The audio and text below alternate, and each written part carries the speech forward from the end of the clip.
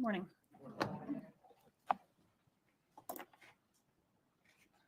Well, this is Dan Markell. He's the victim in this case. A son, a brother, a colleague, a mentor, a professor, a friend, but most of all, a father, an Abba, a dad. A dedicated and loving father whose downfall was brought about by the fact that his number one priority was maximizing his time with those little boys in the wake of a bitter divorce from their mother. Defense called witnesses to come in here and give you an expert opinion that his divorce and the subsequent litigation was not contentious. Not contentious to whom? It was contentious to Dan Markell. It was contentious to Wendy Adelson. And it was contentious to this defendant. And then after telling you what a great guy Dan Markell was in opening statements, they called witnesses to tell you what a pain in the butt he was. And he was a pain in the butt to those people, those awful lawyers that can't even admit that divorces are emotionally charged. He was a pain in their butts. He was a pain in Wendy's butt, and he was a pain in Donna's butt. Why? Because this was his life we were talking about. Dan Markell was not a file on some lawyer's desk. He was a real person who cared passionately about every scrap of paper in that divorce file. He wasn't some bumbling idiot. He was a Harvard-educated law professor. And yeah, he was making it as difficult as possible for this defendant to get her non-negotiable, which just also happened to be Dan Markell's non-negotiable, those two little boys. You have learned about this conspiracy and how it has unraveled over the last 11 years since Dan Markell's death. The defendants in this case have all attempted to point fingers at each other. They have argued that the state's theory is right. It's right. You got it right with everybody except for me. I didn't do it. Garcia's defense was that Charlie went directly to Rivera to arrange the hit on Dan Markell. Catherine Magdanowa testified in her trial and said she had no knowledge of this murder. Charlie must have gone around her directly to Garcia. In Charlie's trial, he said Magdanowa, Garcia, and Rivera all got together to kill Dan Markell without any direction from any Adelson family member. Each defendant characterized himself or herself as another victim in this case. A victim in this situation, a victim of their co-defendants, setting them up, or the appearance of evidence that seemed to implicate them but wasn't what it appeared to be. But despite their efforts to insulate themselves and to distance themselves from their co-conspirators, they made enough mistakes to get themselves caught and held accountable for their respective roles in this conspiracy. And today is Donna Adelson's turn. Despite their efforts to play victims, Dan Markell is still the only victim in this case. And the only thing he was guilty of was fighting like hell for those little boys. And he lost. He lost everything. This is what he looked like before. This defendant conspired to hire a hitman to have him killed, and this is what he looked like after. The evidence has shown that on July 18th, 2014, this brilliant, accomplished, beloved man was gunned down in cold blood in his own garage. And this horrific death ultimately set the police down two separate paths, following the two most promising leads that they had. The first lead was to chase down that Prius that, thank God, Mr. Geiger caught a glimpse of pulling out of the driveway that morning. And the second path was to ask, as we would with any murder investigation, who had a motive to want him dead? And within 1 hour of the shooting, well before Professor Markell had even been pronounced dead, this path was already pointing to the defendant when Wendy Adelson revealed to officers that her parents had more reason to dislike her ex than anyone else. And what offense had Mr. Markell committed against Donna Adelson and her family? Refusing to let his children be taken away from him? Objecting to her telling his kids that he's stupid? The evidence has shown that Donna Adelson was all about psychological warfare, and when all else failed, she was willing to do whatever it took to accomplish her non-negotiable, to get a win. In order for you to render a verdict of guilty, the state must prove to you beyond a reasonable doubt that these crimes were committed and that this defendant is the person who committed the crimes, or in this case, one of the persons who committed the crimes. It is undisputed that these crimes were committed. This was a first-degree murder. No doubt about that. But who did it? The only issue left is identification, or what we call ID. The defense told you in openings, motive doesn't really matter. Don't pay attention to all the motive. Don't pay attention to all the emails. But motive can be compelling proof of who done it. Identification. And thus critical to your determination of the defendant as one of the persons that committed this crime. Despite some of the testimony that you heard, it is clear that the divorce between Wendy and Dan was contentious. Except the person who cared most about Wendy's divorce and relocation specifically wasn't Wendy. It was her mother. Charlie Adelson solicited Catherine McBanoa to kill Dan Markel, but why? Who solicited Charlie? Because Charlie didn't care about the Adelson family getting a win against Dan Markel. He didn't care about relocation. He didn't care about Wendy's divorce. He cared about go-karts and jet skis and pretty girls. But he also cared about getting things done for the number one woman in his life, and that was his mother. She managed Charlie's life for him, and in return, he solved problems for her. That pattern is seen throughout this case. He talks to Wendy on the defendant's behalf to get her to pull the plug on the Tallahassee house, to date Dave and invite him to Mother's Day, to pursue a medical malpractice job, even though that's not even her area of the law, and on and on and on. She micromanaged Wendy's life. Charlie knows how to manage Wendy in a way that Donna can't, or knows how to talk to her in a way that Donna can't. And Wendy needs their help, right?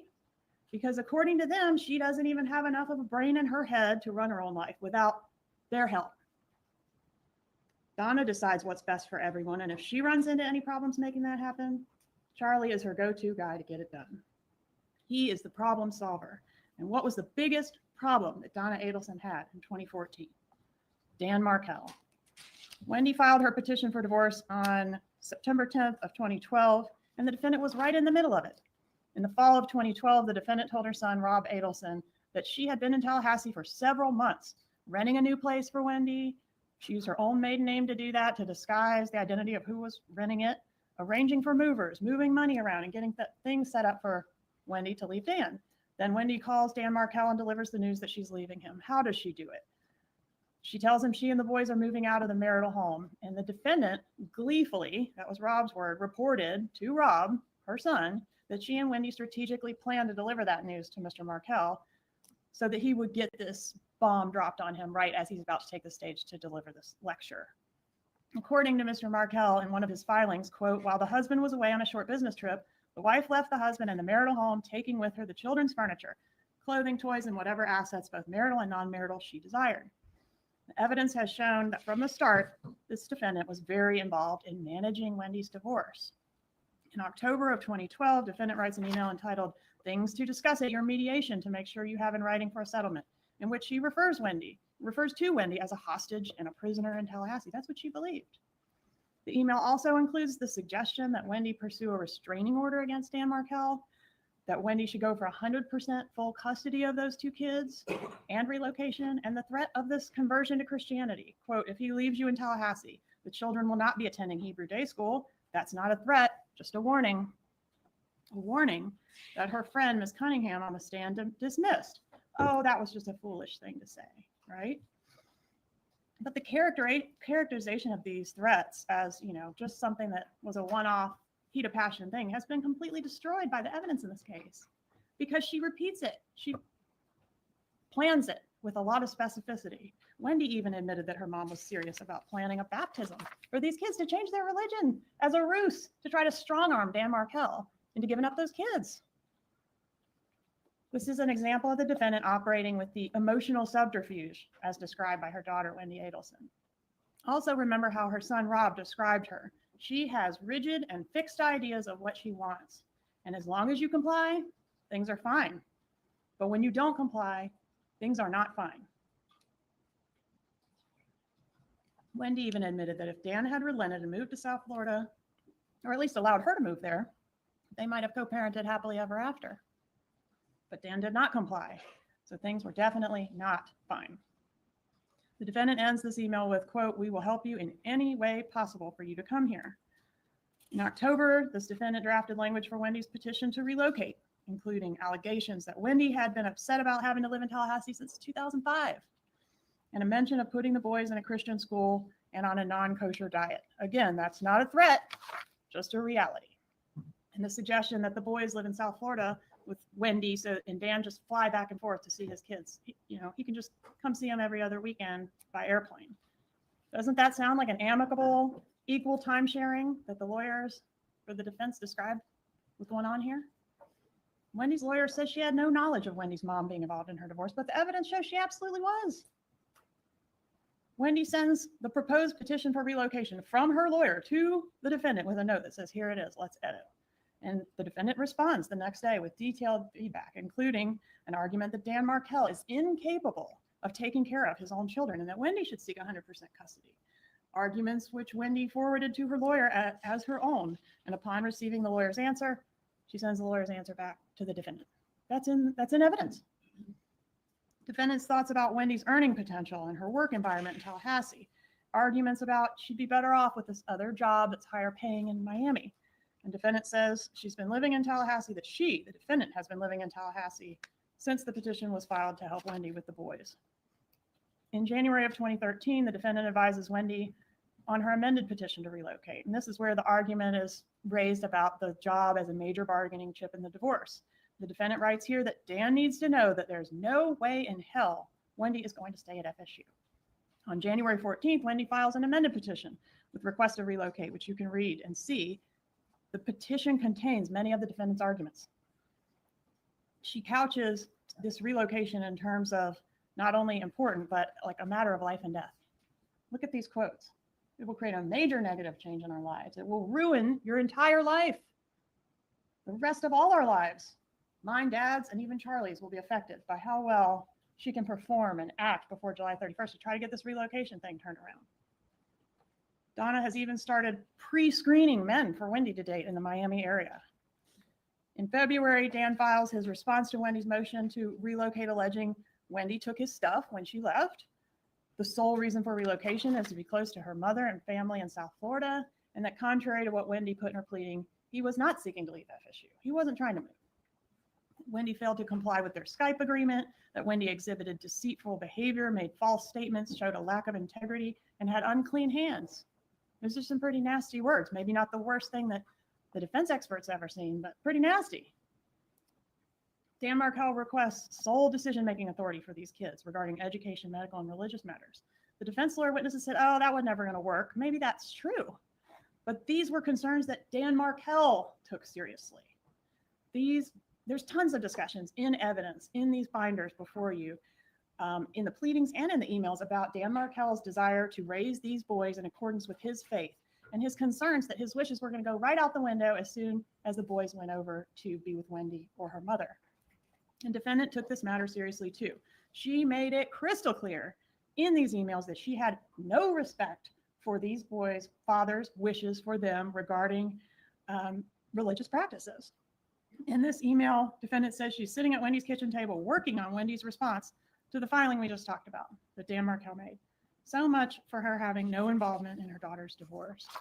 She says in this email to a friend, all Wendy wants out of this is to relocate to South Florida, where she has us and Charlie. Danny is making it very difficult. On March 5th, 2013, defendant sends a long email in response to every paragraph of Dan Markel's arguments against relocation, including that Dan's religious practices are fanatical and dangerous to the boys, and that Dan Markel is psychologically unfit to have custody of his children. It's not sounding very amicable, is it? In opening statements, the defendant's attorney acknowledged that Dan Markel was an intelligent, accomplished professor and a dedicated father, and the state could not agree more. But the evidence has shown that her client didn't agree with that. Donna Adelson repeatedly paints Dan Markel as a self-important idiot who's not fit to care for his own children. On March 6, 2013, Dan Markel sends Wendy an email threatening to take her to court over her failure to cooperate with the Skype thing. That comes up repeatedly. Here he says, you've made zero efforts to facilitate that when you or your mother could have easily done so. I don't want conflict or tension. I desperately want peace and joy. Please let that happen, but do not mistake my politeness or desire for cooperation as a lack of firmness. I will not tolerate failures on your part to keep our agreements. They did have a Skype agreement, and she was violating it, and he was furious about it. This email was forwarded by Wendy to this defendant, so she knows about all this stuff.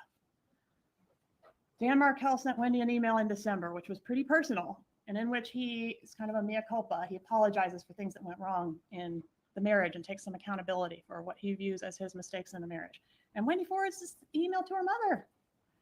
Then Donna responds to this personal email and goes through Dan Markel's writings paragraph by paragraph, suggesting how Wendy can manipulate his words against him. Oh, look, he's admitting this here. This will help you in the divorce. And she does it in Wendy's voice.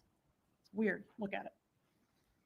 So although sometimes Wendy seems to be complaining about her mom overstepping, she's trampling my autonomy, it's like she's also inviting her mother into her business and wants her help, but also don't trample my autonomy. In fact, Wendy thanked her mom for the thoughts that she gave on this letter Dan Markel wrote.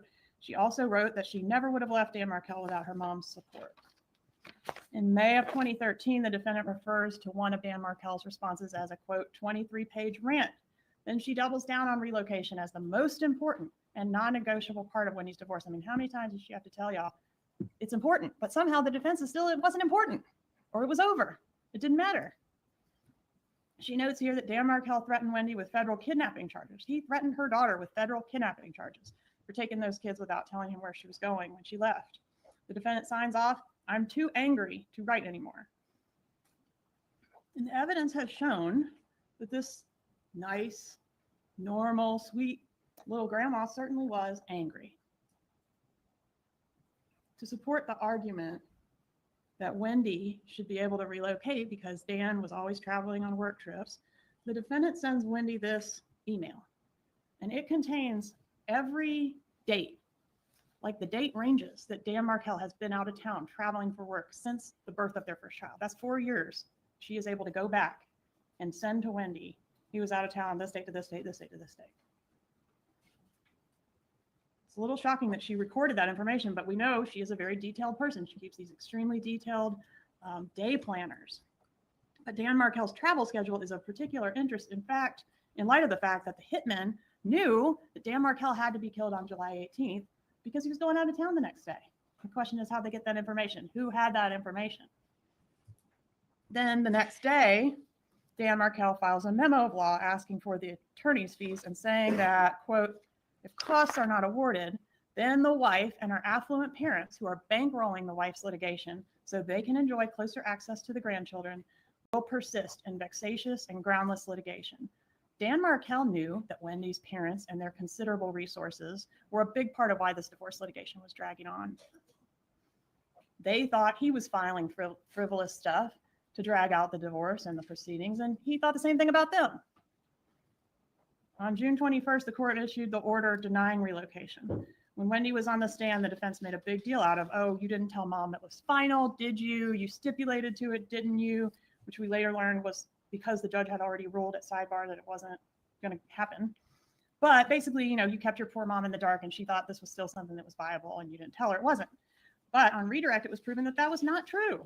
Defendant did know that the order was final, and she expressed this in an email to her friends. Poor mom wasn't kept in the dark on anything in this family. In fact, the defendant recognized perfectly well that this order meant she wasn't going to get relocation through the courts. She wasn't going to get what she wanted through the legal system, but that wasn't the only way to skin a cat, was it? She wasn't deterred by a loss in court. Instead, she started looking into other options to get a win for the Adelson family. There was testimony offered that everyone knew that there was a slim chance of Wendy winning relocation. Maybe everyone knew that on the lawyer's side, but the defendant didn't know that. She was not happy about this loss in court. Here she laments, unfortunately, after paying a lawyer $600 an hour for 10 months, case preparation, the judge listened to Wendy for 1 hour and made up her mind. Outrageous. So at the moment, we will not be allowed to relocate. Note the phrase, at the moment. Jibbers had not beaten the Adelson family yet. Defendant concludes this email, anyway, if I sound angry, it's because I am. We're all very upset and cannot believe the outcome. She couldn't believe relocation was denied. When Wendy expresses defeat over the court's order, the defendant isn't having it. She encourages Wendy to never, never, never give up, to take control, to not let Jibbers think he's won anything by having you remain in Tallahassee, and to show this fucker what will make him absolutely miserable. How amicable. Then defendant solicits Wendy to put on the performance of her life because Jibbers hadn't beaten the Adelson family yet. And this is where defendant reveals her plan of action, including having her Jewish grandsons baptized and offering $1 million to Dan Markel to facilitate this relocation. Control is a theme that's featured prominently throughout this email and throughout this case. There is evidence that the defendant controlled Wendy, she controlled Harvey, and she controlled Charlie, but she could not control Dan Markel. He wasn't going to give her a win. As long as you went along with her rigid, fixed ideas, things were fine. But if you didn't, things were not fine.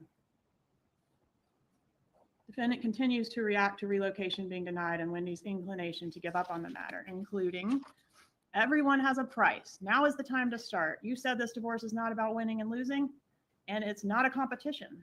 You've already lost relocation according to the legal system. Well, it is about winning and losing. We're trying to get a win. You deserve it. You deserve so much more than a life without family, teaching in Tallahassee.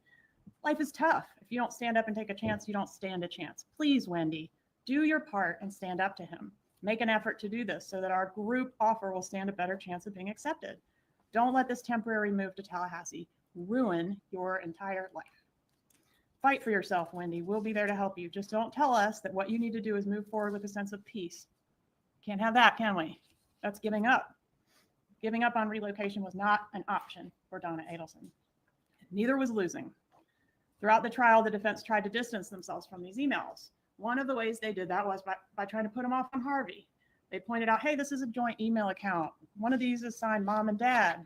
And there's a few that are signed mom and dad, but it's clear that the defendant is the author of these emails and that she's the one driving the bus on this relocation effort. And during the presentation, we highlight all the dad and I language, all the indications in there that Donna is the author as opposed to Harvey being the author. According to her own daughter, Wendy, she's the dominant force in that household. And according to her son, Rob, she is a controlling person as opposed to the more passive, go with the flow type of personality that the dad, Harvey, has. In opening, the defense attorney told you that this defendant was a normal person, and you don't have to decide she's not a normal person. You're the judge of the facts, right? Was a crime committed? Is this the person that committed the crime? But in this email, she suggests that dressing her Jewish grandchildren up in Hitler Youth uniforms would be acceptable. That would accomplish her goals. The ends justify the means for her, people. That is illustrated here, and it sums up this entire case.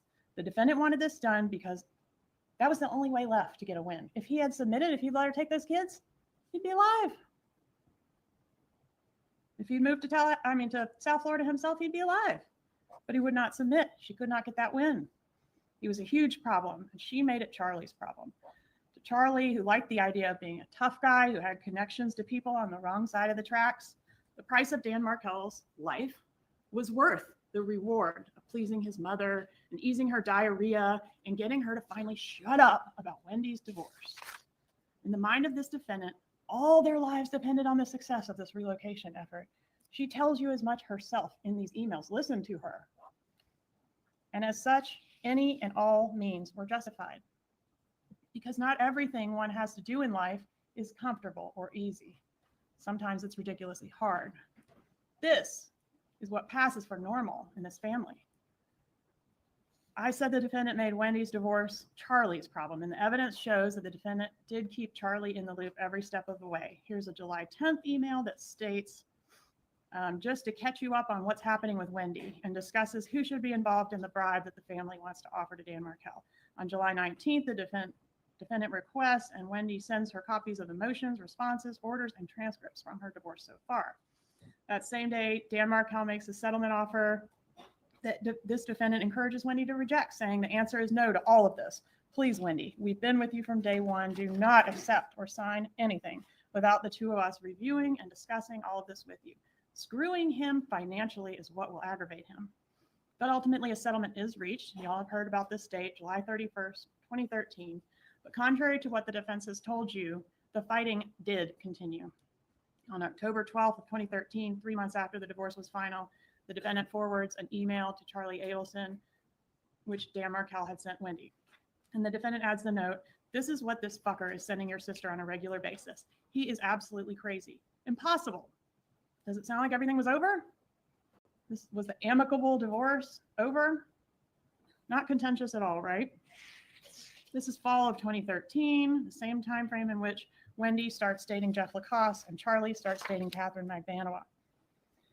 On October 13, 2013, the defendant texts Charlie Adelson, quote, "Horrible evening for your sister." The pattern of this defendant getting worked up about Wendy's divorce and then forwarding it on to Charlie is seen over and over again. Which brings us to Halloween 2013. Several important events in the case occur on Halloween 2013. One, Wendy officially takes Dan Markel back to court, filing her motion to enforce the marital settlement agreement. So she's alleging he violated it, and she's asking to hold him in contempt of court, alleging that he's not paid the agreed upon fees that he was supposed to pay by a certain deadline. Wendy backs out of the contract that she had signed to buy a house in Tallahassee on Halloween 2013. Charlie later brags to the defendant that he talked Wendy out of buying the house, and the defendant calls him a miracle worker for having convinced Wendy not to buy the house in Tallahassee. Also, Charlie meets up with Catherine Magbanua on Lincoln Road on Halloween 2013, the same day Wendy pulled the plug on the house, and broaches the subject with her for the first time of, "Hey, do you know anybody that I could hire to harm someone?" And she did. Charlie sends this picture of himself and Catherine Magbanua together to Wendy that night, October 31st, 2013. First night, he solicited Catherine Magbanua to be a part of a murder, or a part of what would become a murder. Mid-November, Jeff Lacoste meets the defendant for the first time. Remember Jeff? He was Wendy's boyfriend that testified.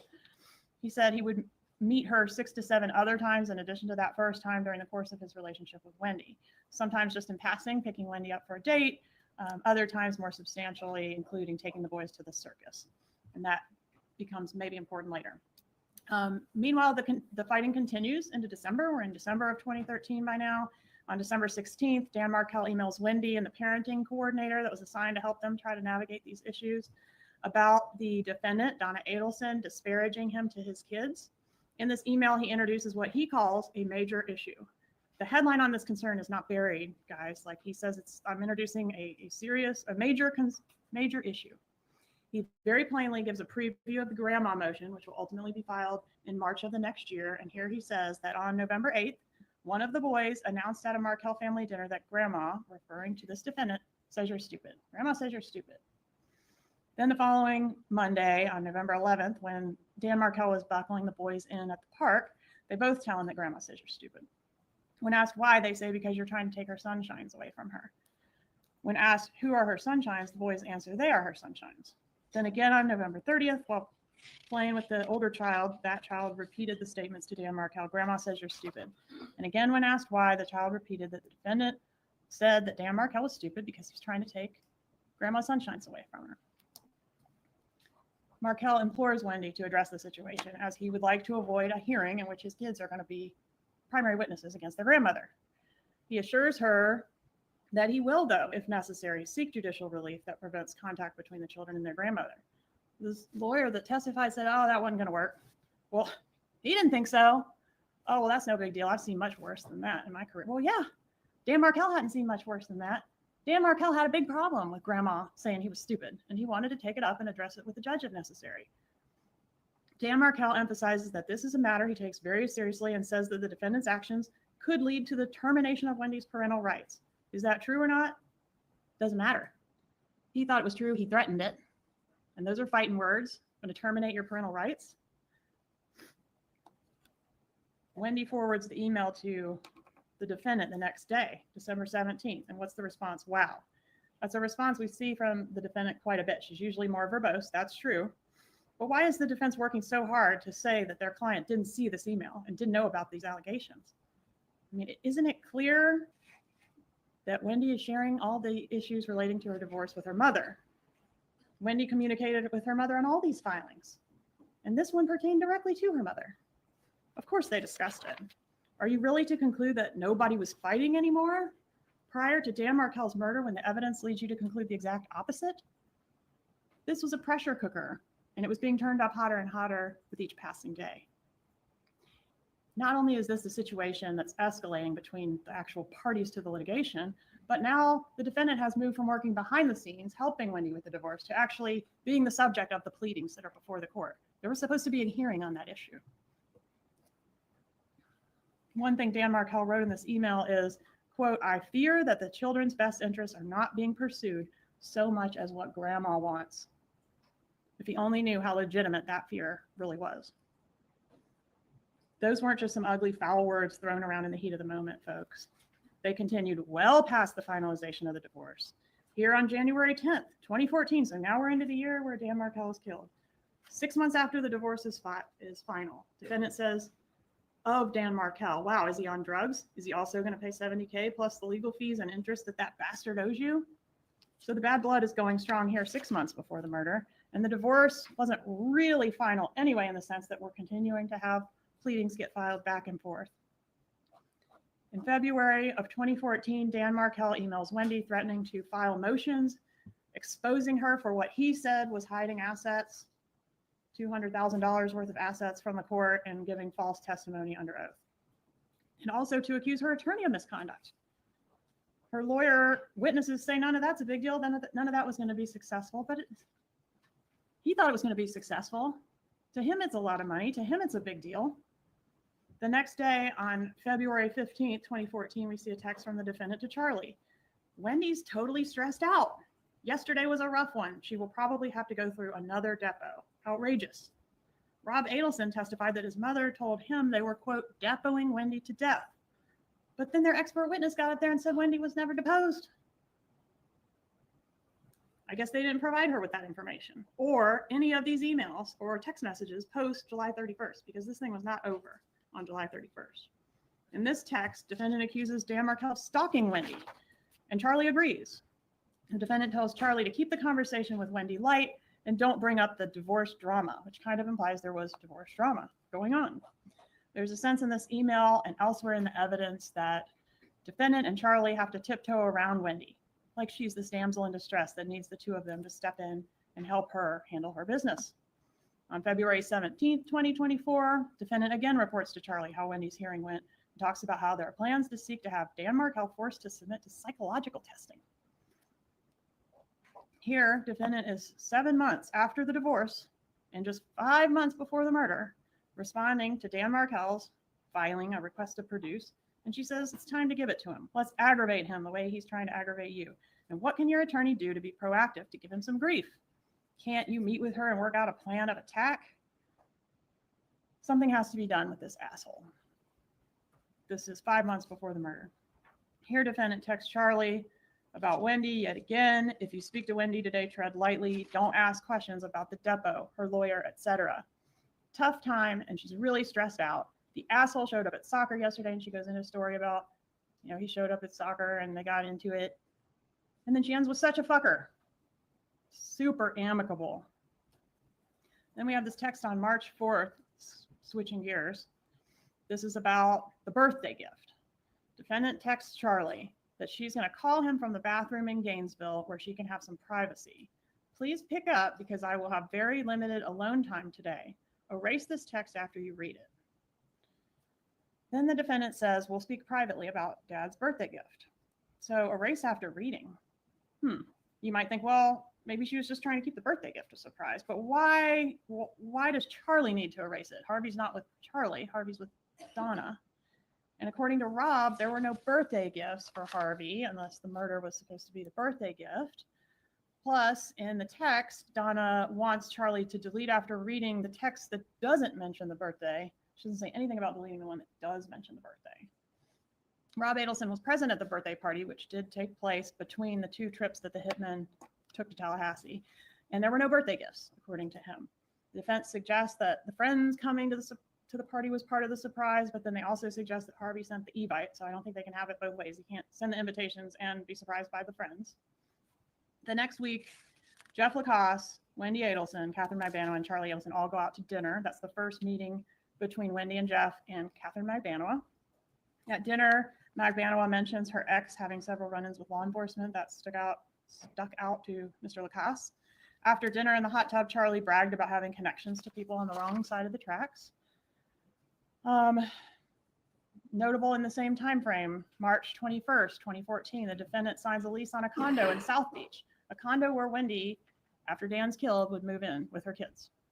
They say, oh, that was a weekend place, so it's pretty convenient timing. You just happen to get this other house and have it set up for Wendy to move into after her ex-husband's murdered and she's able to relocate.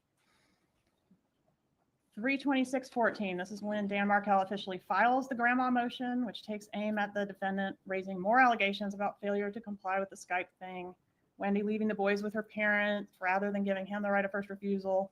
And he says by flouting the right of first refusal, the former wife creates conditions for Mr. Markel to be disparaged in the presence of the children by their maternal grandmother. Dan Markel then alleges all the same allegations about the defendant disparaging him to the kids that he outlined in that previous email in December. Contrary to what the defense said in court, in his prayer for relief, the remedy Markel was seeking was to have the court order this defendant to have no contact with those boys unless she was supervised, because he didn't want her disparaging him to the boys, and because it was a violation of the right of first refusal, in his opinion, for Wendy to leave the boys all the time with her mom and not give him a chance to have them if Wendy wasn't going to keep them. How do you think Donna took this information? She refers to those kids as hers. She was the one sacrificing her time at the office to be up here in Tallahassee doing for those boys. She had invested so much of her own time in this fight against Dan Markel to try to get a win for the family. And after all that investment in those kids and all the money spent on the attorneys and all that time spent at the kitchen table working on those divorce filings, Donna Adelson was losing. The boys and Wendy were stuck in Tallahassee. Wendy wasn't working at the law firm in South Florida, raking in a bunch of money and dating some new guy that she pre-screened for her. And Grandma's Sunshines weren't in South Florida. That's where they belonged. That's what was best for them. They had lost in court. Wendy wouldn't comply with Donna's plan of action, and Dan Markel apparently wouldn't take a bribe or be strong-armed to allow his kids to come to South Florida. But as it turns out, Gibber still had not beaten the Adelson family because there was still another option, the option of hiring the hitman.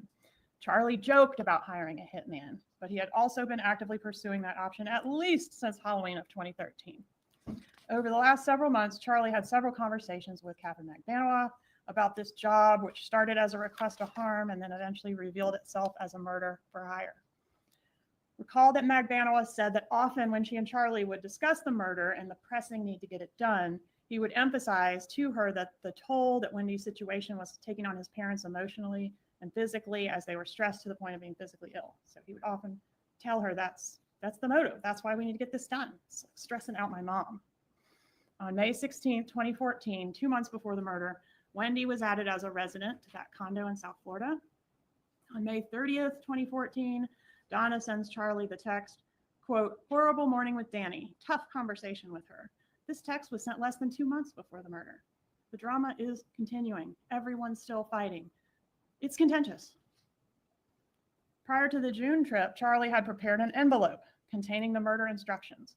He told Catherine McBanoa that he used gloves when handling the paperwork inside, that he printed it not on any printer that can be connected to him, and that she was not to touch the contents of what was inside. She was to deliver the envelope to Sigfredo Garcia. She followed these instructions. In early June, she came back to Charlie asking for travel expenses for the hitman. She got a couple $100 to give them to rent a car to come up here. They came, well, let's back up just a little bit. They rented the car June 2nd, 2014. McBanoa drops Garcia off at the rental car place, and then McBanoa calls Charlie on the way home from the rental car place. And you saw the evidence of this in Sergeant Corbett's presentation. Charlie immediately calls Donna on the landline after hanging up with McBanoa. How do we know that he talked to his mother and not his dad, since it was the landline? Well, because a few minutes after that call, he talks to Dad on his cell. So probably didn't talk to Dad on the landline, and then a few minutes later talked to him on the cell. Garcia and Rivera traveled to Tallahassee. This is June 4th, 2014. Rivera notes that Garcia is in possession of a piece of paper. Paper has a photo on it and some information. This information allowed them to locate and follow Dan Markel's vehicle, a black Honda Accord with the tag number 534YBM. Information that the defendant had written in her 2014 planner. Wendy and Jeff Lacoste have their coffee date, at which she cancels their planned trip to California on July 11th through the 17th. She offers no real explanation for why she's canceling, except to say that she's real worried about being able to pick up the boys on the 18th. The 18th, of course, ends up being the day that Dan Markel is killed. Later that night, Jeff Lacoste goes to Wendy's, and she's a nervous wreck. She won't tell him what's wrong, but her stomach's upset, and he goes and gets her Pepto-Bismol. The killers are in town when that happens. The hitmen spend a day and a half following Dan Markel around Tallahassee. Here they are near the park there by his residence. They scope out his residence. And although Rivera had already purchased a murder weapon, a revolver that he got on the streets for the express purpose of killing Dan Markel, they lost him, or he was with the kids, or for whatever reason, they did not get the job completed on the June trip. After the hitmen failed to get the job done, Charlie tells Donna on June 7th of 2014 that he's still working on Dad's birthday present. And she says, "I know you'll come through." Sometime around June 11th, Jeff Lacoste went over to Wendy's residence and observed her living room TV to have some impact damage. This was the same TV that Charlie got Wendy as a divorce present because it was cheaper than hiring a hitman. The location and damage to the set did not appear consistent with something the kids could have caused, at least to Jeff. Note that this is over a month before the murder that Jeff observes this damage, so it was hung out there for a while. June 13th, the defendant has a note in her calendar to consider canceling Harvey's birthday party if that's what he wants to do. Now, this is between the June and July trips, that there's a note to herself to talk to Harvey about whether or not he wants to cancel the party. Rob Adelson testified that there was no illness or anything going on in the family that he knew of that would potentially result in the canceling of Dad's party. This note may be contemplating that if the murder had happened on the June trip, that Harvey might decide it's not appropriate to go through with the party and we need to cancel these invitations. Wendy took a photo with Catherine Magbanua on the beach 2 days after that note to self in the planner. Here she is in front of the South Beach condo, pictured with Catherine Magbanua. That photo was taken June 15th of 2014. Wendy sends Rob a text with a picture of her and Jeff Lacoste. This is June 28th of 2014. She includes a request to her brother Rob not to tell her parents about her relationship with Jeff. This suggestion of a secret boyfriend later prompted Rob to suggest Jeff as a potential suspect to the FBI, a secret boyfriend. This was also a little odd that she sent this because Wendy never talked to Rob about her boyfriends, and also because Jeff had already met her parents several times. June 30th of 2014, the defendant comes and gets Wendy and the boys from Tallahassee to take them down to Miami. Remember how she doesn't let Wendy drive with the boys to Miami. She rents a car and comes here and picks them up and drives them to Miami herself. And I think Harvey comes with her. Wendy was to be in South Florida for 2 weeks. In the time between the June and the July trip, Charlie begins to put more pressure on Catherine Magbanua to get the murder done. On several occasions when he and Magbanua were discussing the murder, Charlie would step out of the room to call his mother and then return and advise her that the murder needed to get done as soon as possible because his parents were so stressed and worried about Wendy's situation. Charlie painted Dan Markel as an awful person to Catherine Magbanua. He was making Wendy's life hell. He was stressing out her parents. Katie knew somebody who could get this thing done, and he wanted it done. Magbanua understood that the murder was needed urgently to relieve the stress on Charlie's mother. July 1st, 2014, we have a single call from Garcia to Harvey Adelson. This call did not connect, appears like it went to voicemail, and we would later learn from Magbanua that this was after an incident in which her two love interests, Charlie Adelson and Sigfredo Garcia, had a little bit of a run-in. Garcia was angry and jealous about Magbanua dating Charlie and tried to confront Charlie. After this attempted confrontation, it's believed that Garcia was trying to call Charlie, but ended up getting Harvey. And that was that one hang-up call, but it ended up being important because it showed up on the tower dump, Garcia's number, and then when we cross-referenced it with all the Adelson numbers, that was the first match that gave us Sigfredo Garcia's name. We would later learn that the real connection between the Adelsons and the killers was Catherine Magbanua and her relationship with Charlie Adelson. The text messages found in Charlie's iCloud corroborate what Magbanua says about the interactions and the call made the day before. So here she's saying, basically, Garcia's being ridiculous and childish.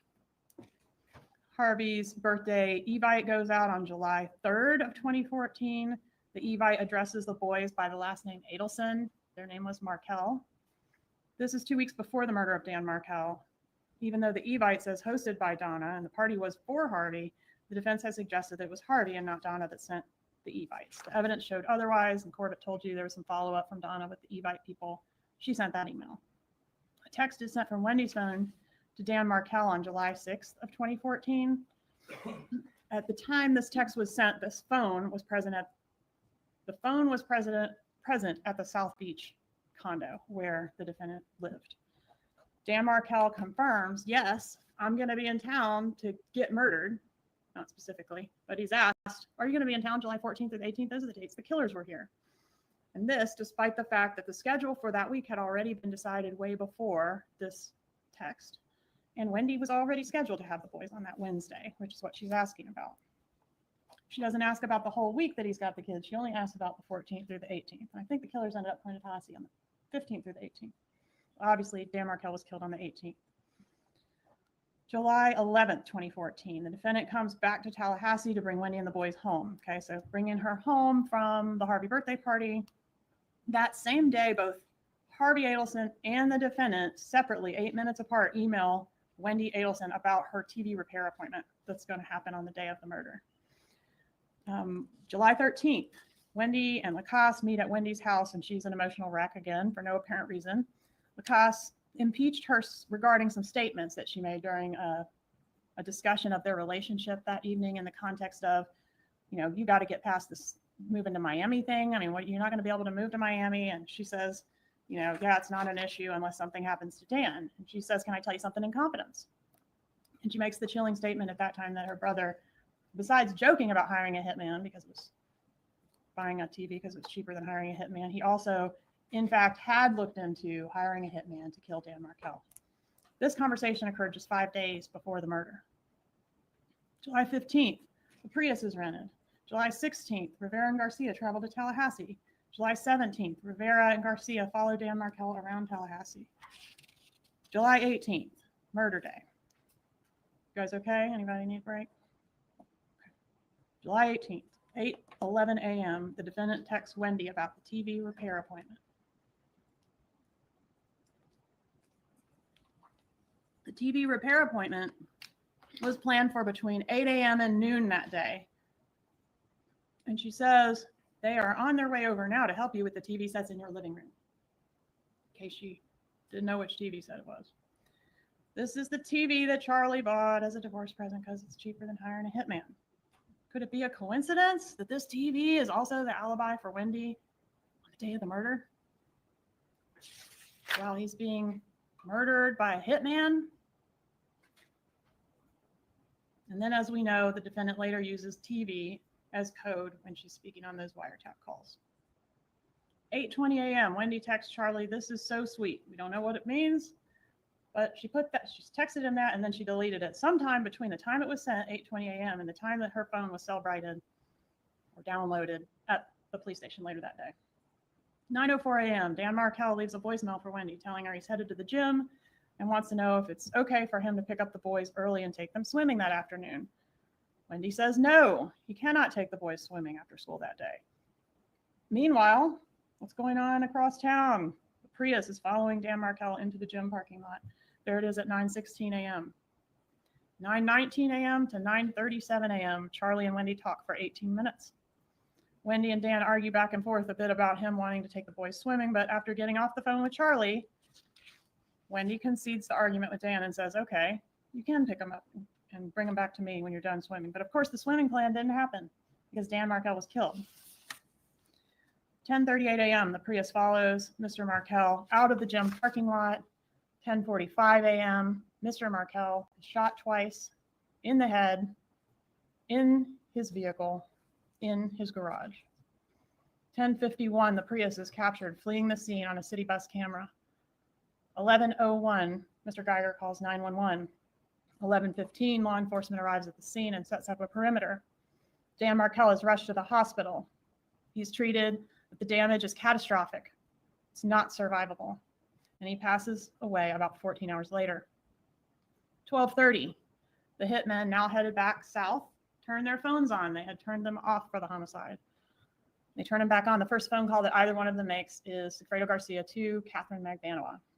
They want their money. Where's Magbanua? 5. So while the killers are calling Magbanua and heading south, Wendy goes out of her way to visit the crime scene, encounters a roadblock and crime scene tape. Per the officer at the roadblock, she would have been able to clearly see the police activity at her former residence. The residence where her children currently lived half the time and where they woke up that morning. Yet she abruptly turns around and leaves. She does not make contact with the officer to ask what's going on. She does not call the police to inquire. She does not call Dan Markel to say, "Are you okay? There's a bunch of cops at the house." She does not call the daycare to make sure her children arrive that morning and are okay. Instead, she proceeds to the ABC Liquors, purchases her bullet bourbon at 12:49. She's later approached by law enforcement at lunch and gives a law enforcement interview in which she says, "My parents have more reason to dislike Danny than almost anyone else." This echoes Rob Adelson's testimony that his mother hated Dan Markel at the time of his murder. And even from the periphery, it was known to Ryan Fitzpatrick as Charlie's friend that his mother did not like Dan Markel. In her law enforcement interview, Wendy suggests her mother as someone who was very angry at Dan Markel. She suggests Charlie when asked if someone might do this on her behalf. She calls her mom, and the defense has put that call into evidence. 7:04 p.m., she tells her mom that there's been a shooting, and afterwards, Wendy expresses relief that they sounded surprised. 8:59, defendant arrives at Charlie's with the murder money. How do we know she went there and that they aren't just old people that drive really slow? Well, there's a text message outside your house. I guess we're going to find out what that means, but I guess it's not going to be outside your house. And he says 10 men. Guess we're going to find out what that means, but apparently it doesn't mean I'll be there in 10 minutes and meet you there and get the money. About 10 o'clock, Catherine Magbanua joins Charlie at the house. Here they are making plans for that meeting. Next slide, please. Charlie answers the door with a gun in his hand. He's extremely amped up. He tells Magbanua, "My parents just left." They both end up taking Xanax and sleeping over there for the night. The next morning, July 19th, 2014. So this is early morning hours, 1:25 a.m. I think we need the next slide. Yeah, 1:25 a.m. Donna and Harvey arrive at their Orlando hotel. In the morning, Charlie puts the money in Catherine Magbanua's trunk. She's seen at 9:33 a.m. approximately, heading south toward Rivera's house, where she's going to meet up ultimately with Rivera and Garcia and give them the money. Garcia takes the money out of the trunk where Charlie Adelson put it and divides it up between the three of them. Magbanua says she did not count her cut, but we know she put some of it in the bank, creating the largest monthly cash spike of any of the records we examined for her bank. This cash spike also occurs at a time when Magbanua was not employed. Rivera says his understanding was the job paid $100,000 total to be split between the three, and that the cut that he received was roughly a third of that at $35,000. We don't know the amount of Garcia's cut, but we know he got at least enough to buy a car and a motorcycle. All right, so July 20th, the defendant and Harvey Adelson take Wendy and the boys back to South Florida, 2 days after, not even 48 hours after Dan Markel is shot. They're gone. Relocation granted. On the way, Wendy receives a call from Detective Isom. She tells him that the call's breaking up, and she hangs up, afterwards referring him to her lawyer. Catherine Magbanua that day, or thereabouts, opens her Ziploc bag of money and finds her cut to be $100 bills stapled together in $1,000 stacks. How we know Charlie keeps his money. She also notes that her cut is damp and moldy. She mentions this to Charlie, and he tells her that his mother washed the money. Not like laundered, like washed. Rob Adelson gets a call from Donna Adelson advising him not to talk to the FBI. What? Rob Adelson gets a call from this defendant advising him not to talk to the FBI, just in case they call. He says, "Well, I already did." She says, "Well, you don't know anything anyway," and hangs up. July 24th, 2014, Dan Markel was laid to rest in Canada. His children were not in attendance. August of 2014, the defendant registers the older child for flag football under the last name Adelson. His name is Markel. This is 1 month after their father was killed, and already he's being erased from their lives. Within 1 year, their names would be legally changed to Adelson.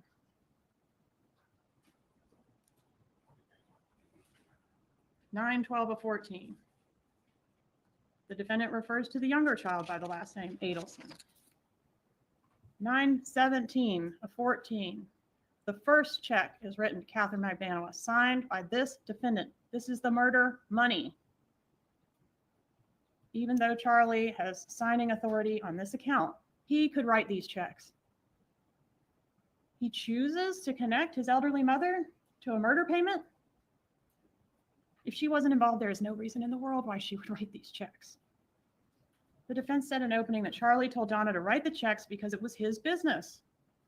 But half of these checks were written after the business was sold back to Harvey on October 2nd, 2015. Regardless of who owned the business. Well, members of the jury, you are relying on your memory of the evidence in this case. You may proceed. Thank you, Judge. And regardless of who owned the business at the time, all the Adelsons had an interest in the Adelson Institute. All three of them had signing authority on that checkbook. But the defendant is the one that wrote that check. September 17, 2014, and the 43 checks that followed. Is that consistent with what we've heard? That she would just write the checks and not ask any questions? We've heard that she is assertive, she's controlling, she's a details person. She ran that business and those people's lives. She ran a tight ship. We've seen her weekly planners where she plans out every detail of her own life, making meticulous notes. She kept detailed information about Dan Markell and lots of other things. Rob Adelson testified that she's not the type of person who's just going to do something someone tells her to do. She's going to be asking questions. And we heard that Charlie testified that he told his mother about extortion. He says he was being extorted, right? All right, let's fast forward to October of 2015. Charlie's had a couple girlfriends since the murder and is now dating June Mchinda. Remember her? June, one of Charlie's girlfriends that testified, she said they were enjoying a fairy tale relationship in October of 15. During her relationship with Charlie, June observes that Charlie packages his money in an unusual way. $100 bills stapled into $1,000 stacks. June also observes the defendant to be in control of the family and super involved with the grandchildren. However, she found it odd that nobody in the family seemed curious about who killed Dan Markell, nor did they seem upset about the murder. Rob Adelson also noted a complete lack of curiosity on the part of his mother about this murder in the family. When he asked what the defendant thought happened to Danny, she said, quote, "I don't know and I don't care. It doesn't concern me." As someone who liked details and who always stayed on top of everything, her total lack of interest in who killed her former son-in-law, her grandchildren's father, is totally out of character. From July of 14 to April of 16, Donna Adelson got everything she wanted. Wendy and the kids were in South Florida where she could drop them off and pick them up, manage their schoolwork, their tennis, their piano lessons, and have her sunshines with her every day. All the while, she's steady paying for the murder of their father. Everyone is living their best life, thinking they've gotten away with murder until the bump. Everything changed on April 19, 2016, when the bump occurred. The undercover approaches Donna and hands her a piece of paper. The most human reaction in the world is to look at the paper. Uh-oh.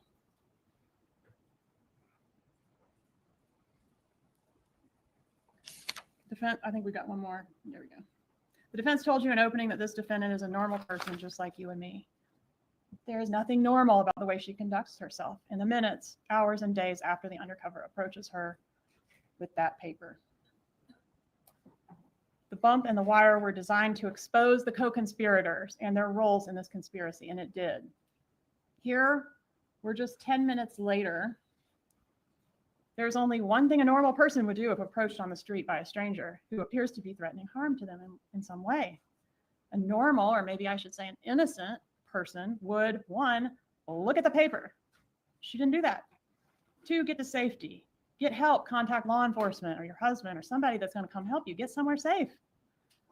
What you would not do is lead the bad guy right to the grandchildren. The last thing a normal, innocent person would do is go get her little grandchildren and walk right back down the same block with them where this stranger just approached her. But that is exactly what she does. Then she gets on the phone with Charlie and says absolutely nothing about Dan Markell. It's pictures on the paper. What she does say on the wire, which by the way is direct evidence. I know y'all like that. Some direct evidence. When Charlie asked Donna on state's 99 call A,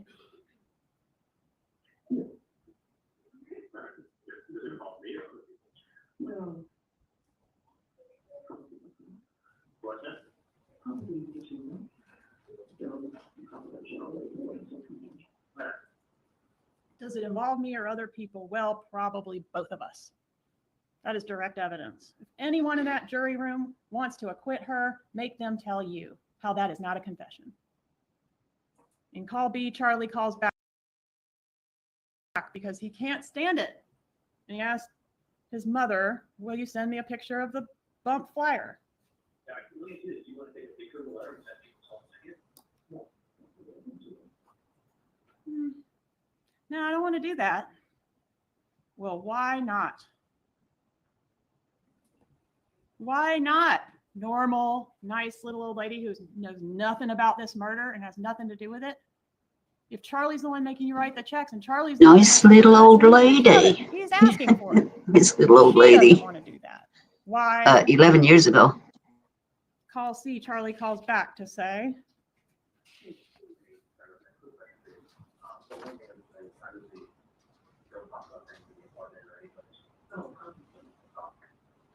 don't talk about things in the apartment.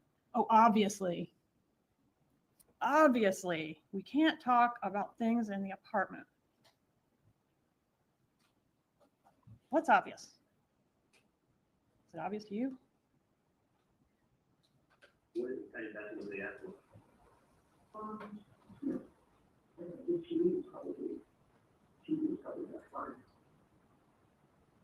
This TV was probably about 5.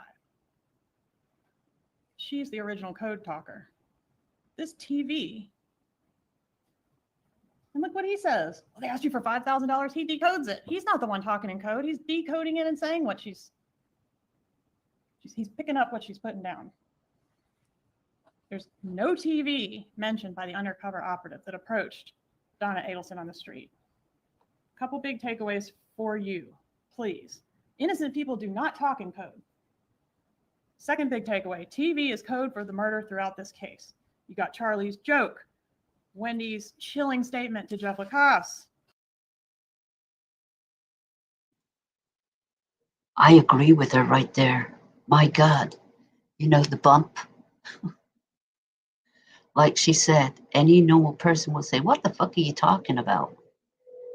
Call the police, be shaken by this, get to the school, stay there and call somebody, call her husband over, something. And then right away he talks about a TV. That's strange. Who automatically talks about a worthless TV?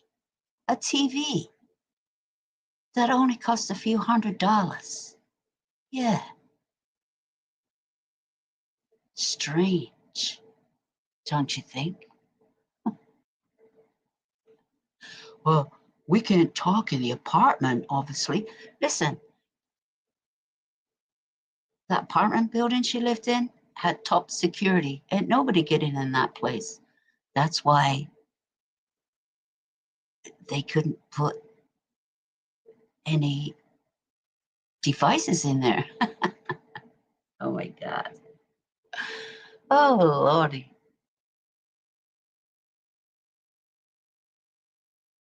And another thing, they just kept talking and talking and talking. And they took themselves into a prison cell. The alibi of the TV. And now here we got this TV again. A TV that's the alibi for Wendy. It sat broken for over a month so that a repairman could come out to be her alibi on the morning of the murder. An appointment that her parents set up for her, which was pointless because the TV was smashed and of course could not be repaired. Then she claimed she had an 18-minute phone call with Charlie about the fact that a smashed TV can't be fixed before she got in her car and went to the crime scene, where she did not get out of her car or Another thing, any normal person knows If you smash the screen on these flat screen TVs, the TV's gone. Okay? They do not cover it. We know that. You say goodbye to it. You throw it in the trash. That's it. That's how you get rid of it. And that's the end of that one. That's crazy. And who in their right mind makes anybody like Jeff and the kids watch a broken screen TV when they have a perfectly working TV in the other room? You bring that out and you watch that TV. That would be the smart move to make. Anybody else would do that, wouldn't they? Oh my God. And what kind of grown child woman has her mother making appointments for her? I don't even know why Donna lived in Miami. She might as well have lived in Tallahassee because, you know, she was there all the time. And another thing, I always say this, Wendy was never taking care of those kids. Never, ever did she take care of those kids or spend time educating them. No, she didn't. It was Dan and it was her mother and everybody else. We know this because of the amount of time Donna spent and Wendy saying, oh, my mother taught him this, she taught him that, she taught him to read. Everything was, my mother did this, my mother did that. And every time Donna was at her house, and when she was in Miami, Donna was still taking care of those kids, and Wendy was off gallivanting on date nights and everything. She was never there. It just proves it. Make any phone calls or make any inquiries about what was going on at the house where her kids lived. Then Donna says that the undercover mentioned an ex-girlfriend. Yeah.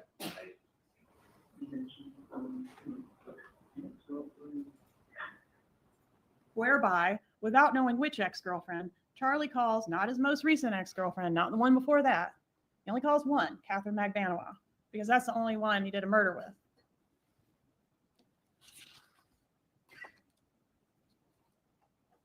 Because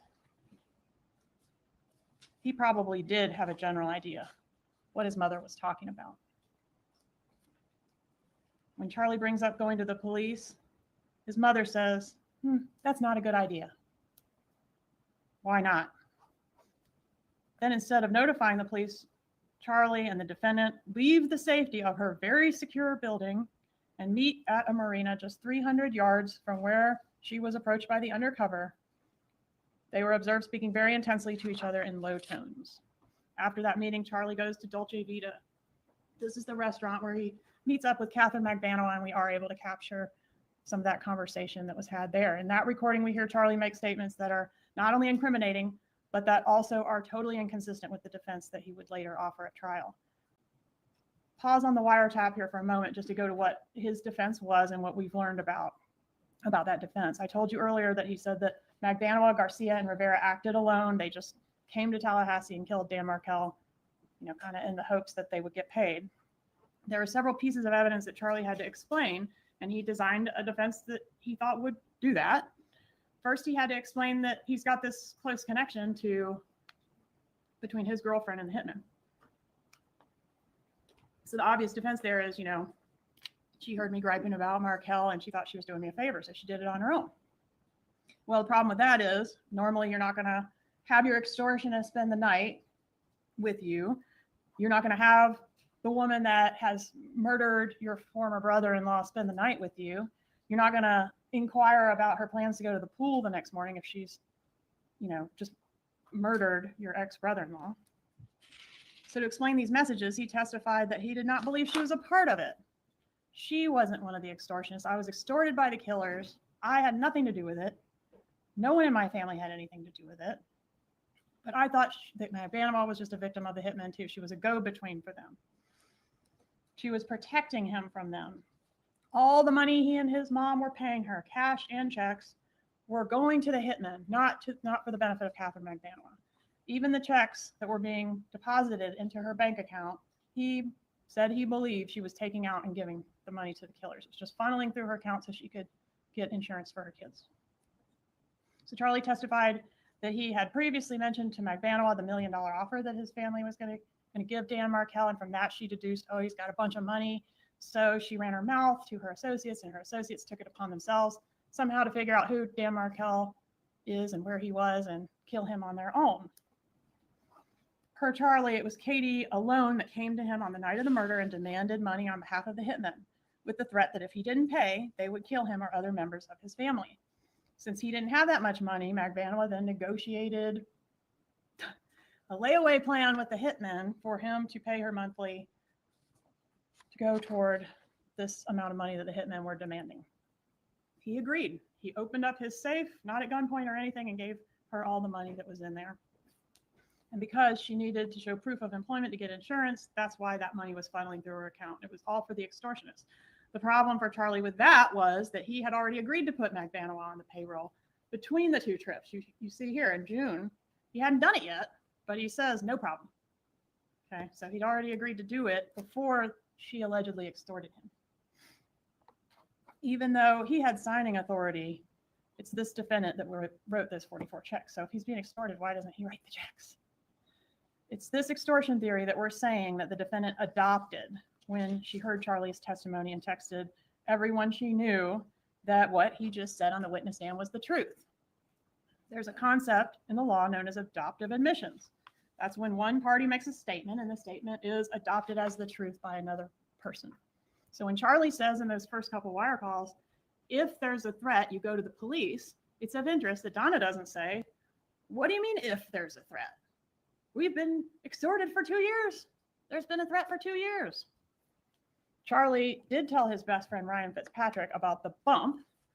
So what I want to highlight here is the difference between their conduct during this like alleged extortion that was going on for 2 years versus the way they act after the bump, which we know was a ruse, but was supposed to be like a blackmail effort.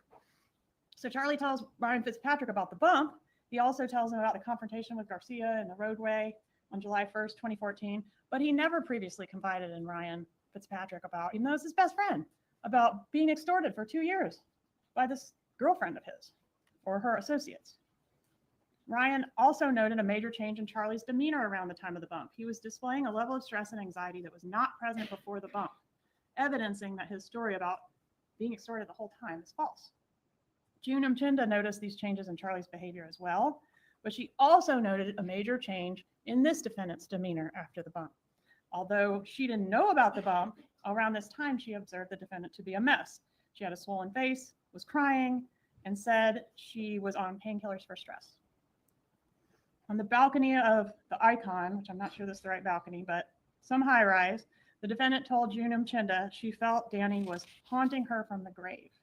Why would she make that statement unless she felt guilty about having wronged Dan Markel? So keeping that all in mind, let's see if the other evidence in the case makes sense with this Charlie version of events that this defendant has adopted. Starting with his statements to Catherine Magbanua at the Dolce Vita restaurant. Charlie says to Catherine Magbanua, if they had evidence, we'd have already gone to the airport. Even if they bug your phone, you're still not talking about any of this. Like his mother, Charlie emphasizes that the co-conspirators should not talk about what they know on the phone. The cops would only bug your phone to get information about the murder, right? I mean, why are we not talking on the phone if we had nothing to do with it? Why are we not talking on the phone if we're being extorted and we're the victims here? Why are we not reporting it to the police if we're being extorted and we're the victims here? If the cops are listening, we're not reporting it to the cops because we're afraid they'll come kill us if we do that. Well, talk about it on the phone. If they're listening, they'll hear and they'll know you're being extorted, but they don't do that because it's bull. Discussion about how he's going to start arming himself. So Charlie says at Dolce Vita, I'm going to start, I don't remember his words exactly, but he's going to start carrying a gun and he's prepared to shoot. And he goes through a scenario where, you know, he might have to kill somebody in his driveway and the cops will not ask any questions because he's a dentist. If he's been an extortion victim for 2 years, why is he just now starting to carry a gun? And then he says, if somebody comes up to me asking for money in my house, he's going to shoot them. This is the same guy that's been like too paralyzed by fear over the last 2 years to report his victimization to the police or to anyone. This is a guy of considerable resources that could, I don't know, get some muscle or some help or some something, not just roll over and open his safe and give all his money to some girl that's not even armed. This is a tough guy that would never tolerate somebody coming up to him at his house and asking for money.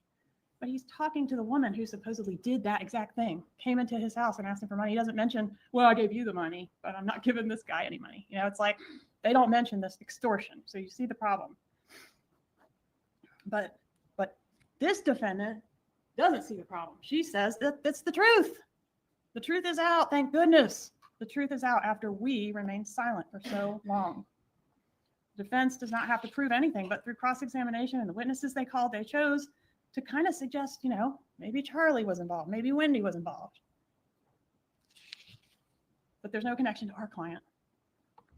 But Charlie's story was that he and his mom were involved in the sense that they were extorted by Catherine Magbanua, so they knew who did the killing. They just didn't speak up because they were scared because they were being extorted. Donna Adelson calls Charlie's story the truth when it suits her to support her son and proclaim his innocence during his trial, but now she kind of wants to distance herself from that because it's a ridiculous story. It's not the truth. The truth wasn't out. Don't let her distance herself. She adopted that statement as the truth. She stuck with it. Please approach.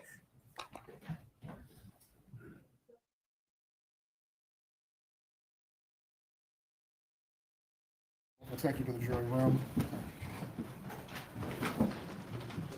Yeah, you got it right there on the chair, please.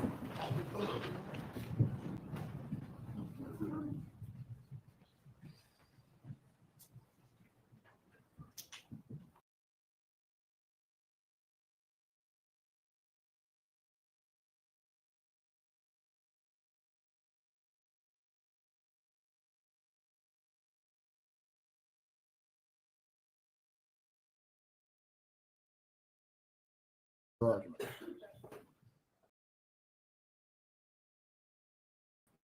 When the bump happens, you get to observe this defendant and her son in action working the problem. Neither of them would ever just lay down and let themselves get victimized by anyone. The bump is an actual recorded example of how these two act when they're threatened by an extortionist, in this case, a blackmailer. And it's the complete opposite of how they say they've been acting before in the previous extortion. Several other things to note about this. Let's just compare like the two extortions, the prior one and the one with the bump. So when the bump happens, they resist, right? They don't open their safe up. It's only $5,000 compared to thousands and thousands of dollars they've been paying. $5,000, they don't pay. They resist. They take action. There are in-person meetings between Charlie Adelson and his mother, Charlie Adelson and Catherine Magbanua, and eventually with Dad too, about the bump and what to do about it. The defendant eventually downloads a recording app and records a call to the would-be blackmailer. So she records this call, an action that wasn't taken in the 2 years that they were being extorted previously.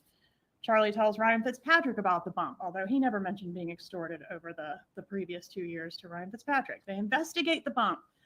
This defendant questions every aspect of the undercover. His look, his words, his behavior, you know, it's done like that, it's not done like that. Charlie enlists Catherine Magbanua to find out who it is and to handle it, right? Charlie says he's not going to take it lying down. He threatens Nazi shit if they mess with his family. Katie, I don't care what I spend. You better kill him because he's going to be a big problem. If he can't do it, I'll have someone else do it. Now these guys want an extra $5,000. You're going to kill him when you've been paying, I don't know how many, $100 and some odd $1,000 over the past 2 years.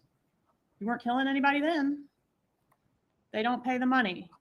If Mrs. Adelson has been blindly writing these checks every 2 weeks for 2 years, and her son has been paying additional monies each month on the layaway plan to the extortionist, and they've done nothing to investigate it, nothing to report it, nothing to stop it, but now they're going to launch a full-scale investigation over $5,000 more dollars? They don't call out Catherine Magbanua, according to Charlie and this defendant, they've been paying Magbanua now for 2 years, or at least funneling money through her. And here Charlie is talking to the person that's been collecting that money over all those months. But at no point does he acknowledge in that Dolce Vita recording or even allude to this long history of payments he's been making to her.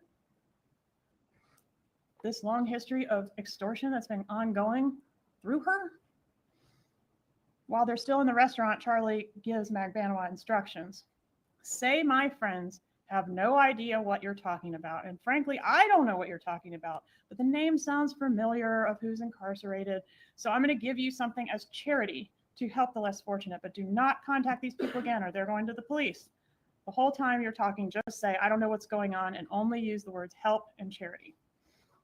Charlie proceeds to give Magbanua a whole lecture on blackmail, which is pretty ironic in light of the fact that his defense is she was blackmailing me or extorting him. And these are just a selection of the incriminating quotes from the Dolce Vita recording that you all heard. After the meeting with Magbanua at Dolce Vita, Charlie calls the defendant in call F and tells her he had coffee with a friend and gave her some good relationship advice. Well, at this time, Catherine Magbanua is living with Sigfredo Garcia. Relationship advice. This means he talked to Katie and she's going to talk to Garcia and they're going to handle it and deal with the problem. Donna seems to understand this from the use of the term relationship advice. In call G, she's less sure than Charlie that this is the police. That's his theory. She's worried it might not be accurate. She says she has a different theory. He assures her repeatedly it's being handled. There's nothing to worry about. Don't freak out. Magbanua does not want to make that phone call, though, and neither does Garcia. And you hear him pretty emphatic on that wire that he's not making that phone call. But everybody starts lying to each other about having called it because everybody wants to reassure the co-conspirator up the chain that it's all good. I'm handling it. It's not going to come back on us. Charlie expresses concern that if they pay the money, they'll create a monster that will demand more and more and more money. And the defendant replies to that exactly. So these calls go up and down the train cars, back and forth and back and forth and back and forth.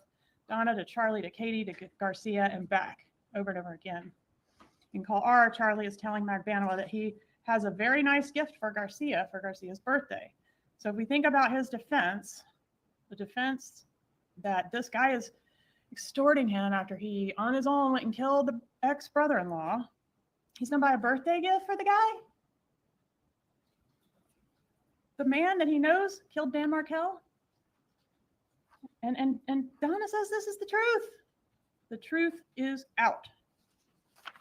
Once Charlie and the defendant finally decide for sure that the bump is an undercover as opposed to a real gang member, bad guy, you have never seen two people so happy to be under investigation for first-degree murder in your whole entire life.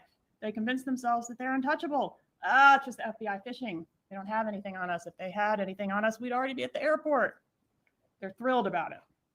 Even on the call that the defendant staged and recorded to the undercover where she's proclaiming her innocence, it's pretty interesting the words that she chooses. For example, she says, I'm out of the loop. How odd is that statement? It implies she knows there's a loop and she's not in it. The evidence has shown that the co-conspirators in this case were all on a need-to-know basis for their own protection. That's why Catherine Magbanua wasn't shown the murder instructions. That's why no Adelson had any contact with the hitmen. And that's why the defendant didn't attend the murder meetings with Charlie Adelson and his mother. They were insulating each other. She was out of the loop on the stuff that the undercover was talking about. You know, my brother in Broward, Luis Rivera, she didn't know anything about Luis Rivera. She was out of the loop on that. But she was in the loop on Catherine Magbanua. She knew an ex-girlfriend met Catherine Magbanua. She knew that Catherine Magbanua needed to give relationship advice to deal with the problem with her baby daddy. She was in the loop on paying for this murder, and she was in the loop with Charlie to get a win for the Adelson family. In May of 2016, after the bump, the defendant stops writing checks. Stops. The bad guy comes up to you and wants more money. So what do? You stop writing the checks you've been writing for 2 years under some threat? She's still not going to the police, but apparently she's not scared anymore. She's going to stand up to him and stop writing the checks. Okay. Why? Isn't it because she's gotten spooked because she's figured out this is law enforcement and they're getting close? In May and June of 2016, Garcia and Rivera are arrested. The news of this makes it all the way to Rob Adelson's operating room. When Rob next speaks to his mother, he says, hey, they got the guys. They arrested the guy that shot Danny. Getting no response, he brings up the matter again, like, did you hear they got the guys that killed Danny? And she responds, I've got to go, and she hangs up. That is the last time that Rob Adelson has talked to his mother. Because he knew, and she knew he knew. A couple other problems for the defense that I want to point out as far as this whole Charlie story goes. These are kind of mind benders, so bear with me. In 2016, after the arrest of Garcia and Rivera, but before the arrest of Magbanua, there's a text indicating, this is Charlie to Donna. Charlie says, basically that his lawyer was meeting with Garcia's lawyer. If Garcia acted alone and then extorted Charlie, why is Charlie's lawyer meeting with Garcia's lawyer? This is your extortionist. In fact, regardless of whatever the defense is, why are the two of them meeting? Unless they have common interests. And while Charlie's lawyer is at this meeting, he runs into Magbanua. Magbanua hasn't been arrested yet. She's up there seeing Garcia's lawyer. Well, why is she doing that? According to Charlie's story that this defendant adopted, Magbanua is not in on it. She's a victim too of Garcia, her baby daddy, who's a bad dude. Why is she up at his lawyer's office? And when they learn that Magbanua was up there, Charlie says, oh, my lawyer ran into Magbanua while he was up there. He said she was nice and pretty, and Donna says, just like all your girlfriends. Well, why isn't she saying, what do you mean? Why is she up there? I thought she was a victim of Garcia, just like us. All right, so here's another text. This one's from August of 16. In this one, Charlie and the defendant are discussing a newspaper article in the Tallahassee Democrat, which talks about a drug dealer that the killers had contact with when they were here in Tallahassee from Miami. And somehow Charlie deduces this drug dealer is going to be the state's star witness. And they're basically spitballing alternative defenses. This is August of 2016. They've known supposedly who the killer was. The truth came out that the killer was Garcia and that they knew about it since the time of the killing. But here they are saying, well, maybe a drug dealer killed Danny and a drug deal gone bad. And this is because the extortion thing hadn't been invented yet. The extortion thing didn't get invented until right before Charlie's trial in 2023, when he's trying to think of what he's going to say from that witness stand to explain all the evidence against him. Rivera gives a proffer. That's on September 30th of 2016. Magbanua gets arrested October 1st, 2016. You would think that if Charlie's story was the truth, he would be sleeping well for the first time in a long time, knowing that these folks that were taking his money and taking his mother's checks were off the streets and behind bars. But to the contrary, you've heard evidence that he started freaking out around that time, and so did the defendant, right? His behavior became erratic. He became angry, paranoid, stressed. Per June, he got a second phone. He started sleeping with a bag of clothes by the bed. He started communicating with her via WhatsApp. In April of 2022, Charlie gets arrested. In that Dolce Vita restaurant recording, he repeatedly refers to the bump as a blackmail attempt. He uses the word blackmail on the Dolce Vita recording. But in trial, he switches that up to extortion, claiming that he and his mom have been extorted by the hitman. That was going on since 2014. But interestingly, in October 16th of 2023, so just 7 days before Charlie's trial started, this defendant, Donna Adelson, Googled the difference between blackmail and extortion. And the difference is that blackmail is the threat to expose some dirt on somebody. I know something about you, and if you don't pay up, I'm going to expose the dirt. Whereas extortion is the threat to harm somebody. You don't pay up, I'm going to harm you. Obviously, when they developed this defense in preparation for Charlie's trial, they realized the term blackmail was not a good word for them because it indicates they were somehow involved. You got to have some dirt. Okay, it needs to be extortion, threat of harm. We're totally innocent. They did this on their own. They came to us. They extorted us. The defendant doubles down on this. So yeah, she said the truth is out, the truth is out. What does that really mean? Well, she doubles down on it when she writes that script for the witness, Drina Bernhardt, who she solicited to come in here and perjure herself to you all. What does she write in the script? Extort, underlined. This script is Charlie's story. She's again adopting it by writing it out for her witness that she's trying to recruit to come in and deliver it to y'all, which of course backfires. And according to the defense investigator who interviewed Bird, her first story involved the word extort. It's pretty unusual. Regardless of what you think of Drina and Bird, it's clear what the defendant was trying to do with them. I mean, when Drina Bernhardt had that script, and it read exactly like Charlie's whole story, with the exception of the part where he told his mom, it was in the defendant's handwriting. That was very compelling evidence that this defendant was trying to buy herself some witnesses. I do want to talk about one more piece that has to be dealt with regarding this whole story of the extortion. And that's that Wendy wasn't in on it. Okay, there's a text November 1st of 2023. So this is after the truth comes out. This defendant texts Wendy Adelson, her daughter, and acknowledges that Wendy doesn't know anything about all this extortion stuff. And like, sorry, we had to keep it from you for so long kind of thing. If Charlie's defense was the truth, and Charlie and this defendant knew there was a threat to Wendy and her kids from the people that killed Dan, it's a little shocking that they failed to mention it to her. Instead, they let her and the boys move to Miami, where the bad guys were, and walk up and down the street without any extra protection or even knowing that the killers knew who they were and had threatened their lives and lived there in Miami.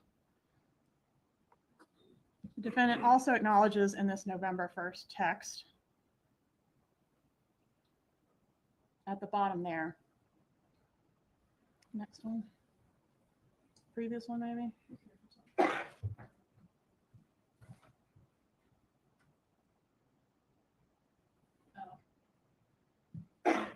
Okay, on that text, which is in evidence, it says,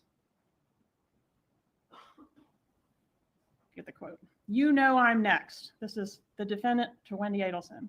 "You know I'm next, but that won't happen. I'll take care of that." An important insight into her state of mind when you're considering this evidence about her flight to Vietnam. All right, 11/6/23, Charlie's jury is deliberating.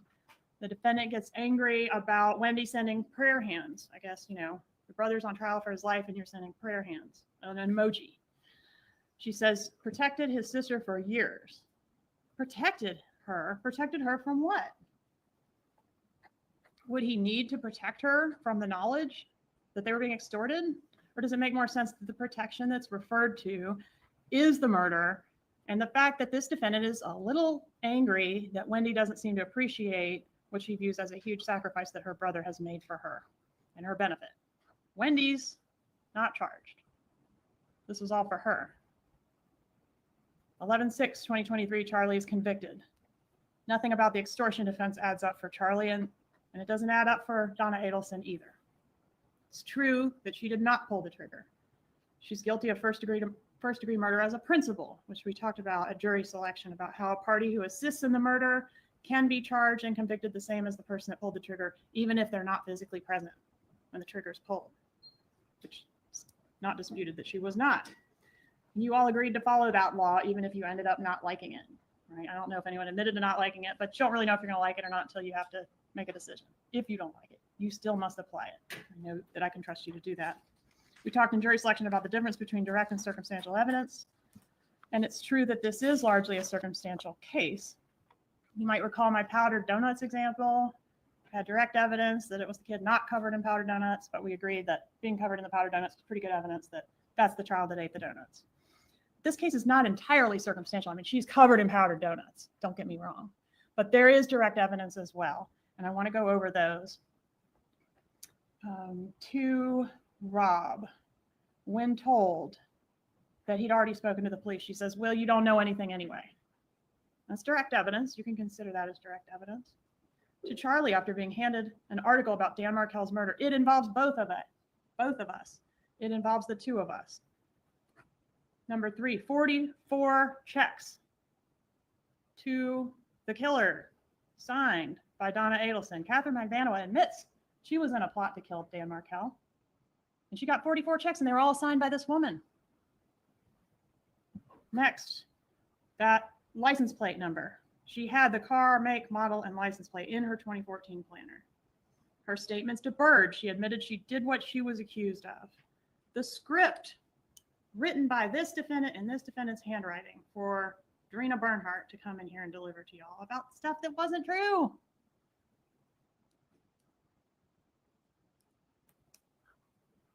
She also speaks in code. Innocent people do not speak in code, ladies and gentlemen.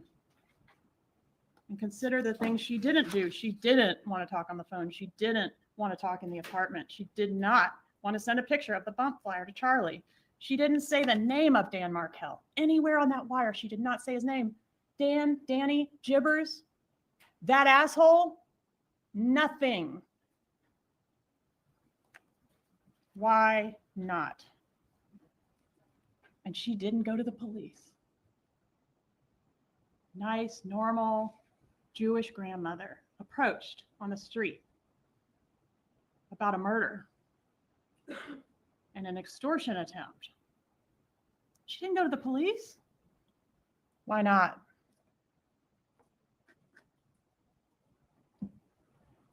After Charlie's found guilty, the defendant sends this text to Wendy Adelson. Your brother protected you for years. Now you are not guilty. Your lawyer took very good care of you. You can bury me in the dress that I bought for Lincoln's bar mitzvah. Does not sound at that moment as if she's totally committed to attending the bar mitzvah. You heard that open line call where she's making plans to either flee or kill herself. She is distraught over the verdict. And she's distraught over the knowledge that she's next. The defense has tried to sell you that her emergency fast track visa and one-way ticket to a non-extradition country was a vacation. On November 7th of 2023, this defendant Googled a list of U.S. extradition treaties. She was looking for a non-extradition country, and she booked a ticket to one with a stop in another non-extradition country. She applies for a fast-track emergency visa for Vietnam. I wanted it the fastest I can get it. She indicates a 30-day visa is not sufficient. She requests for the longest visa, which is 90 days, which is past the bar mitzvah date.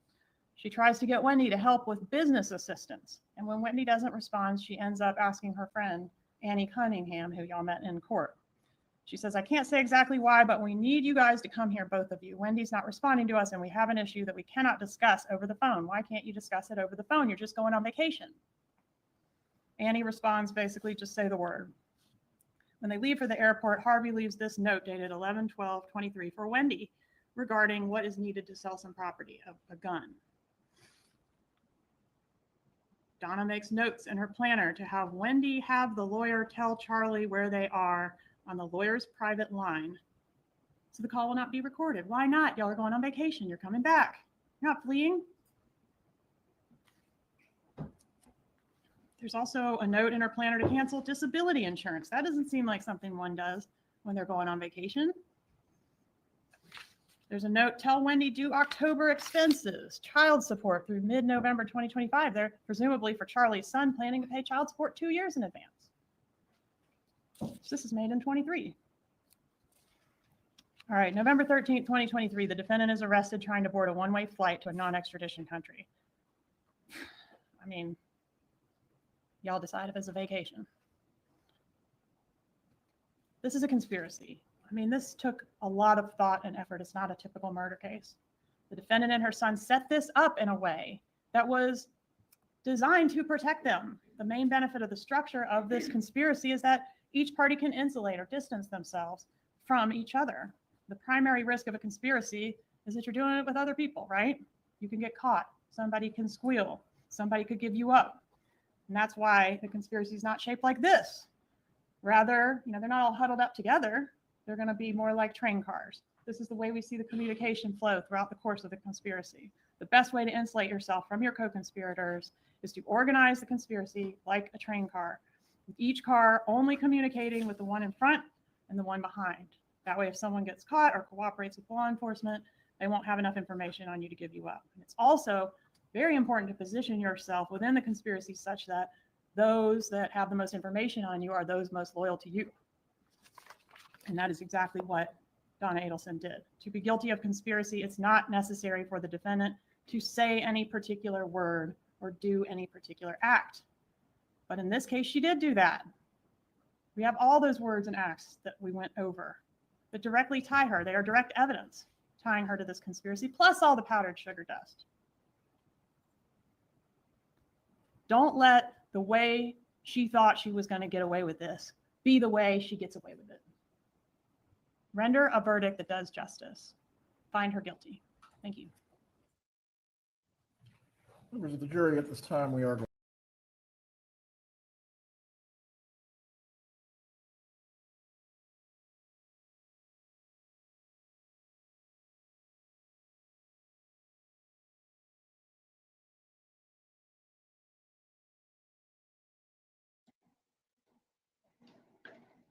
So,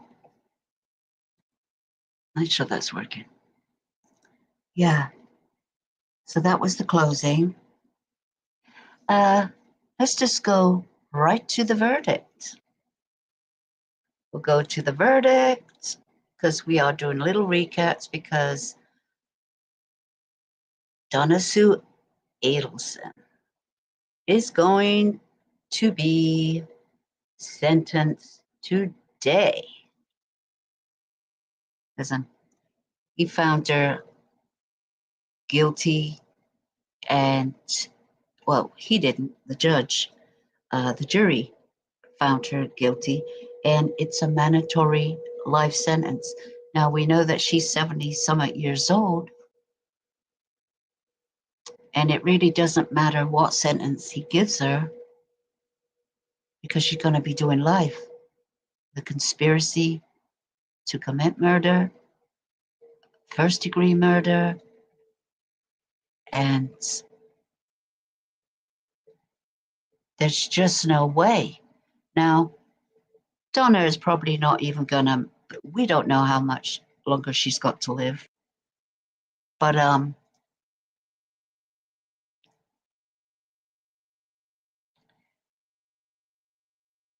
she's gonna do a life sentence. So no matter what, a life sentence no matter what. Even if she had 20 years,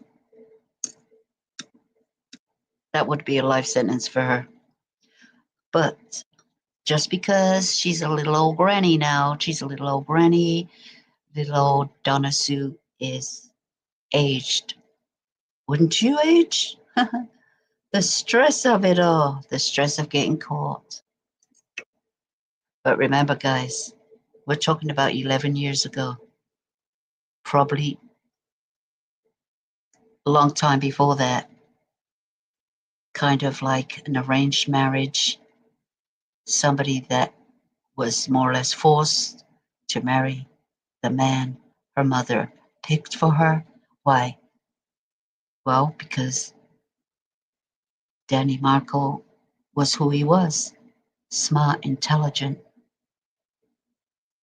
And she wanted some smart, intelligent grandchildren with her daughter being so smart as she claims to be. Okay, she's not really smart. Maybe she's book smart, but she really isn't smart. And a raving lunatic, I think she is a raving lunatic. I don't even think she wanted kids, not really. Forced to have kids, you know. She had to have children. So the Adelson name could keep living, you know, because we know exactly that's what happened. The children's names were changed, and that wouldn't have happened if Dan was living. Now, who knows? Maybe some years later, they may change their name back to their birth given right. And we'll see when that day comes. Hopefully, these kids can understand and haven't been, you know, brainwashed like Charlie, Wendy, and Rob were, how their life was. You would think, though, I guess if you're brought up that way. But, you know, any normal people would be like, hell no, I'm marrying somebody that I love, just like Rob. He did what his mother said to do, and he wasn't happy. Within weeks, months, annulment happened, and he married his true love, which he should have done in the first place. I don't even know. He's smart.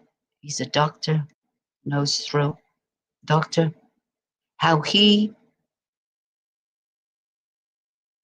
did what he did what his mother did. But it didn't take long for him to come to his senses. And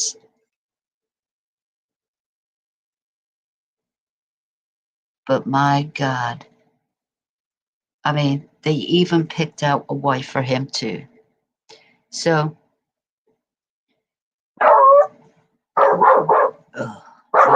made me jump.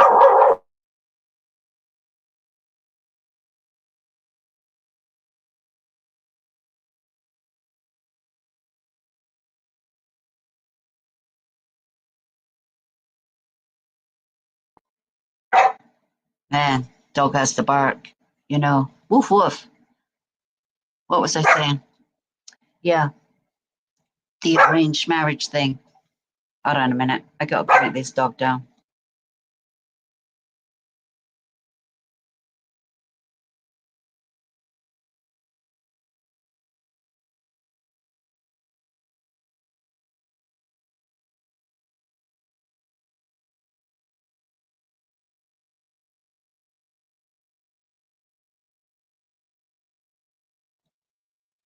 Yeah, I don't know who's outside. Pisses me off because he has to bark now.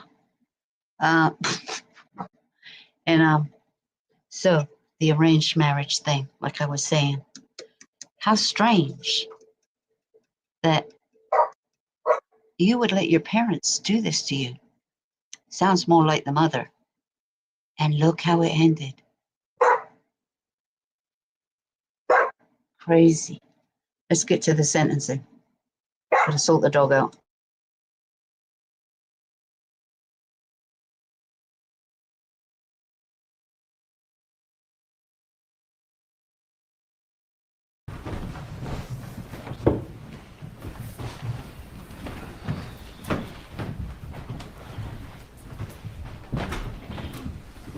If the jury foreperson could please rise. Has the jury reached a unanimous verdict? We have. If you please can hand the verdict form to the bailiff.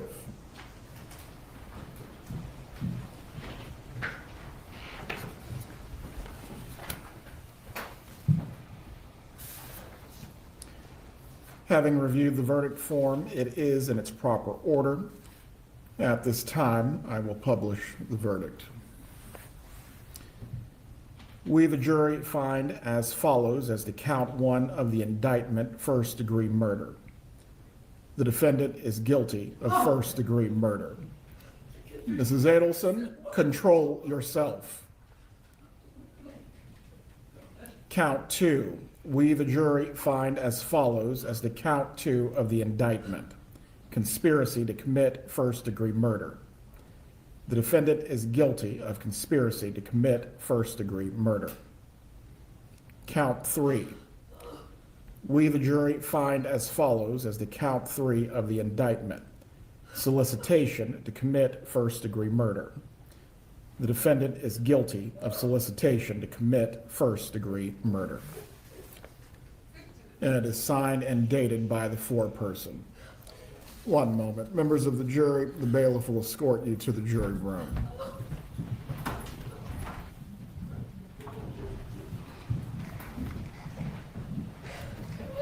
Oh my God. Oh. You do the crime, you do the time.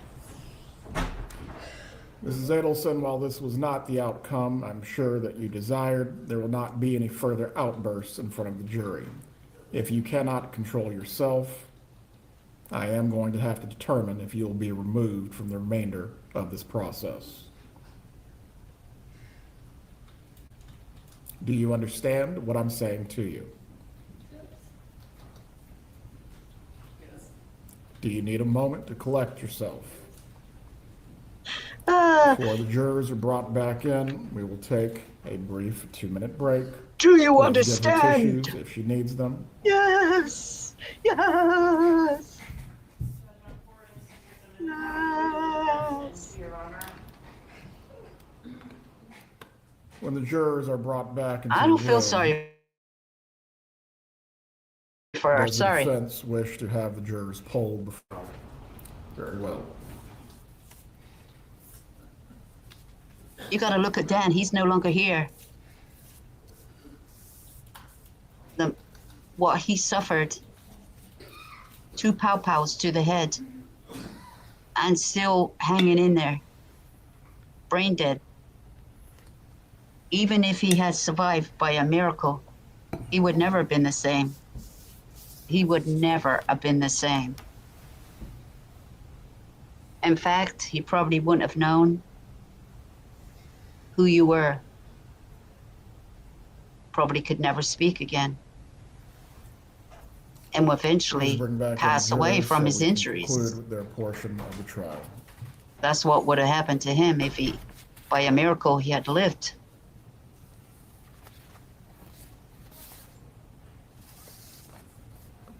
Oh, look at her. Yeah. Listen, each and every one of them can't be wrong, right?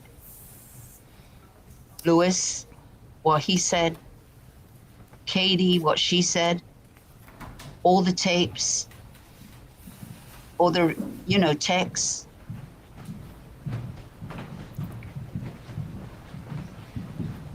No doubt. All the secret phone calls and everything. It's crazy. Members of the jury, before I discharge you for this evening, I am briefly going to poll you concerning whether your verdict is unanimous at the request of one of the parties. When you hear your last name, please appropriately respond.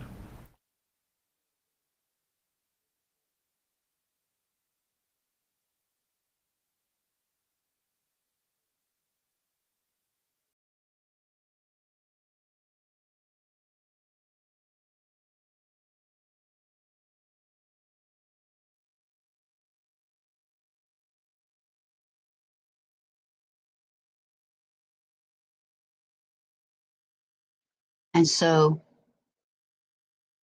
that was her reaction. Let's look at Charlie Boy. Let's look at number one son. Well, really, he was the number one son, but not the number one child. Remember what Charlie said about who the favorite, but he was asked the question, who the favorite child is or anything. He says, well, it's, I like it to be me. I like it to be me. You know why he wants it to be him? Because he wanted to be the golden child. He wanted to be mommy's favorite child. He was always competing. Probably not with Rob, but with his sister. With his sister. He was always competing. Because she was smarter than him, okay? God knows how Charlie Boy got through dentistry. I really don't know. There must have been a lot of strings pulled. A lot. Because he wasn't very good at his job. He got his license. That's all you needed. But he wasn't.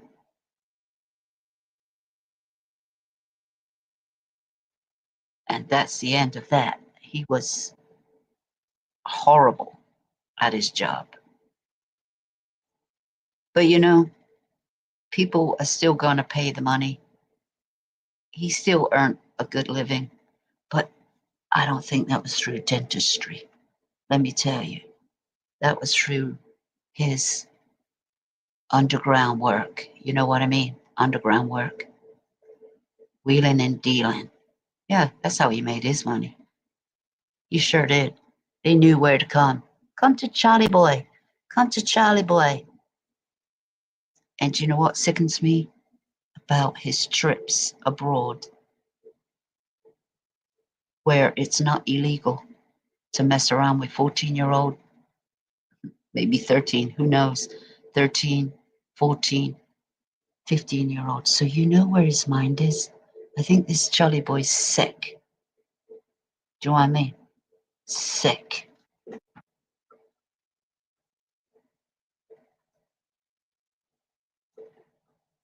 And you get my drift. Everyone but the foreperson can be seated. Has the jury reached a unanimous verdict? Yes, Your Honor. If you please could hand the verdict form to the bailiff.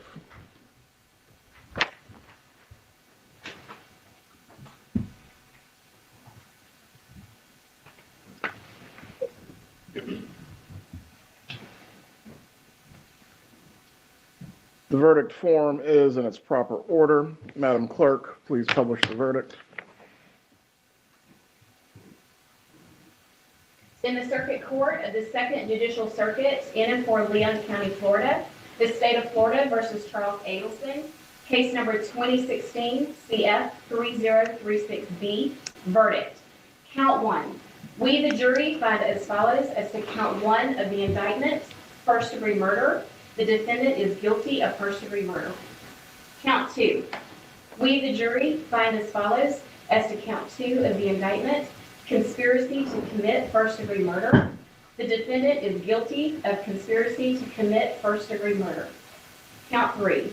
We, the jury, find as follows as to count 3 of the indictment, solicitation to commit first-degree murder. The defendant is guilty of solicitation to commit first-degree murder. So say we all this 6th day of November, 2023. Does the defense wish for the court to poll the jurors? Yes, Your Honor.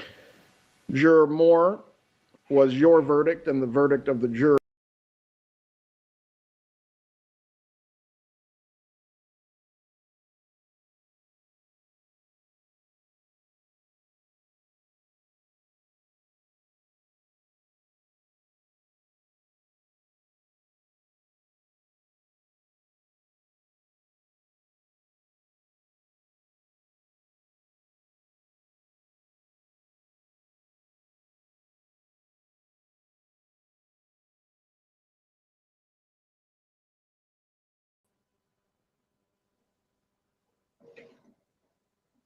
So after that, a little bit later, this was Charlie Boy's sentencing.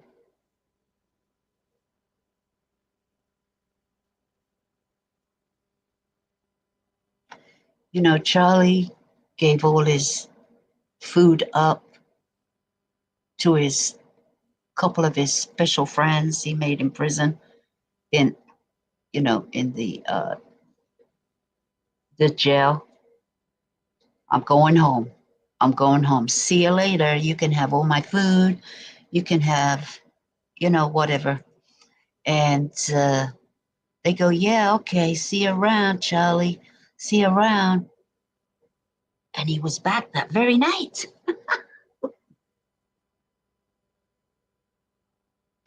And he asked for his food back. Yeah. I think they gave it back to him. They felt so bad.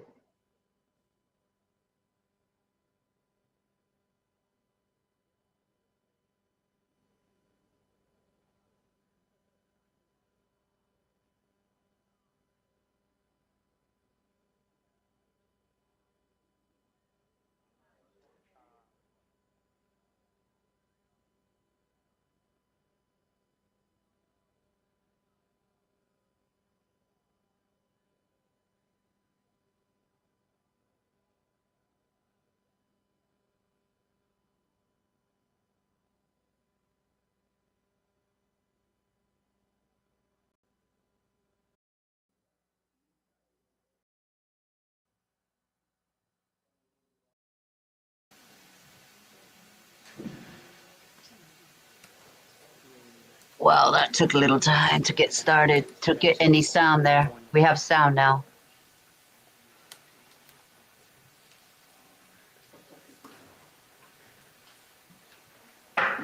What color will Donna be in today? Blue? Well, he's got blue on. She might be in a light blue color, a navy blue, maybe. We'll have to wait and see, because, colors matter sometimes. Colors matter.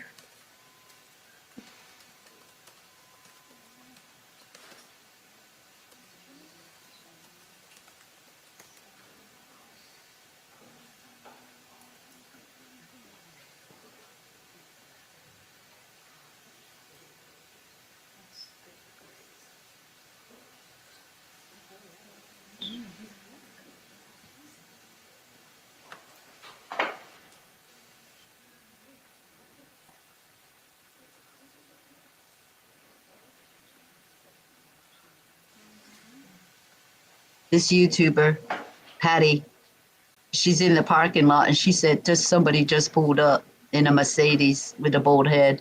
She thinks it's Harvey. Yeah. They're all showing up to the courtroom now, guys, for the sentencing.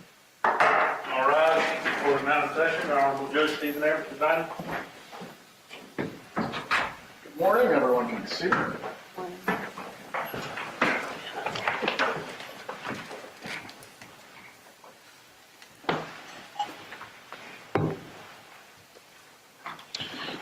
Going to turn on the Zoom, and once I'm logged in, at that point, we will move forward.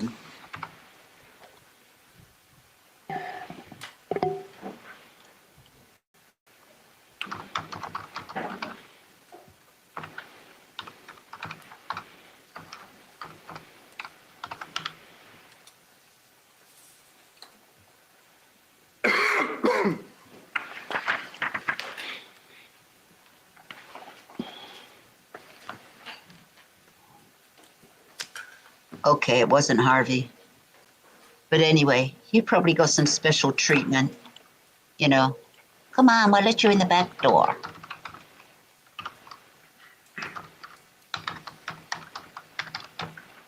Who do you think will show up for the sentencing? You know, Charlie boy didn't even have his own mother and father there. Nah, they're too worried about their skins, you know?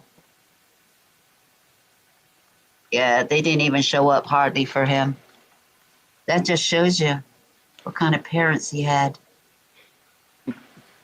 Because you're stupid, Charlie. Stupid. As with all things computers, it needs an update. Let's go ahead and make the appearances while the computer is performing its function. Georgia Kappelman and Sarah Dugan for the state, Your Honor. Good morning, Your Honor. Dan Rashbaum on behalf of Mr. Adelson, who is present.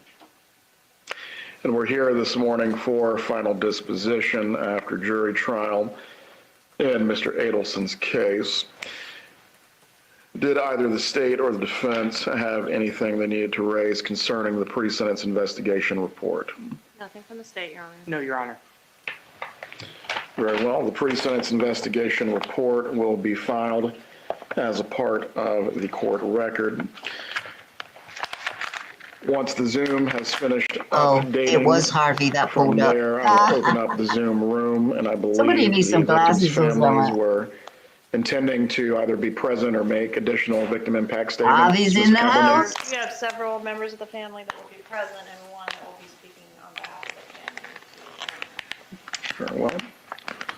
Mr. Rashbaum, does your client wish to make a statement, or will you be making any argument on behalf of counts 2 and 3? Both of us will be making a very quick statement.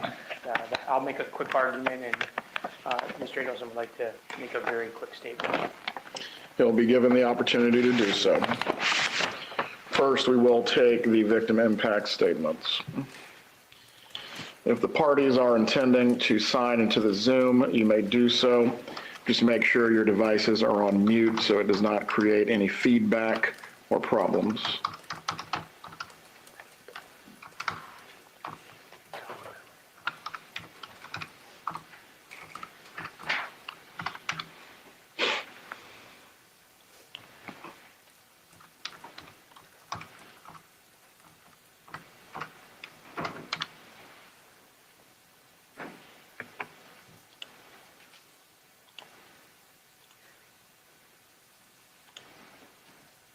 Apparently Harvey's in a suit today.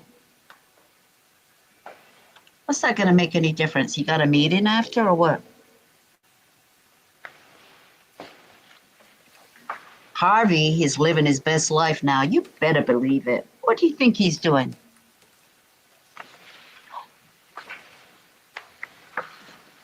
Harvey's going to have to keep moving. If Donna keeps moving prisons, just say they move her out the state, okay, like they did Charlie Boy. He's going to have to move, right? He's going to have to up and go. Do you think he's going to like driving in the bad weather, especially in the Dakotas? Because I don't even think since Charlie Boy's been there that his dad has ever visited him. and they were gonna run away to Vietnam, so they definitely was never gonna visit him. Just shows you abandonment. And Good morning, Mr. Markel. Good morning, sir. I believe Mr. Markel and Shelley Markel have now joined. Ms. Cap-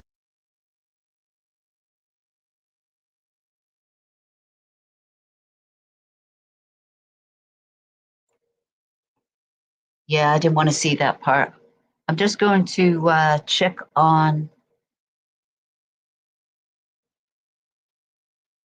make sure that we're not going to miss a thing. I'm going to go straight into the sentencing because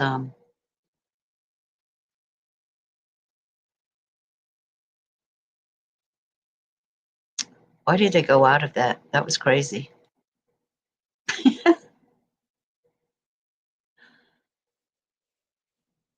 We want to go straight to the sentencing.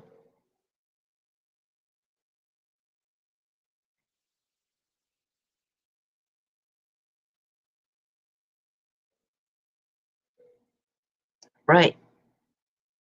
Let's go right into his sentencing because the reaction that he has is going to be a little different to his mother. Now, what kind of state do you think Donna will be in? Will she be in a smiley mood? Do you think she'll be shaking in her boots? Do you think she's gonna have a box of tissues next to her and start hyperventilating? Oh, what do you think? You know the judge is gonna have a word before that happens. He's gonna have a word before that happens. Now she's going to be asked the same thing Charlie Boy was asked. Do you have anything to say before sentencing is handed down? Uh-huh. Oh. Here we go.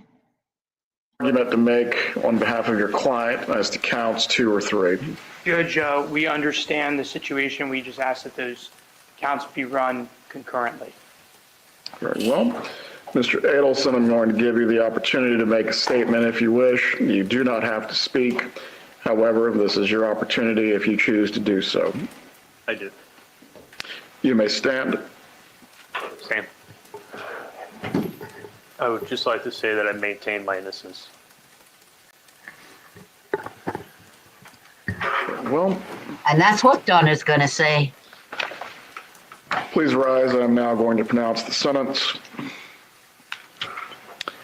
With the jury having The judge found was you like, guilty "Oh, well." of all 3 counts that you were charged with in your indictment of first-degree murder, conspiracy to commit first-degree murder, and solicitation to commit first-degree murder, I am going to adjudicate you guilty of all 3 at this time, and you are going to be sentenced as follows. As to count 1, the first-degree murder count pursuant to section 782.04 and 775.082 Florida statutes, you are sentenced to life imprisonment without the possibility of release or parole.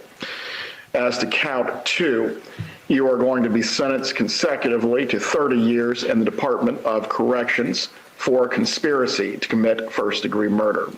As to count 3, you are going to be sentenced to 30 years in the Department of Corrections consecutively for solicitation to commit first-degree murder. The credit for time served that applies in this matter is how much? 597. 597 days will be applied as credit for time served in this case. If the clerk could please read all fees and costs that would apply as well. $2,100 as a fine pursuant to Florida statute 775.083, $105 as a 5% surcharge required by Florida statute 938.04,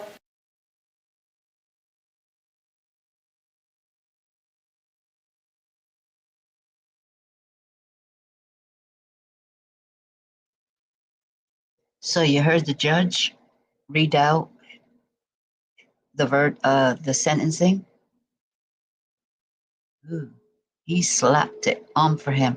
And Donna was found guilty of the same offense, the same charges, everything.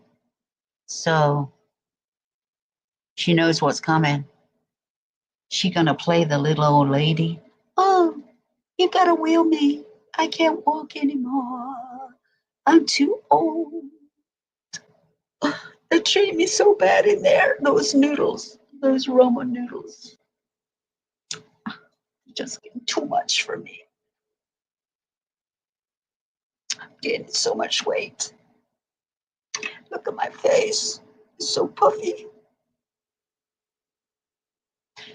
Bags under my eyes. But little old granny, when she's in that jail cell with those women, she walking around normal. She's talking normal, acting normal. We see it. You know, it's like I say, you act a different way when you're in jail, but when you go to court, you act a different way. It's a game. I bet those prison guards, they've seen it all. They've seen it all. And you know what? They can't say nothing because it'll be their job. They can't say nothing, but they're thinking, oh, God. Do you know what I mean? Listen, lady, take care of yourself from now on. Just eat more. Just eat more. Just treat yourself to some more cakes. And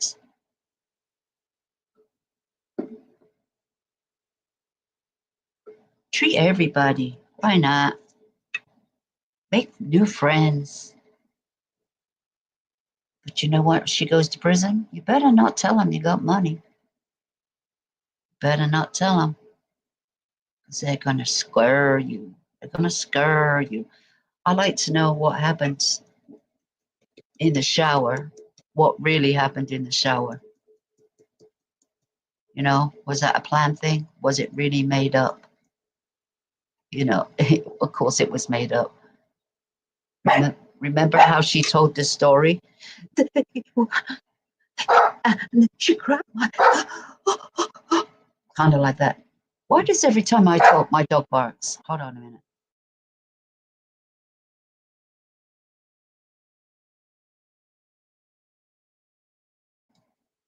Never barks until I talk. Do you know what I mean? Somebody's moving upstairs. Probably hears Princess barking and he's got to bark. You know how it is. Woof, woof.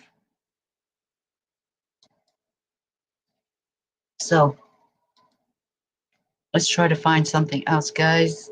See what's going on.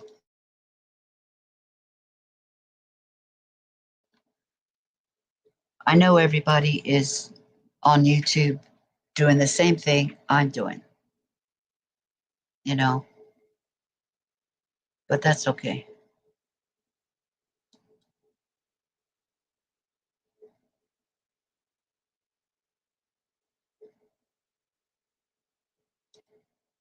But you know what you could do?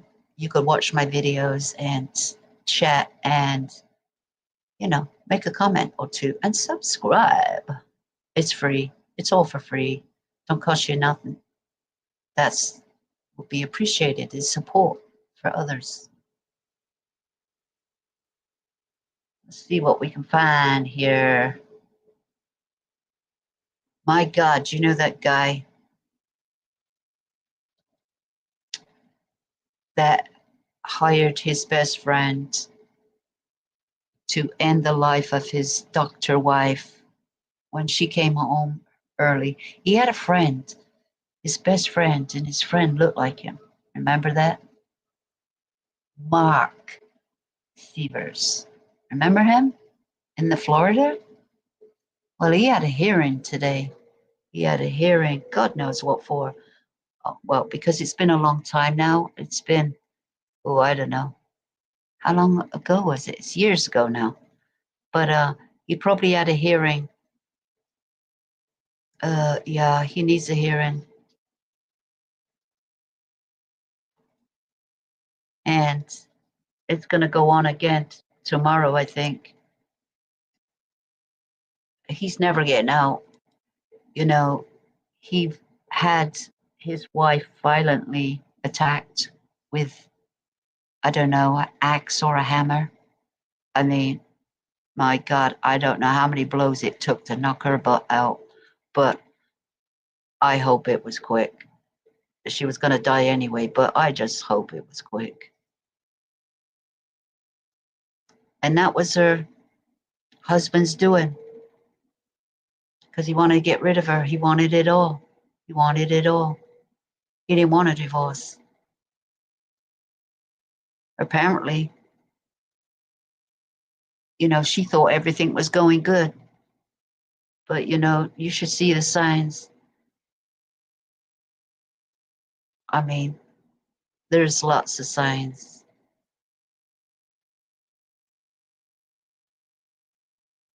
Some people just can't believe it, that they would never do anything like that. But yeah.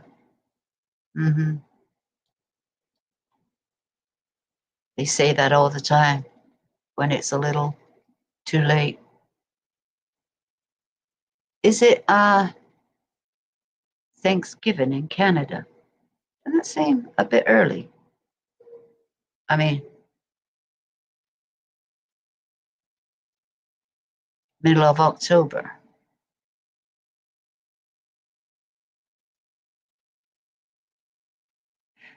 So I guess it'd be 2 o'clock. 2 o'clock this afternoon. And who knows how long that's going to go on for. It might be a little bit, might be a couple hours. Impact statements.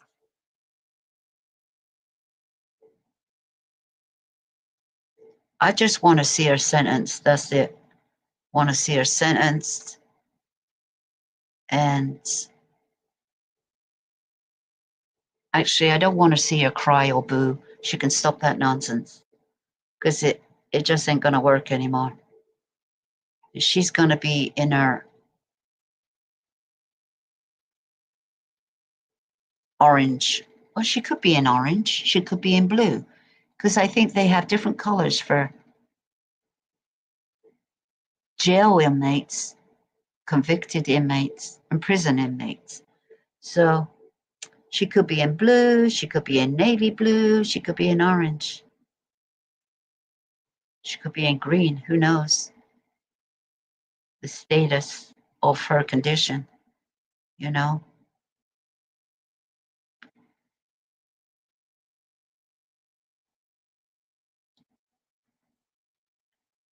And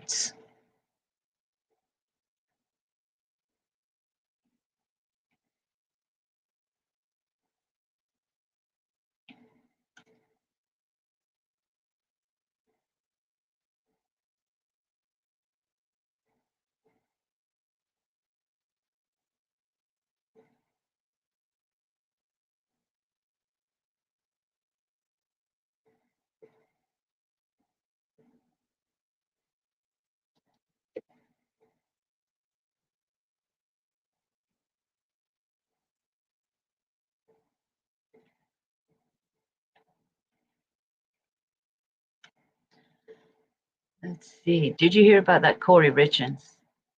You know, Corey Richards in Utah? Well, the drug dealer has taken her word back. You know, I don't know if she's claiming it was a full statement and everything, but apparently she was supposed to be maybe a witness on the stand to the drugs, you know. And because of that, Corey Richards wants out of prison. She wants out of jail before her trial. Yeah. You know, this family is conniving. Her mother, her, including her brother. Yeah. Yeah. So we'll have to wait and see what's happening there. But you know, the longer they wait in trial, the more they can come up with. They can persuade people to change their mind. People just change their mind. They're in prison. They prison talk. You know,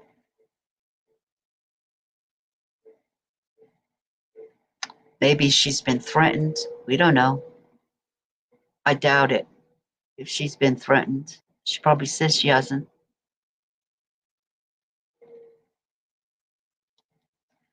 Let's go on to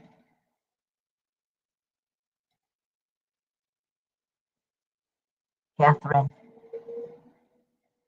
Nathaniel. Katie, they call her. Charlie Boy's, sidekick. She was sentenced. Let's have a look at her sentencing day.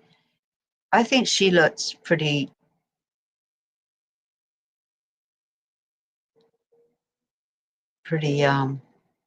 acceptable to it. I don't know why, because Katie could have been walking the streets, but she didn't want to let her husband down, the father of her kids. But you know what? You did it anyway. So you did it anyway.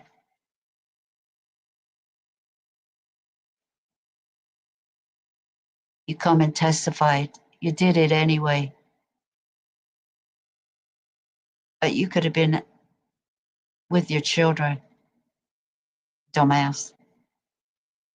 What a waste. Huh? What a waste.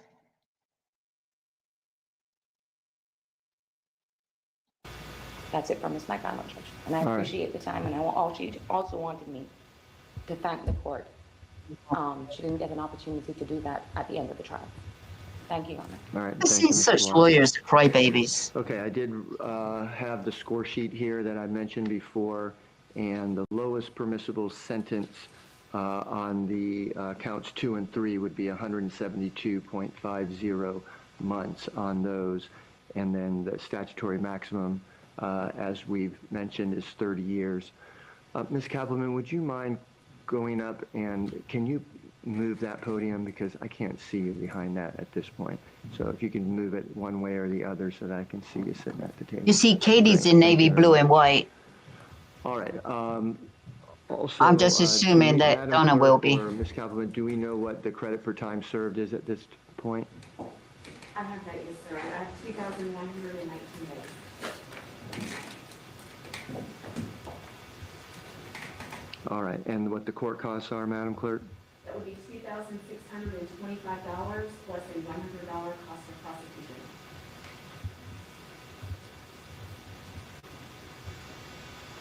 Okay. And the state's asking that all sentences run consecutive. Is that correct? Why do they cry after? You should have been crying for that father, that man you didn't know. You should have never done it. What the hell? You could have just All right, stole the state's money. ready to proceed to sentencing in the state of Florida versus Catherine Magbanowa, 2016 CF 3036 and 2018 CF 497. Ms. Magbanowa is present here in the courtroom along with her counsel. On count 1, which is the count of first-degree murder, you have been found guilty by a jury. You will be adjudicated guilty, and you will be sentenced to life in prison with no eligibility for probation or parole. You see, what a On shocker count that is, 2, huh? which is the She could have been conspiracy to walking. commit murder, you have been found guilty by a jury. You will So be dumb. adjudicated guilty, and you will be sentenced to a consecutive sentence of 30 years in the Department of Corrections. On count 3, the solicitation to commit murder, you have been found guilty by a jury of that count. You are adjudicated guilty, and you will be sentenced to a consecutive sentence of 30 years in the Department of Corrections. You have credit for time served of 2,119 days. Your court costs are $2,625 and a $100 cost of prosecution, and those will be civil judged. You have 30 days to file And there you go, guys. Let's go to the courtroom because the court is live right now.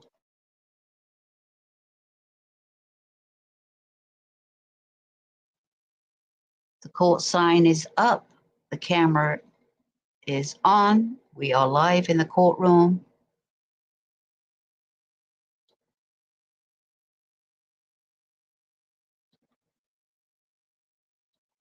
So there you go, guys.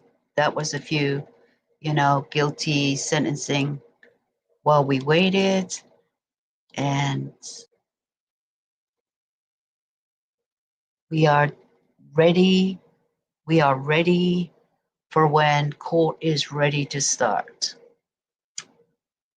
See you in the chat, guys. Thanks for stopping by. Hopefully somebody stops by to say hi. Let's go.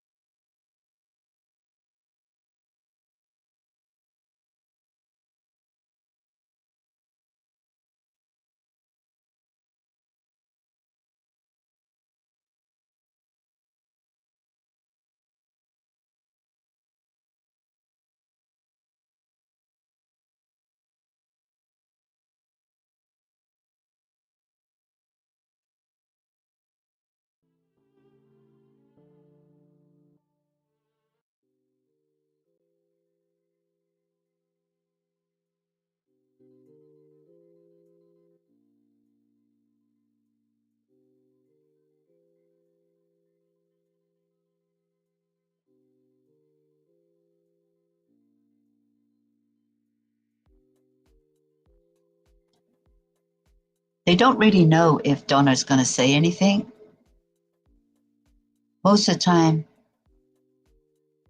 people don't because of their appeals. I don't think that's ever going to happen. It'll take a long time for appeals, a long time. And you usually get rejected. Oh, what's she going to do? File for a new trial? She probably done that already. On what grounds? Oh, they laughed at me. The judge told me off too many times for crying. I was crying because I was so upset.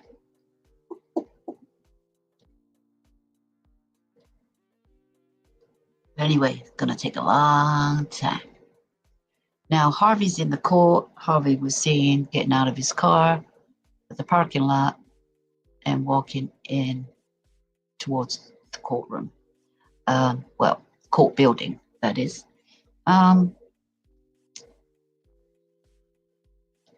Listen, his wife's going away for life. Does he understand? Like I was saying, what if, the court, they move her, not the court, but, the prison system moves her to a nice cold state. Maybe something like Alaska or something, no. But anyway, a nice cold state where they get lots of ice and snow. Harvey boy is getting up age, his age is getting up there, 80, whatever he is. Do you think he'd be able to drive and walk in that slush, snow, bitter cold? Because, in Dakotas, North Dakota's worse than South Dakota for weather. It's bad. Yeah. It's shit weather there. I lived there for a little bit. Ooh, never seen nothing like it. Ooh.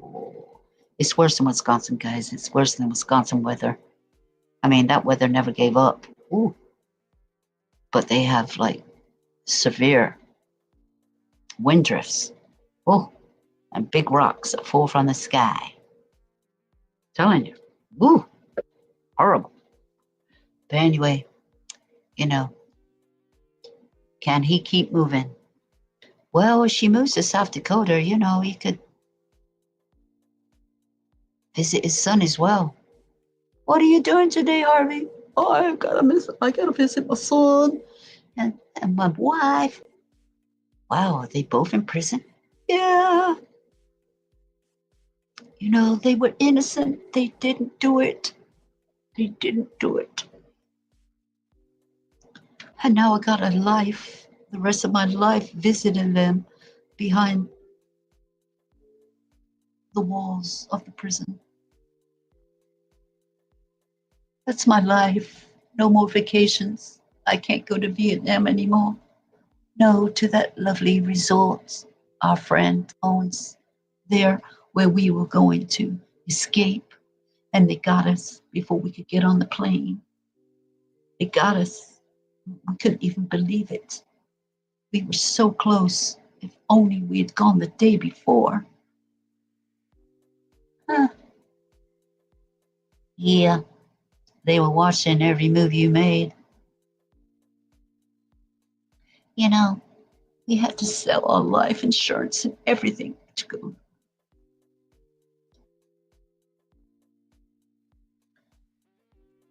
for a vacation in Vietnam. Yeah, that's right. Like everybody sells their life insurance and everything to go on vacation. What craziness, right? That was crazy. Because, you know, they've been on many vacations.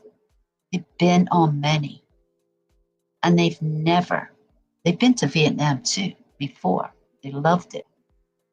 It's supposed to have been so relaxing. Well, they've been to Vietnam before and never sold their stuff and got their finances in order. Uh-huh. No. Many vacations they've never done that. They've never canceled their life insurance policies. No. And moved their money around and got their daughter to know where all the documents are. Yeah. That sounds like they were moving all right.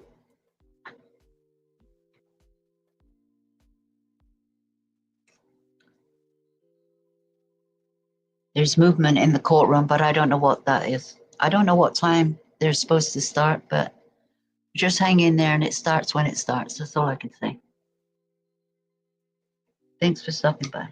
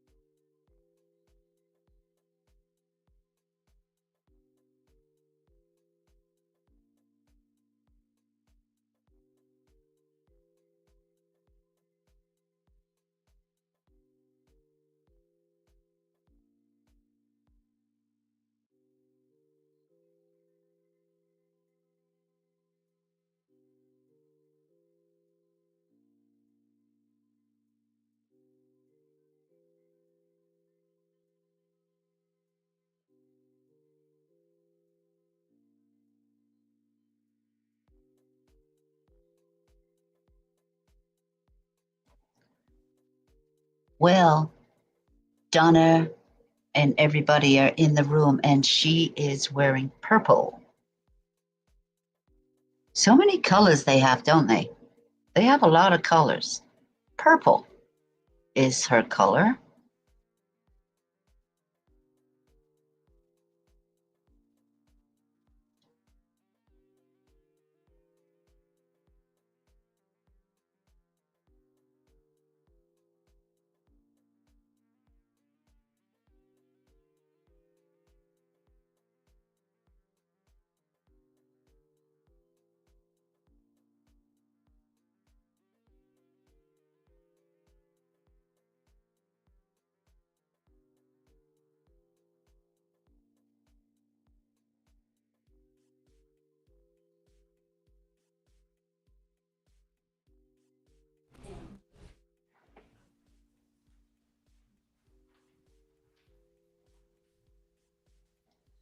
They're saying that Donna looks happy. She's happy, she's smiling, she's seeing her love, her darling, that she will never kiss or hug again.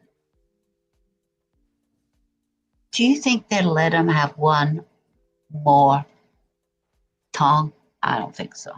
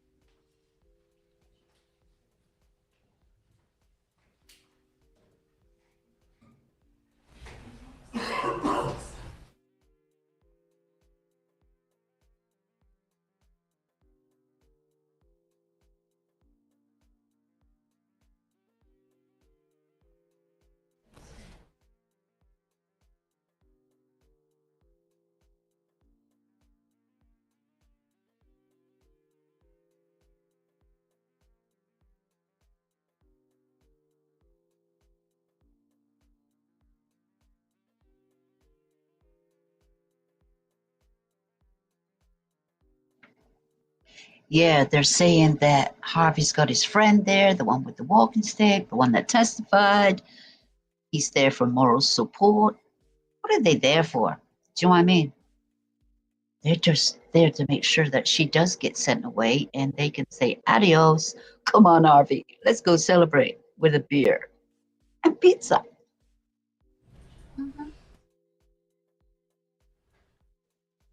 I think the courtroom's going to be loud, so be prepared. It might be very loud. I think they're doing test checks right now.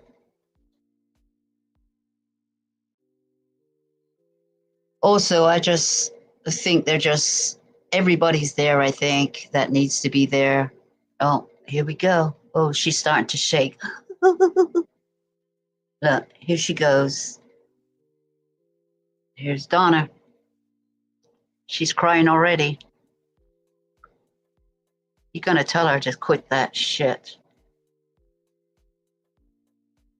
Oh, God. Donna's got her sidekick right next to her. Would you like a helping hand, Donna? Here's my lovely nails today. You like them? Give her a gentle pat. I don't even know what she's there for, really. Crazy. Anyway, so we just got a picture of Donna sitting there shaking. I don't know why she's crying. It's a little too late now to cry. There's nothing you can do. Crying is not going to do a damn thing. You just want to look sorry for the camera. And nobody feels sorry for you, Donna. Nobody. Not even your kids, okay?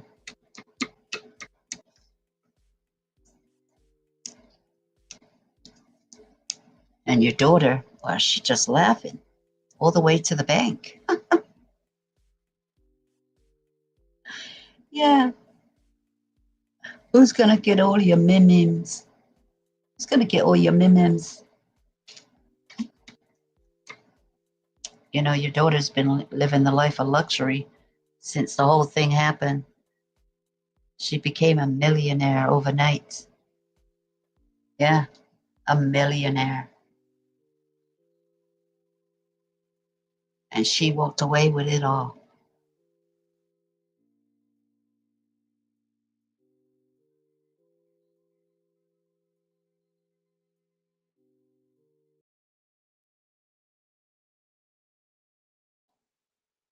Just making sure I turn the music off. Look at her. Ew, she got lipstick on. Oh, Harvey's in a suit. Looks like a brown suit with a black patent tie. He's looking smart. That's as smart as he ever looked. He must be going out to dinner after. Dinner and cocktails. You know it. You know it. I wonder how much money he's got left. Do you know, after all these lawyers they've paid? Because you know they were paying for Katie's lawyer. I wonder how much money they got left. You know, Donna's gonna bleed you dry. She's gonna bleed you dry. You're gonna have no money. But he does drive a nice car. But I don't even know if he's driving it. Could have had a chauffeur or something. Like drive Miss Daisy kind of thing. But Mr. Daisy. Ew. Ew, what? The hell does she have a stupid clip at the back of her hair?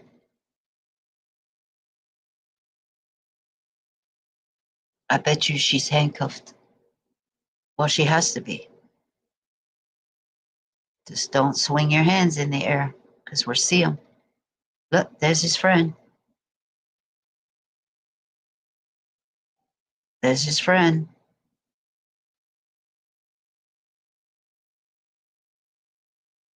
You know, friends who lied for him, friends who were not honest.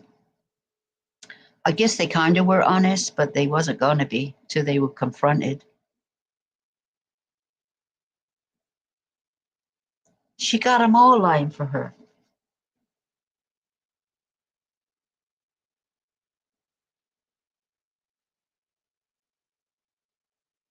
Because they just couldn't believe that this old granny would do such a thing. Don't never say never, because what does one look like? There's plenty of people out there that committed such crimes, and you would never think they were able to do it. That's what it looks like. You know, there are some of the crazy ones when you really think, yeah. But, you know, such deceit. And all that, you know, like, pay cash, you get a discount, pay cash. Oh yeah, pay cash to the tax man. I don't have to declare it when you pay cash.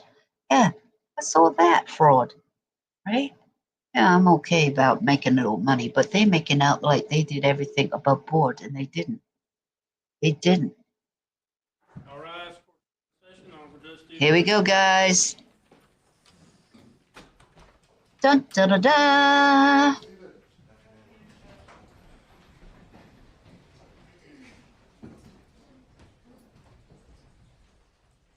God, she had to help her get out of her chair. God damn, that woman's fit enough to get out of her own chair.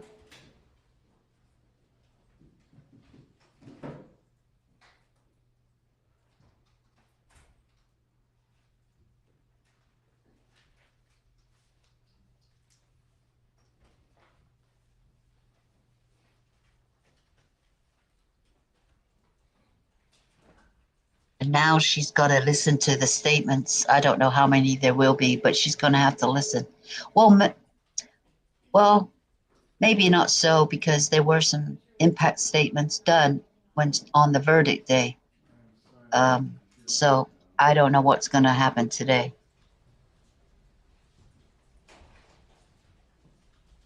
Maybe her daughter Wendy will be there. She deserves to be released. It was all my doing. Take me, take me.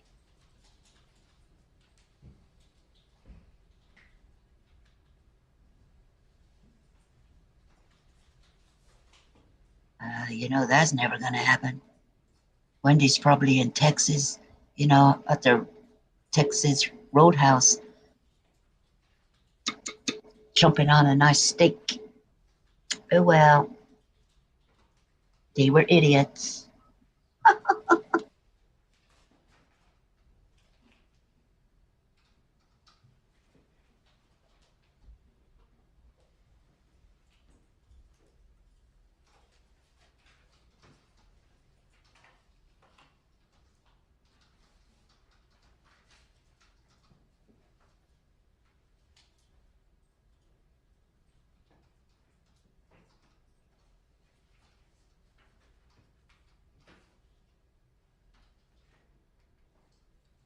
believe the defense had a witness that was going to be giving a statement over Zoom this afternoon. That's correct, Judge. Is there anyone that is going to be attending on behalf of the state as well? Yes, Your Honor. The Markel family will be appearing by Zoom, but they're relying on their statements previously made.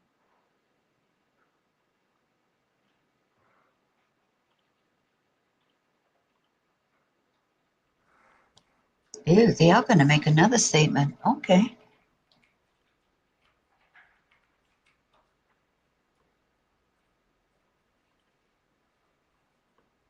Who those young boys on the front row? They must be students. Well, I guess they must be.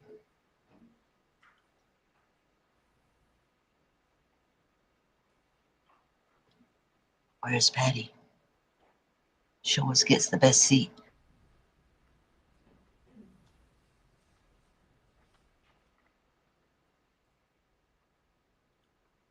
Ew, Harvey's breathing heavy. Look at his breathing. Look at him. He's making some deep inhales. Breathe in, breathe out.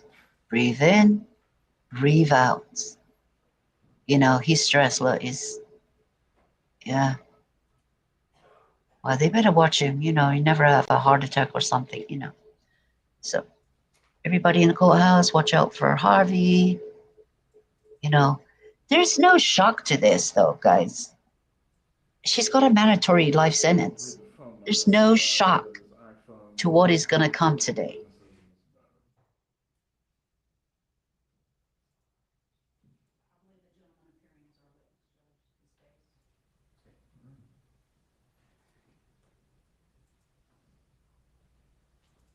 Who's Donna looking at? Who's she looking at? Like, look, something's going on over there. She's looking. There's people that can sit in the jury seats because, they fill the court up with people and they can sit there. Because, there's no jury anymore. Oh, look, she's talking. Read lips. Oh, come on. Look at her. Who's she looking at? You can tell her to rejoin.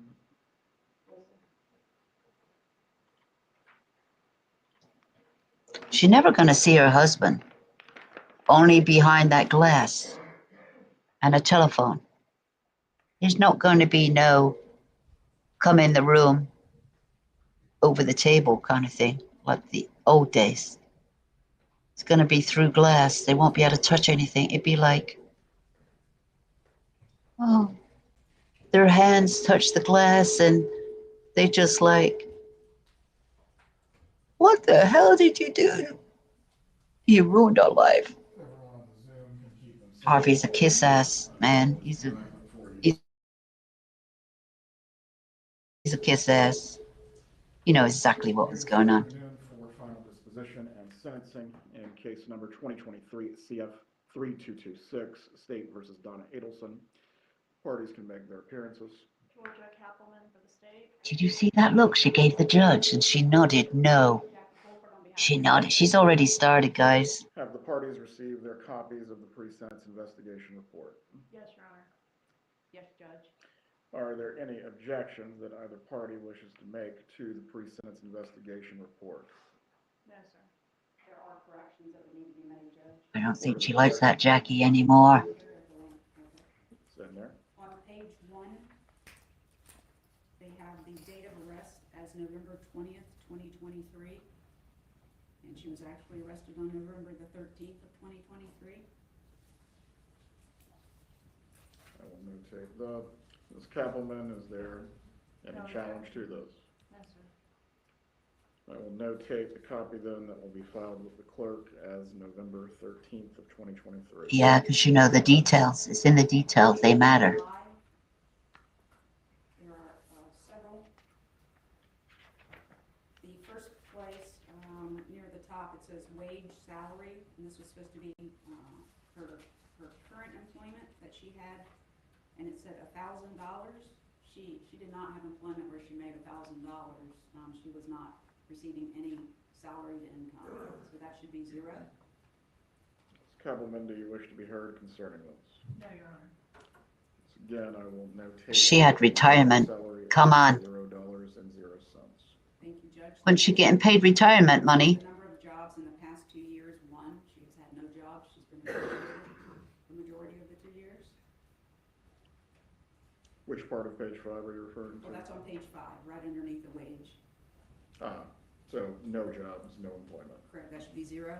Ms. Kappelman, do you wish to be heard? No, sir. Notate that there has not been any employment or 0. Go ahead. Thank you, Judge. Directly under there, it says months unemployed in the past 2 years, 0, and she's been unemployed for 2 years. No. No objection. So you're asking for that to be 24 months. Correct. Go ahead. There are 2 typographical errors in the Well, section. that's gonna cut off her sentence for sure. The remark says history, comma, she. I believe that's supposed to say the defendant. Give me one moment, I'm finding it.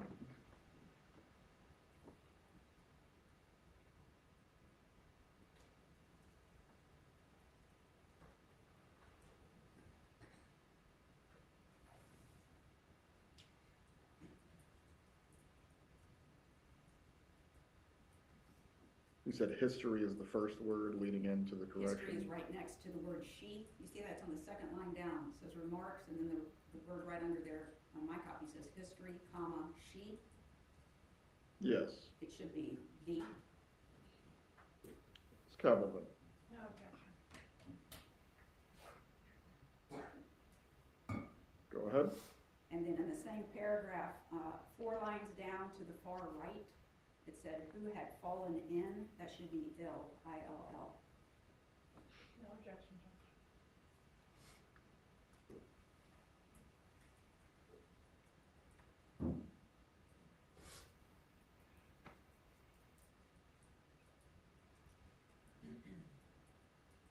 Go ahead, Ms. Wolford. Yes, sir.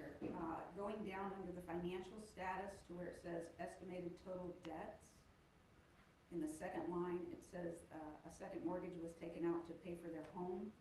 That should say legal expenses, not home.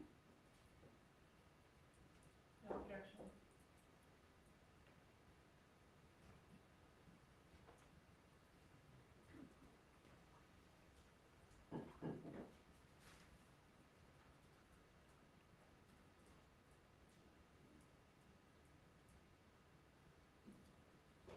Go ahead, Ms. Wolford. Yes, sir. The same section where it states remarks, 3 lines down, it says husband's dental practice. That's incorrect. The dental practice was not providing income prior to her arrest. She was only receiving Social Security assistance.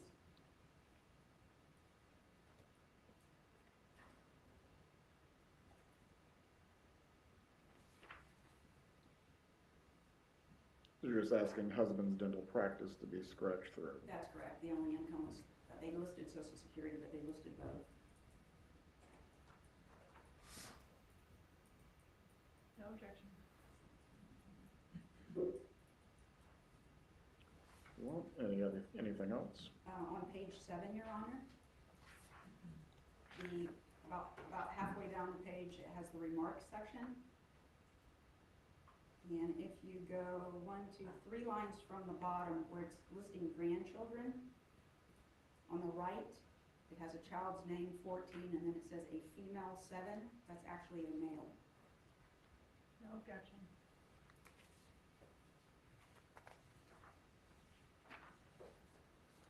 Right, any other objections? Not from the defense. The court has reviewed the PSI report. And at this time, I will direct the clerk to file it as a part of the record. Ms. Kappelman, do you have any other witnesses or evidence that you wish to present as a part of your presentation today? I have some documentation regarding cost of prosecution, Judge. Would you like that at this time? Yes. The state has put together a summary page and a thumb drive. We are requesting $723,123.68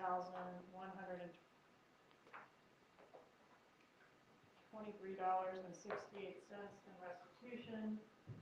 Defense advised that they wanted supporting documentation regarding this request, which is contained on this thumb drive. They're just receiving it today. Have not had an opportunity to review it. I think at this time, the parties are in agreement to ask Your Honor to order cost of prosecution and reserve regarding the amount, and we'll see if we can reach an agreement regarding the amount. Very well. So that's one item that's in dispute for today. Another issue, Judge, is the score sheet. I've prepared 2 score sheets. May I approach again? You may. First includes death points, bringing the lowest permissible prison sentence in months to 172.5.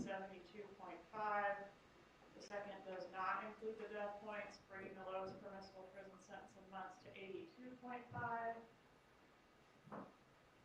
Brought to my attention yesterday that the defense objects to the inclusion of the death points.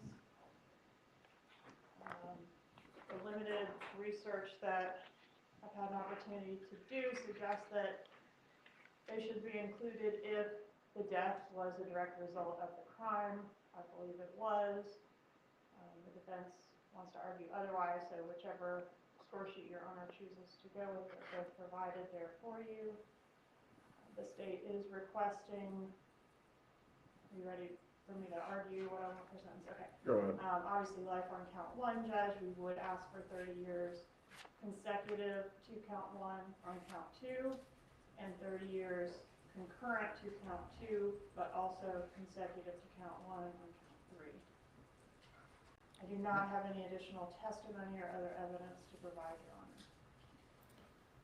We've had this issue of the death points being attached to the non-homicide offenses come up in other cases. Certainly the death points would attach if there were an offense that were being scored, but the first-degree murder is not being scored on the score sheet. What would be the basis, Ms. Kappelman? That the death resulted from the conspiracy. It wasn't just a conspiracy without a death. It was a conspiracy that directly resulted in a death, hence the death points are appropriate. What is the defense's argument concerning the score sheet? I'll do my best, Your Honor. I've been under the weather for the last week or so. It's the same argument that was made on behalf of Dr. Adelson post-conviction. Your Honor granted the correction of the score sheet. Solicitation and conspiracy do not require an actual death. And I'll just rely on the same cases that were relied on by Dr. Adelson. State v. Johnson, 561 Southern 2nd, 1321. The crime, quote from that case, the crime of solicitation is completed when the actor, with intent to do so, has enticed or encouraged another to commit a crime. The crime need not be completed. And then in Becky v. State, 423 Southern 2nd, 417, second DCA, crime of conspiracy consists of 2 necessary elements: an agreement, 1, and 2, an intention to commit the offense. Once the intent is formed and the agreement is made, the conspiracy is complete. Just like Your Honor did in Charlie Adelson's case by order.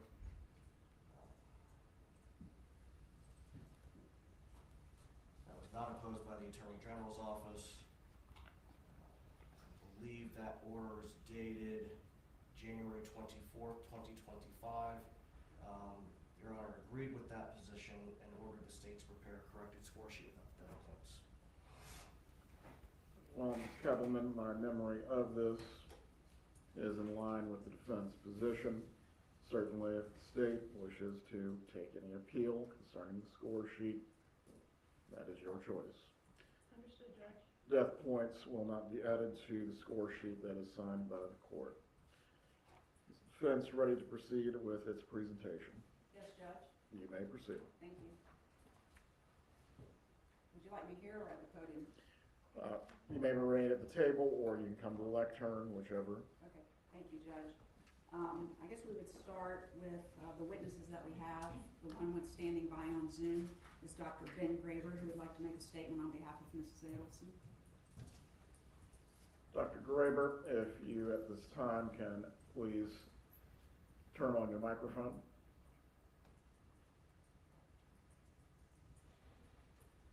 Please raise your right hand, sir. Dr. Graber, if you can raise your right hand to be sworn. Do you swear or affirm the testimony you're going to provide today will be the truth?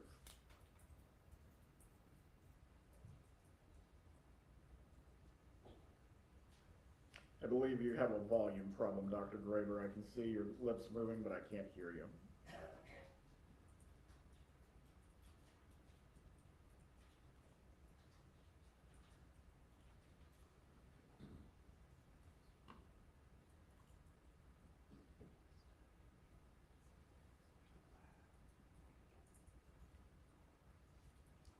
I guess just so I can test that we do have proper audio, Dr. Graber, before you get started, Mr. Markell, if you can turn on your microphone and say 1, 2, 3 for me so I can test this audio.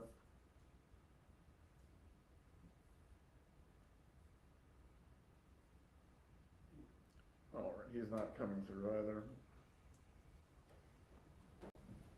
Time to troubleshoot.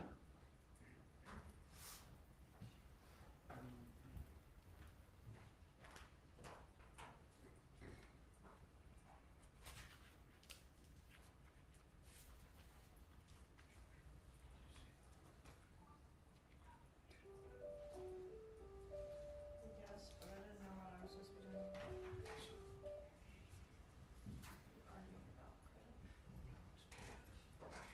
Right. Dr. Graber, if you can say 1, 2, 3 while I test this equipment.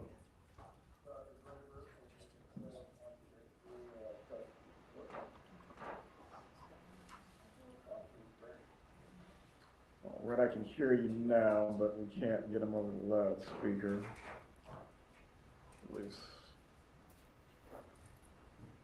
someone must have switched the audio settings.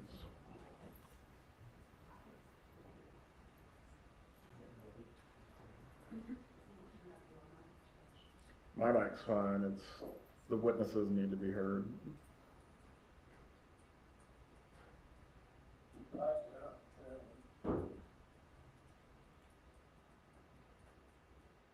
Right, thank you, Mr. Markell. I'm going to place you back on mute at this point.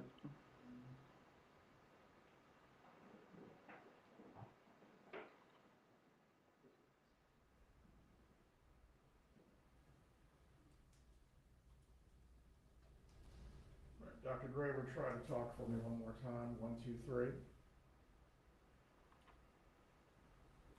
1, 2, 3. 1, 2, 3. Judge and a Radio Shack, man, all in one. All right. It's working? It is. Let me swear you in again, sir. Please raise your right hand.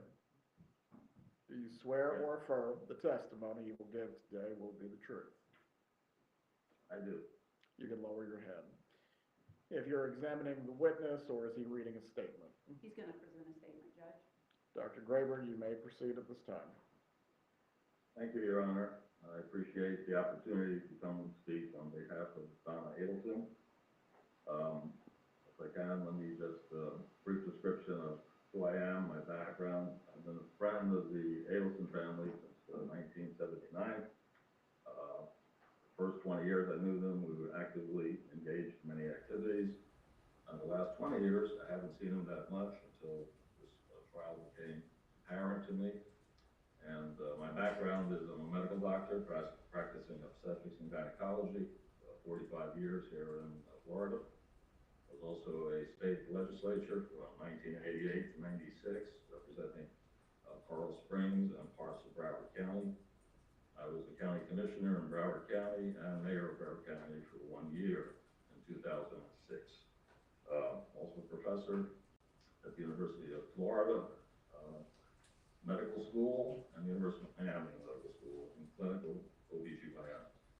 And I'm here to speak today on behalf of Don Adelson, the person I've known for a great deal of time.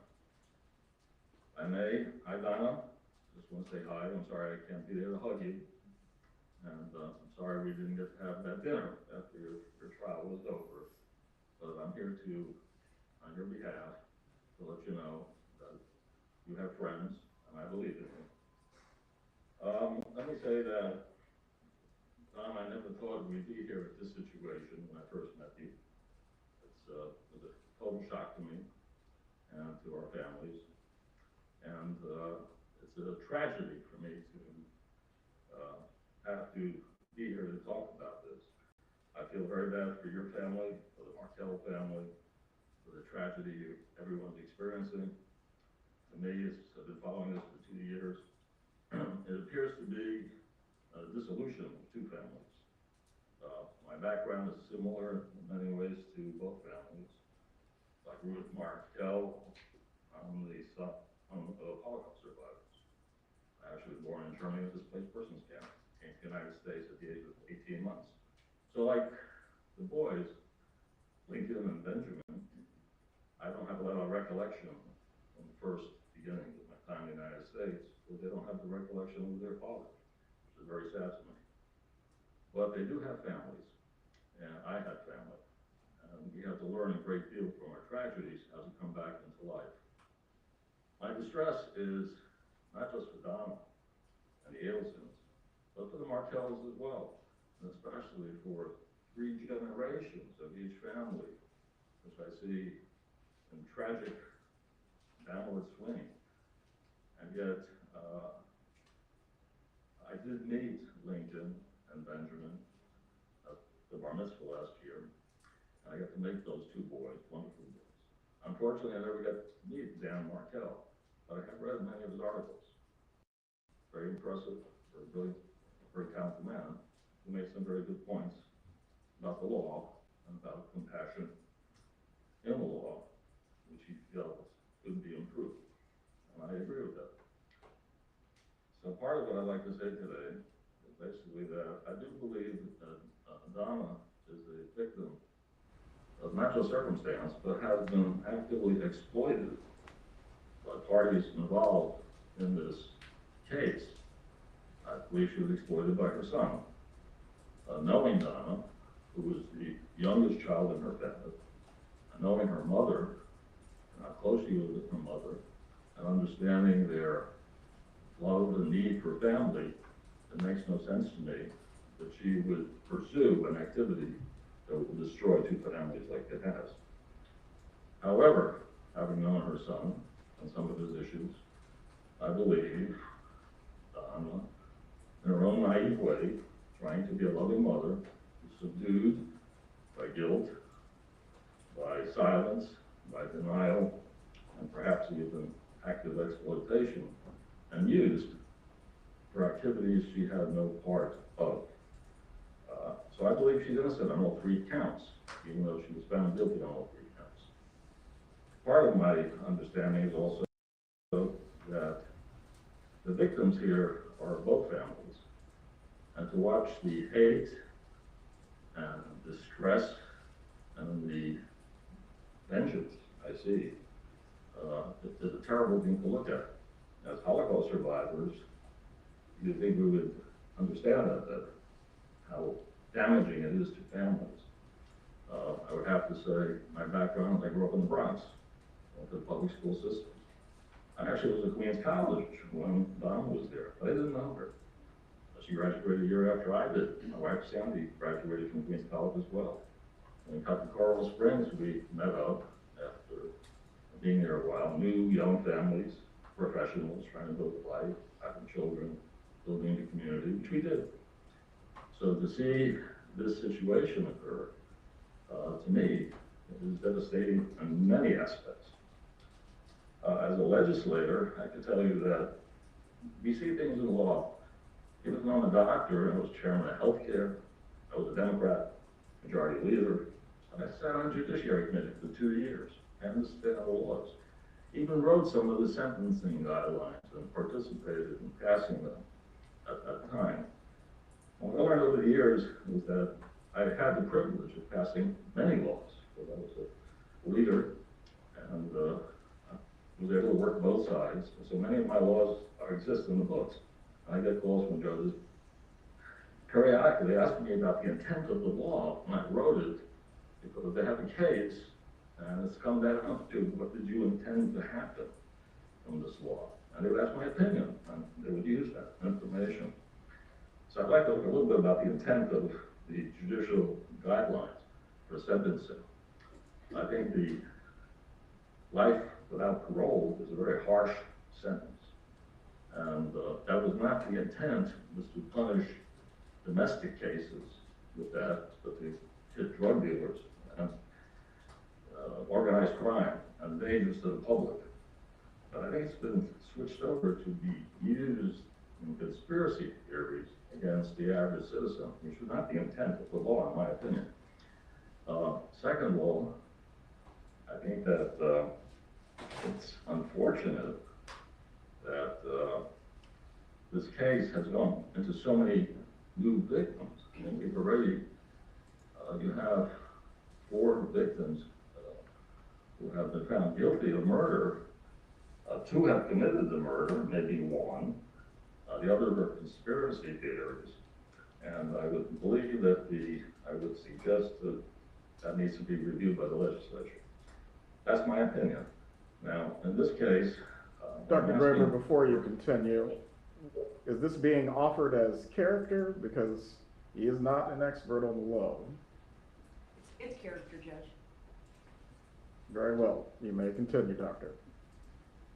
Yes, that's my opinion from my background. It's not, I'm not giving a professional opinion. I'm giving my personal opinion from experience. What I'm asking the court today is, to me, the court, the judicial system, the power of the judicial system is in the judge. And it is the judge who is the presenter of a safety net for the public. To show some compassion when the cold written law, with every box checked off, shows no compassion, where does the compassion come from? It should come from the judge, it should come from the jury. And I think that maybe that's something we have to consider. So at this point, what I'm saying is that I believe Donna Adelson is a 5-star mother, did everything she could do for her kids, for her family, for her community. She has no bad intentions. She's not a leader, she's a baby in her family. She's always been a follower. Yes, she makes noise and she complains, but that's not her behavior. This is not her profile. So I understand that nothing can be changed, but I want to put on record that I believe she is innocent of these 3 counts, and we believe her. With that, I would have to say, sometimes bad things happen to good people, and I think this is one of those cases, and it's unfortunate. For the families, I would ask, beg them, think about the 2 boys. Dad is not here, but a piece of him is here, and those 2 boys. And their future, they're both teenagers now, their future depends a lot on what's going on here, and how they're going to be perceived in the future, and how they will interpret the future based on this. So I think it's time for some compassion, some understanding, some forgiving. Perhaps it's time to take a step back and let everyone heal from this process. With that, I say to you, Donna, Sandy and I love you, we support you and the family, and we hope for you the best. God bless you. And Your Honor, thank you for letting me speak. Defense have any examination for the witness? No, Judge. Does the state have any examination for the witness? No, sir. Dr. Graber, you can remain on the Zoom. I would just ask you to mute yourself at this point. Thank you, sir. Defense have any other witnesses to present or evidence? Yes, Judge, we have Rick Chagrin, who's present, who would like to make a brief statement.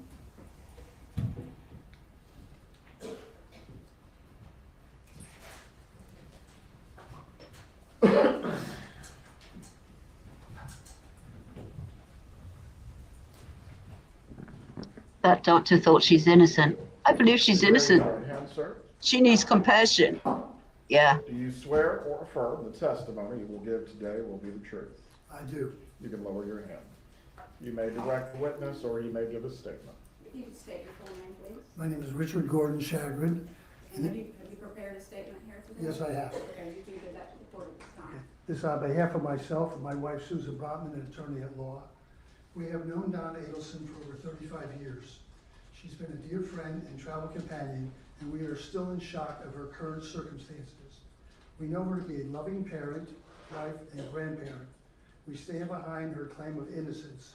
We feel the trial was held in a county where there's been a lot of bad and inaccurate negative publicity, therefore not allowing a fair trial. We contend if a change of venue was granted, she would have been found not guilty. We are hopeful she will be relocated to South Florida, where she can pursue all legal remedies available. Thank you very much for your consideration. These are character statements or quibbling about the evidence and the rulings? It's Ms. Fuller? character, Judge. They're here to talk about their friendship and time. Thank you. Any witness examination for Mr. Chagrin? Captain. No, Your Honor. You may be seated. Any other witnesses? We did provide to the court, if you received your copy, Judge, some very short letters that were written as character support on behalf of Mrs. Adelson, if I may go through those at this time. Go ahead. Thank you. The first letter that was submitted to the court was by Annie Cunningham and Ronald Gutterson, who testified at trial. They say, "We are writing this letter to restate our knowledge and feelings regarding Donna Adelson. We have known Donna since 2009 and consider her to be our dearest friend. Donna is a kind, caring, loving person. She was always concerned with the welfare of others. She is not the monster portrayed by the media. Donna is incapable of threatening or harming anyone. Donna is almost 76 years old and in frail health after almost 2 years of incarceration. We will always believe her to be innocent and ask the court to take these factors into consideration when deciding Donna's sentence." What? Next, we submitted to the court was one of her longtime friends, Ruth Rosenberg, who wrote, "I immigrated to the USA from Israel when I was 1 month shy of 12. I lived in Israel in a town of 5,000 inhabitants where my family knew almost everyone and came to New York City, Queens, with a population of close to 8 million residents. To say it was a culture shock is an understatement. I didn't speak any English and physically looked like an underdeveloped child in comparison to the American girls my age. I entered the 7th grade in September, not knowing any English, the quote stranger in school. For several months I sat by myself at lunchtime in the cafeteria, staring at the next table, where Donna and a group of her friends were conversing, laughing, and having a nice time. One day, Donna walked over to my table and asked me if I would like to join them, and of course I said yes, please. That kind gesture started a 62-plus year friendship. She invited me to her house to meet her family, and over time we became like sisters. I can recall several instances where Donna helped me obtain a job so I can help my parents financially. She introduced me to a family in a bungalow colony in the Catskills who needed a mother's helper for their daughters in the summer of '66. The money I earned helped my parents pay for the closing costs on their house. The following summer, she got me a job as a counselor at Camp Allegra in the Berkshires. When I had to decide on a career path, I consulted with Harvey and Donna about applying to dental school as my college advisor had recommended. Later that year, I was chosen to be the maid of honor at their wedding. We remained close friends throughout the years, even though we lived more than 1,000 miles apart. Our families visited each other periodically, making sure that our children and grandchildren got to know each other. We attended life cycle events of our children. bat and bar mitzvahs, weddings, special birthdays, etc., and now our grandchildren's. Donna has always been a kind-hearted, generous, loving, and caring. She is one of my best friends, and I will forever remember and appreciate how she helped me with English while I helped her with math in Parsons Junior High School, and remained loyal through these 62-plus years. The situation she is in today is unimaginable to me. That is not the person I know and love. We also submitted a letter from Ron Ellis to the court. My name is Ron Ellis, and I have had the privilege of knowing Donna Adelson for more than 30 years. I am writing to you in hope of offering some perspective on the woman I have come to know so well over the course of our long friendship. Donna has been a steady and caring presence in my life. When my stepson passed away 11 years ago at the age of 34, Donna was there for me in ways I will never forget. She sat with me in my grief, listened when I needed to talk, and offered comfort when I felt overwhelmed. That kindness and empathy is the Donna I know. Someone who shows up for her friends and offers strength in their darkest moments.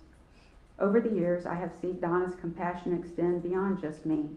She has been a devoted mother, a loyal friend, and someone who consistently tried to bring warmth and generosity to those around her. I understand fully the gravity of the situation before the court, but I hope that when you consider Donna's sentence, you will also weigh the years of kindness, care, and humanity she has shown to others. I believe that Donna still has the ability to contribute positively, even under these circumstances, and that she is capable of reflection and growth. I respectfully ask that you take these qualities into account when you make your decision. Thank you for your time and consideration. Respectfully, Ron Ellis. And then a brief letter from Marion and Tim Schaffman. She writes, we have known Donna for over 50 years, and although we live far apart and have seen her often over the years, we wanted to share with you our impressions of the lovely person we have known. Donna has always been a loving, kind mother and wife, and also an exemplary daughter to her parents, who often stayed with their family. We have never heard her utter a negative word about anyone, and had tremendous pride in every member of her family. She retained many friends from her childhood and developed long, satisfying friendships with the new people she met throughout each stage of her life. Donna was always intelligent, charismatic, and sensitive to everyone. She always listened to anyone's problems and offered a helping hand when she could. Most notably, her genuine concern over our and others' health issues was truly appreciated. As you can see, it is very difficult for us to view her as anybody other than the sweet, caring person we knew. Sincerely, Marianne and Ted Schaffman. Next is a letter from Jessica Ussery. Dear Judge Everett, my name is Jessica Ussery, and I am writing this letter to express my personal experiences and knowledge of Donna Adelson's character.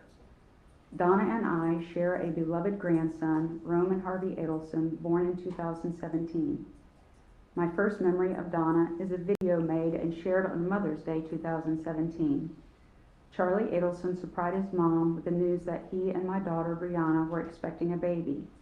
It warmed my heart to watch Donna's genuine excitement and happiness caught on video. Our families began spending time together as events and celebrations took place. I recall Donna being warm and welcoming. As I got to know her more, there was no doubt in my mind that she was a loving and devoted wife, mother, and grandmother. Roman's birth was a scheduled cesarean section on December the 5th.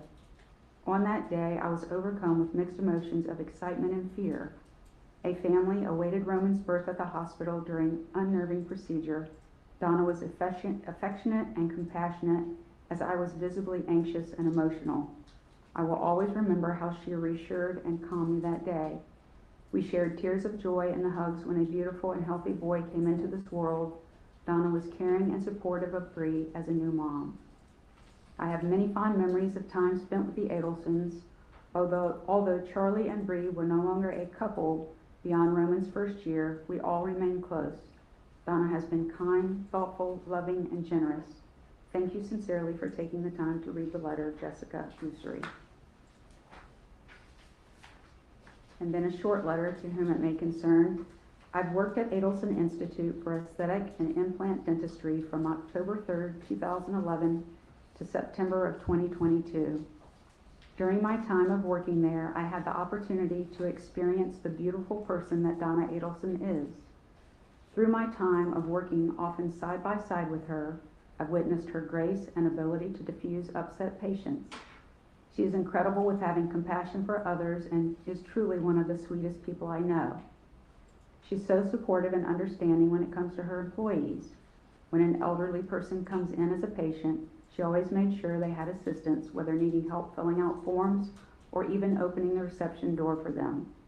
She always jumped at the opportunity to be kind and helpful. I witnessed this and I know it was sincere. I still use what I've learned from her and apply it while I'm at work every day. I recognize the gravity of the situation and understand the seriousness of the legal process, but I respectfully ask that you consider the positive qualities that define her. Sincerely, Erica Johnson. And then the last letter that we submitted from was Attorney Gary Cohn. He said, my name is Gary Cohen. I've been a member in good standing at the Florida Bar since 1980. I have known Donna and Harvey Adelson as personal friends and personal counsel for almost 40 years. Harvey was also my dentist for most of those years. I have been in the Adelson house, and they have been in mine numerous times over the years since their children were little ones. My wife and I have socialized with Harvey and Donna at dinners, blessed events such as bar and bat mitzvahs, and weddings, birthdays, and many other occasions. I've also traveled with them, including a wonderful trip to Africa with 2 of my sons several years ago. I therefore have had a unique opportunity to observe Donna under many circumstances. In all the time I have known her, I have literally never heard Donna raise her voice, lose her temper, act inappropriately, or treat anyone with less than full respect, and almost always with a smile on her face. I have never heard a bad word said about Donna from any other friend or person in my presence. She has always been an amazing mother to her children, and she and Harvey have had the most loving marriage that can be imagined. While I cannot comment on any of the facts of this case or any of the alleged events, I can say that the Donna I know is the last person I would ever think of when it comes to what has been this utterly horrible crime, dealing with the death of Dan Markell. Being a trial lawyer for 45 years, I fully believe in the jury system and understand that a jury has spoken. However, the woman I've known so well for so long also needs to be understood as the wonderful wife, mother, grandmother, and friend that she has been known to me.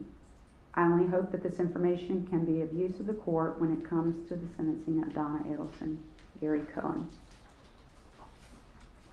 At this time, I believe that Mrs. Adelson's husband, Harvey Adelson, would like to address the court.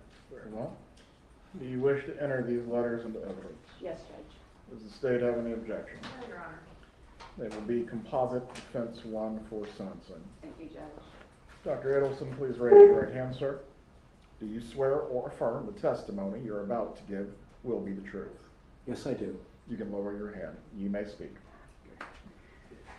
Thank you, Judge, and respected officers of the court for allowing me to speak. I have been Donna Adelson's husband for over 50 years. My wife sacrificed everything so that she could pour her heart and soul into our children, our grandchildren, and our marriage. This summer was our 54th wedding anniversary, and I had to spend it without her, hand in mind. She has done nothing wrong, and yet is being punished for a crime that she did not commit. I thought we lived in a different kind of world, but I guess I was wrong. I have listened, watched, and sat in the courtroom for the entire trial, and I could not help but scream in my mind by the witnesses that were brought forward by the prosecution who told outright lies. I didn't know that you could lie in a courtroom, but apparently you can. Danny's parents contend that they have never seen their grandchild. But for years they say they've never seen her. But Wendy has shared with me pictures and videos and letters from their visits. They have suffered immensely at the loss of their son, but they also contend to tell lies to the court about our grandchildren. Donna has always been a loving and caring wife and is innocent of the charges. A biased judge and jury were influenced by years of one-sided news pieces and Before you social continue, media. Doctor, Ms. Fulford, this has nothing to do with the character of the defendant or at least the sentencing. May I just a moment, please? Go ahead. I wonder when he was going to stop him. He's mad and angry.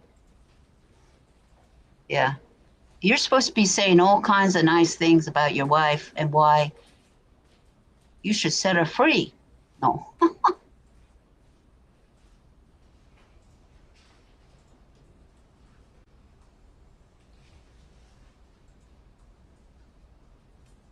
They obviously didn't go over any of these witness statements. They obviously didn't.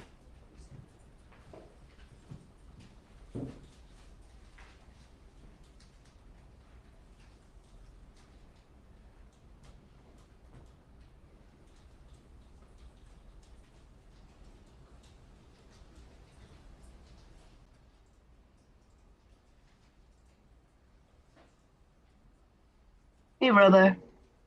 Good to see you.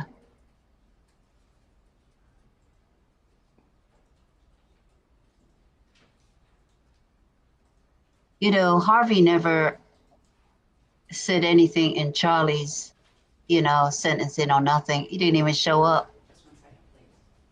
Yeah, that's how much he loved his son.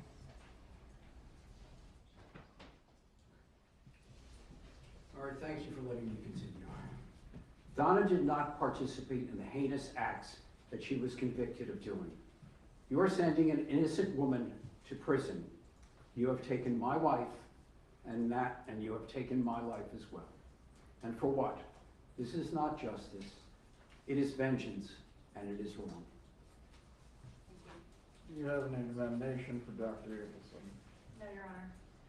No, Judge. Any other witness statements that you wish to give? I don't believe so, just 1 second.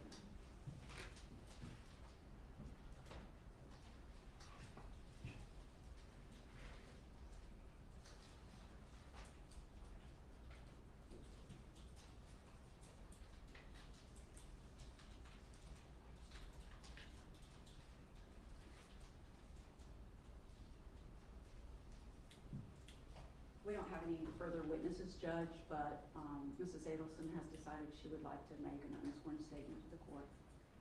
Unsworn? Yes, Judge. All of the witnesses. Unsworn? This afternoon, if she You have to be sworn in. Judge, case law indicates, confirms that the defendant has the right to make an unsworn statement prior to sentencing. The court, Rule 3.720B states the court shall. Since when? And evidence by the parties that are relevant to the sentence. A number of cases, Your Honor, that have interpreted this, especially in a capital case, as the defendant having a right to make an unsworn statement. This is a capital. Please give the citations. Yes, Your Honor. Excuse me. This ain't a capital murder. Smith versus It's not the death penalty. 268 Southern 3rd 831. It's from the first DCA in 2019.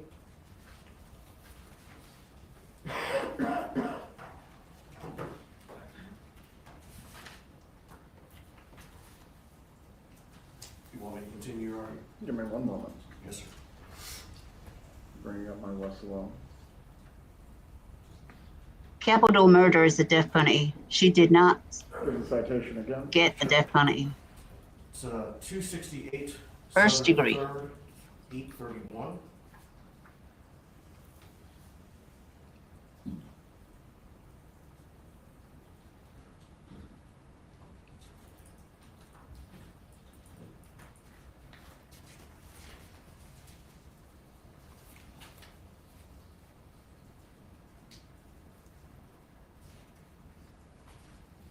She's only going to say, I'm innocent.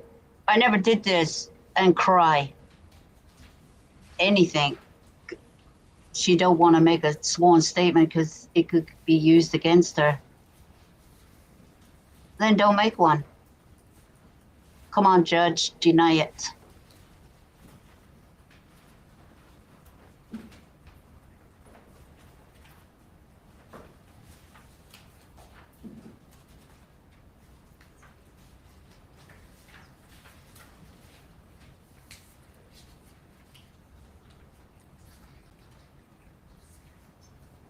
Which pinpoint site are you referring to in the case?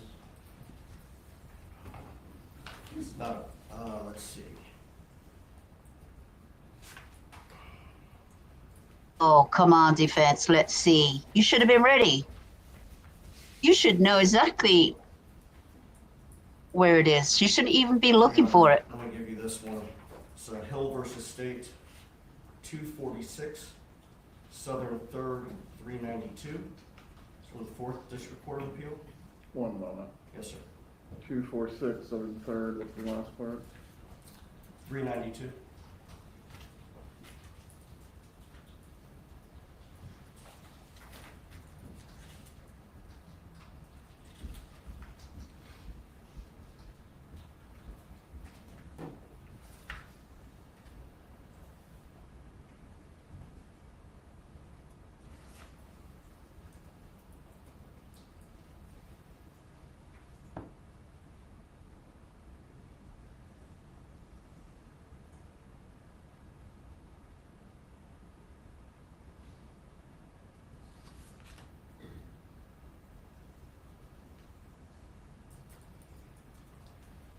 Well,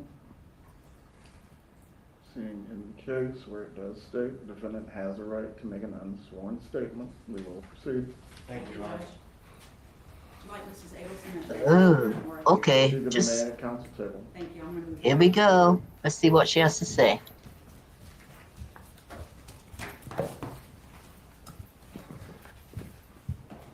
I need to speak loudly because this is not amplified. Okay. Is this loud enough, Judge? I can hear you. Thank you for letting me speak. My son-in-law, Dan Markell, was a fine and decent man. He was well-educated and passionate about his career. He was a good son-in-law, but more importantly, Till he was took a his caring life. and loving father. On July 18th, 2014, his car was followed, leaving his home. It should have been just like any other day, an ordinary day in the life of Ben and Lincoln's father, but it wasn't. He didn't know when he left his boys off at daycare that would be the last time he would see them, and the last time they would see him. He didn't know when he went to the gym afterwards that would be the last time he would exercise. And he didn't know when he drove home that his life would end within minutes.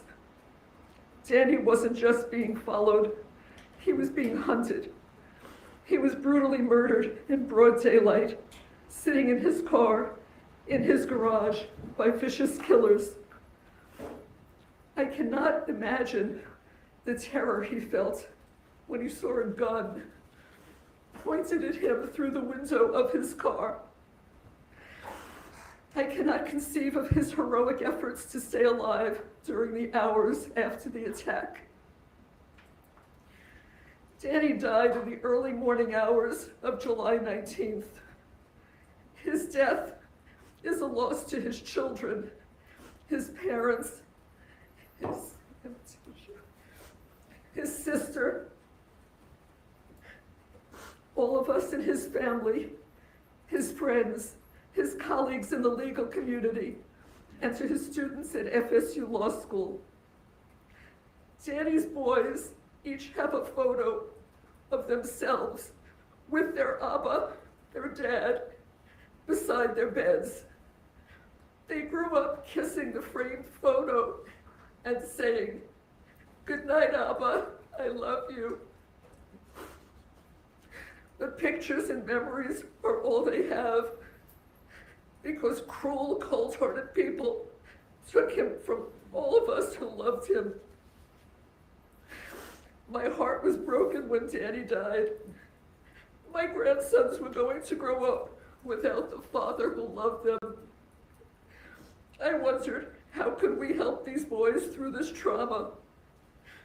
It was then that my husband and I knew that the best way to honor Danny's memory would be to share with these children an abundance of love, the love that Danny would have given them if he were alive. It is interesting how the state can't make up its mind about who is what they call the, quote, mastermind behind this murder. In both of Catherine Magbanowa's trials, the state claimed she was the mastermind behind Danny's murder. In my son Charlie Adelson's trial, they claimed he was the mastermind. And now in my trial, they claimed that I, this grandma, was the mastermind behind the murder. I had no idea that other people planned to cut Danny's life short. And the people who did this are exactly where they deserve to be. But I had no knowledge that this horrible, evil act was going to take place. If I had become aware of this plan before Danny was murdered, I would have stopped it. With not one iota of actual evidence, the state convinced a Tallahassee jury that I solicited and conspired with other people to have Danny killed. Where is the evidence prior to the murder? The evidence beyond a reasonable doubt that the state needed to prove their case. Where is the evidence before July 18th, 2014 at 10:50 in the morning? Before you continue, that Mrs. revealed- Adelson, as it relates to this statement, is the defense trying to re-argue the trial? No, Judge, just giving Mrs. Adelson an opportunity to be heard. Mrs. Adelson, you certainly can continue. However, the court can take into consideration the utter lack of remorse that you are displaying.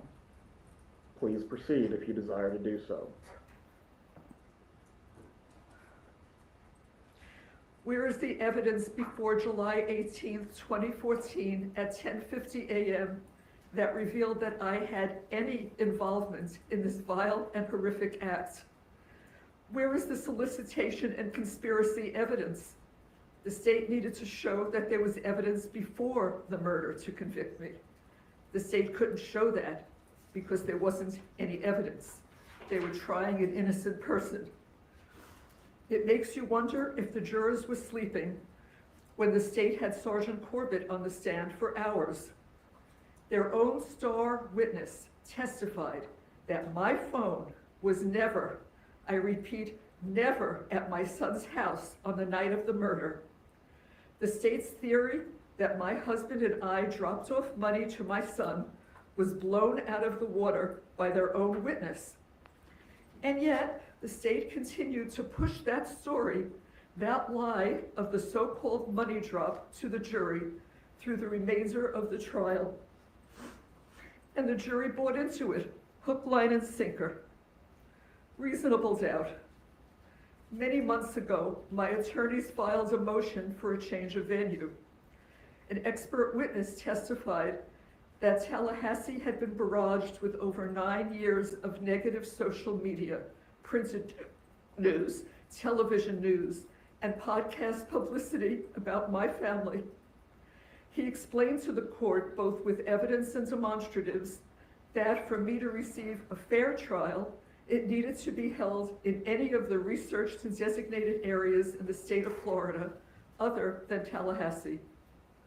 All I wanted was a level playing field, but the court wanted the trial here in the hotbed of Tallahassee.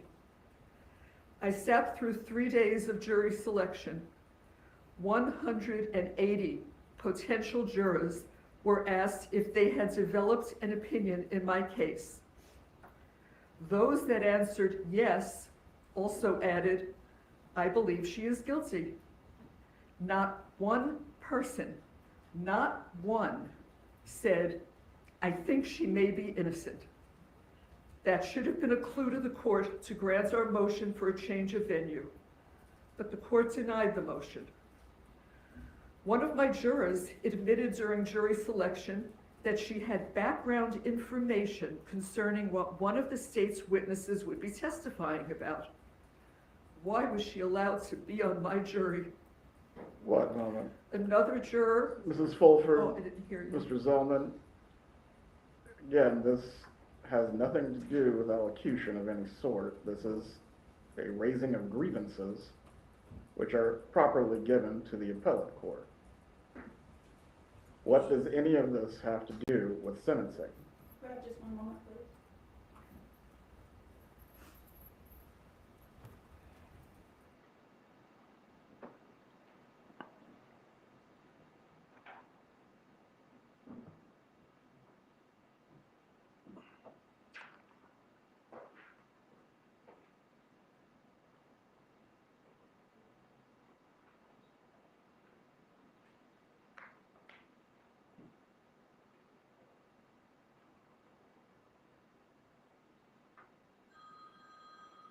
Turn that phone off or step out. Oh my God. Some people. Now the phone's ringing, guys. Turn that phone off or step out. You should have reminded everybody at the beginning.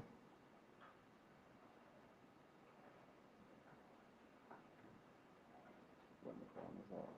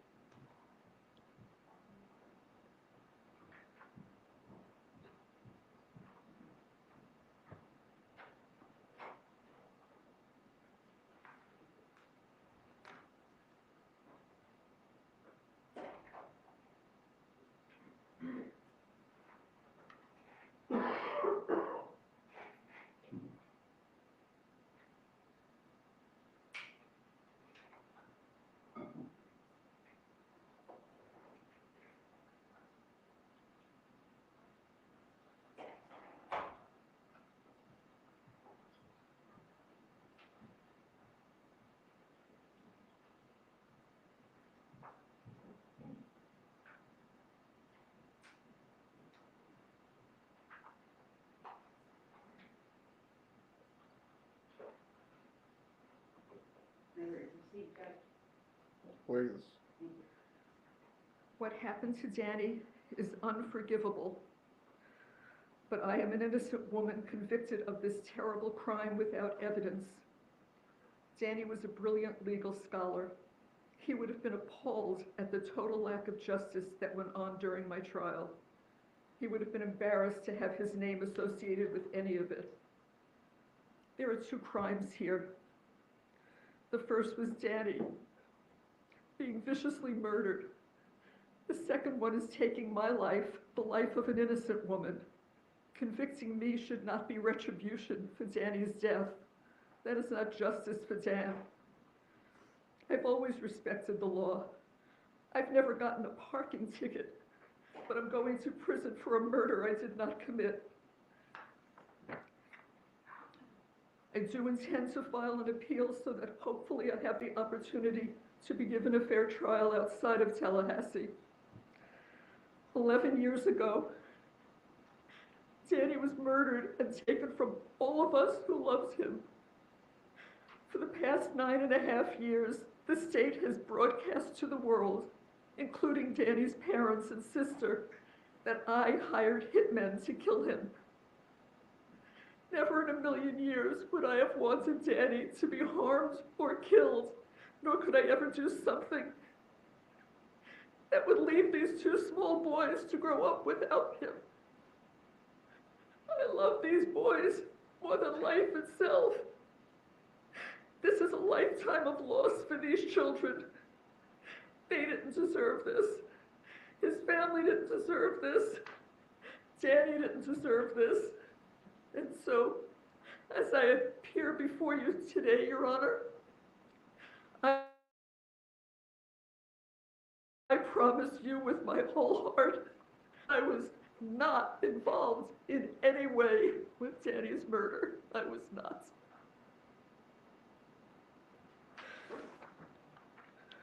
Defense have any further argument to make?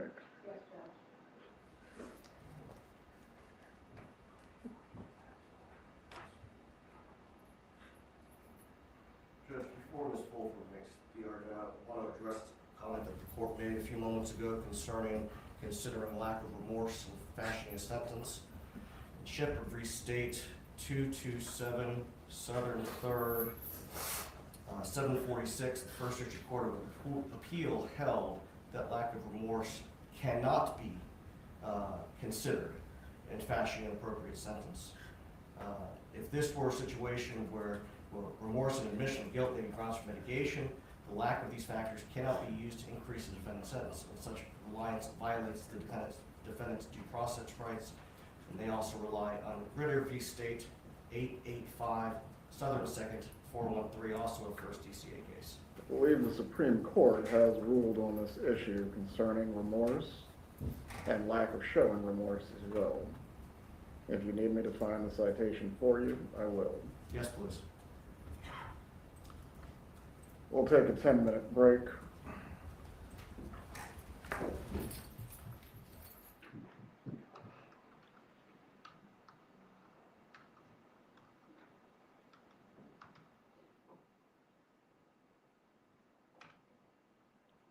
We'll resume at 4:16. Okay, guys, I got a break.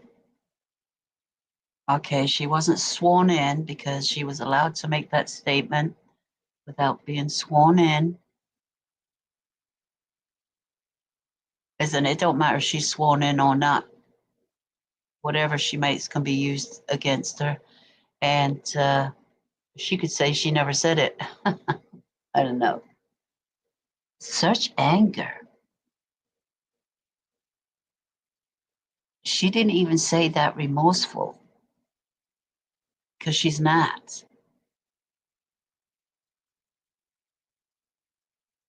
She says there's not one shred of evidence that she had anything. Look at her shaking. She didn't even have to wear her damn glasses to read that. You know, those glasses are waste of time. She didn't even need her glasses. Not one shred of evidence. Well, that's funny. That's funny. Oh, in Katie's trial, you know, they were the ringleaders, and Charlie, he was the ringleader, and now I'm the ringleader. The monarch.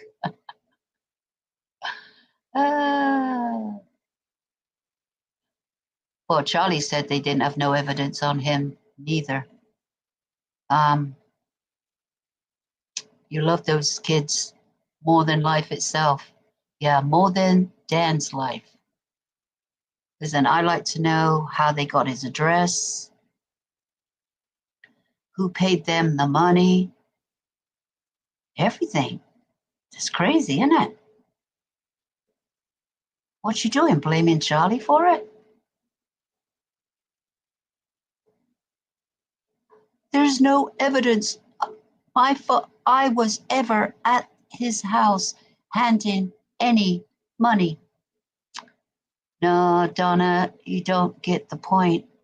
You see, you never said you were anywhere near that house, but you were. Your phone was pinging near his home, outside his home, very close to his home, when you weren't supposed to be anywhere near his home. Yeah. And Charlie never said he washed the money. He never said he washed the money. But the money was wet.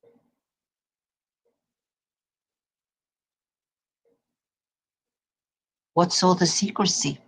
Oh, I never said a bad word about Dan. I loved him. This Hyenas.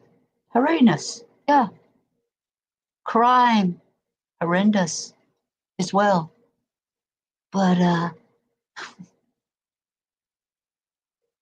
all the bad words that you said about him, all the mean things, you said what you were going to do with those kids, change their religion.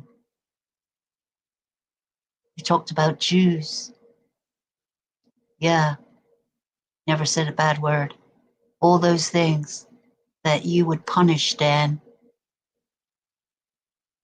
You would make him see it your way. Yeah, how nice of you, Donna. How nice of you. You know, I don't think I've ever seen hardly any people convicted saying they were guilty unless they admitted to it, took a plea deal, and things like that. And there are people that were sorry when they got convicted. They were remorseful. I gotta fly. I gotta get that fly. It's bothering me. It's a big fly. Yeah. I wonder why she didn't want to be sworn in. That's weird. She just wants it her way. She thought that if they didn't get sworn in, she could say anything she wants, but that judge did try to stop her and said, he tried to edge her on. Are you going to say anything remorseful? There wasn't a lot, except she blamed the jury. She blamed the county. They said if it had been moved out of the county, she would have been found innocent. We don't know that. We'll never know that. The evidence was there. That's the thing. The evidence was there. And she's got to accept that. You know, Harvey and Donna are very angry today, very angry. Well, maybe so. Because, you know, she's going to prison for a very long time, and it will take a long time for appeals to get a new trial, to appeal a conviction, you know, all that. That's if it ever happens. In most cases, it does not. Look where Charlie is right now. Where is he? She's still got a long way to go till she gets that appeal.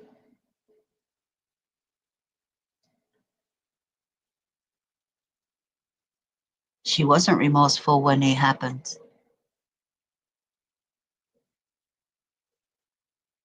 And she said that the Markles are lying about the grandchildren. They're not lying. That was the truth. They have evidence. They had to go to court. They weren't allowed to see them kids. They had to have supervised visitation when they did see them kids. Like, Donna, you could be trusted, but they can?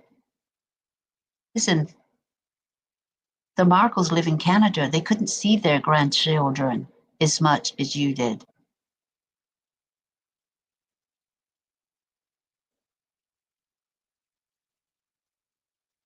They couldn't even have their grandchildren in Canada. You couldn't even let them go to Canada to visit on holidays or anything. No, you wouldn't even let them leave the country. They had to change the law. It took time for them to change the law and have their rights. And when they did, you still broke the court orders. That one time, when they were allowed visitation, they came knocking at the door. They opened the door a crack and said, well, now you've seen them. Goodbye. Because the court order said, I only got to let you show the kids, and I did. See, that's the games they played. See, it wouldn't be so bad if you didn't play those games. It wouldn't have been looking so bad that you wanted to erase Dan, erase his parents from their kid's life.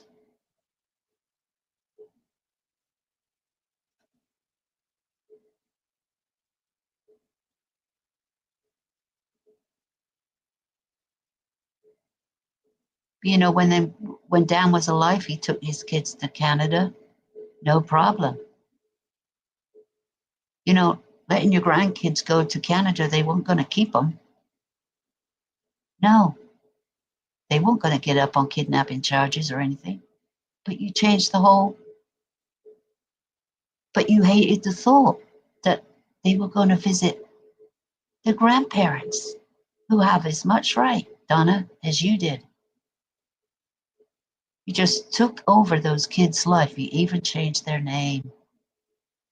You erased the Markle name. Now that's odd, isn't it? That's odd, to say the least. You even changed your kid's middle name. Wendy, oh, would these kids have memories? When does the memory start? You know, remembering.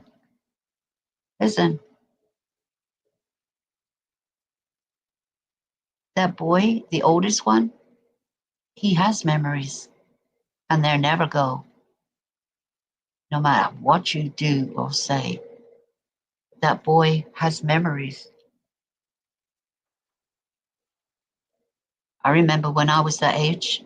I remember my first day at school, walking to school. I remember a lot of things. You think these kids got memories? You bet they have memories. Review Davis. Briefly, Your Honor, Davis was not a capital case.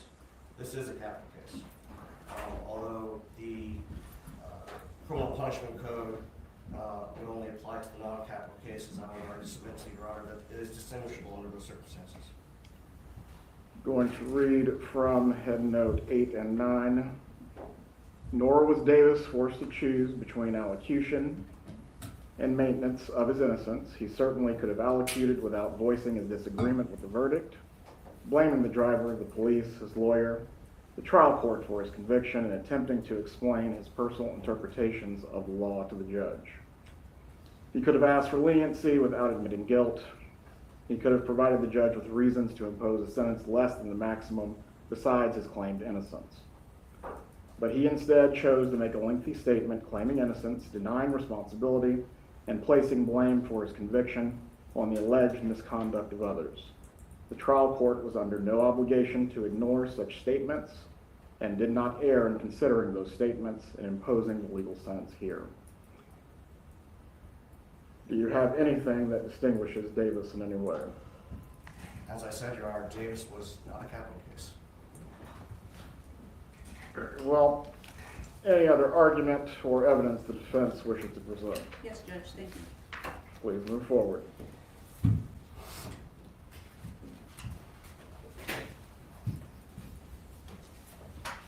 Your Honor, we're aware that in count one, the court has no choice but to sentence Mrs. Adelson to life for the first-degree murder charge.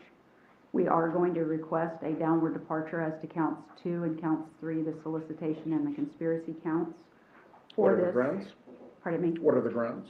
Yes. The grounds are, one is non-statutory, and that's disparity in the treatment between co-defendants. And the second reason is statutory, and it is Florida Statute 921.00262B. The defendant was an accomplice to the offense and was a relatively minor participant in the criminal conduct.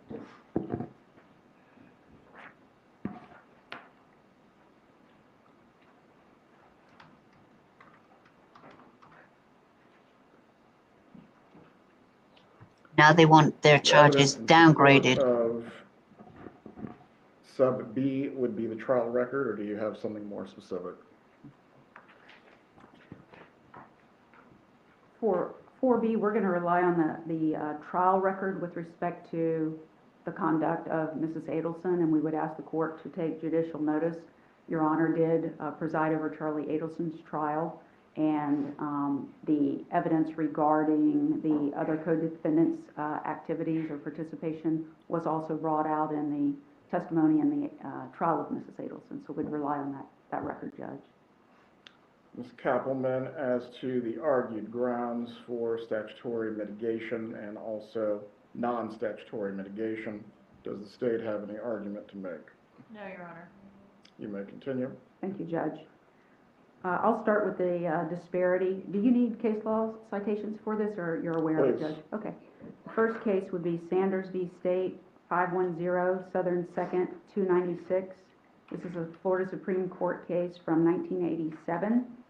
One moment. 510 Southern 2nd. What was the other part of the citation?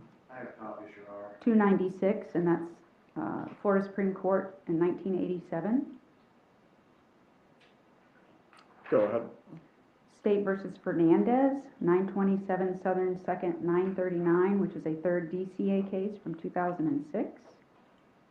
Yeah, for sure. You may.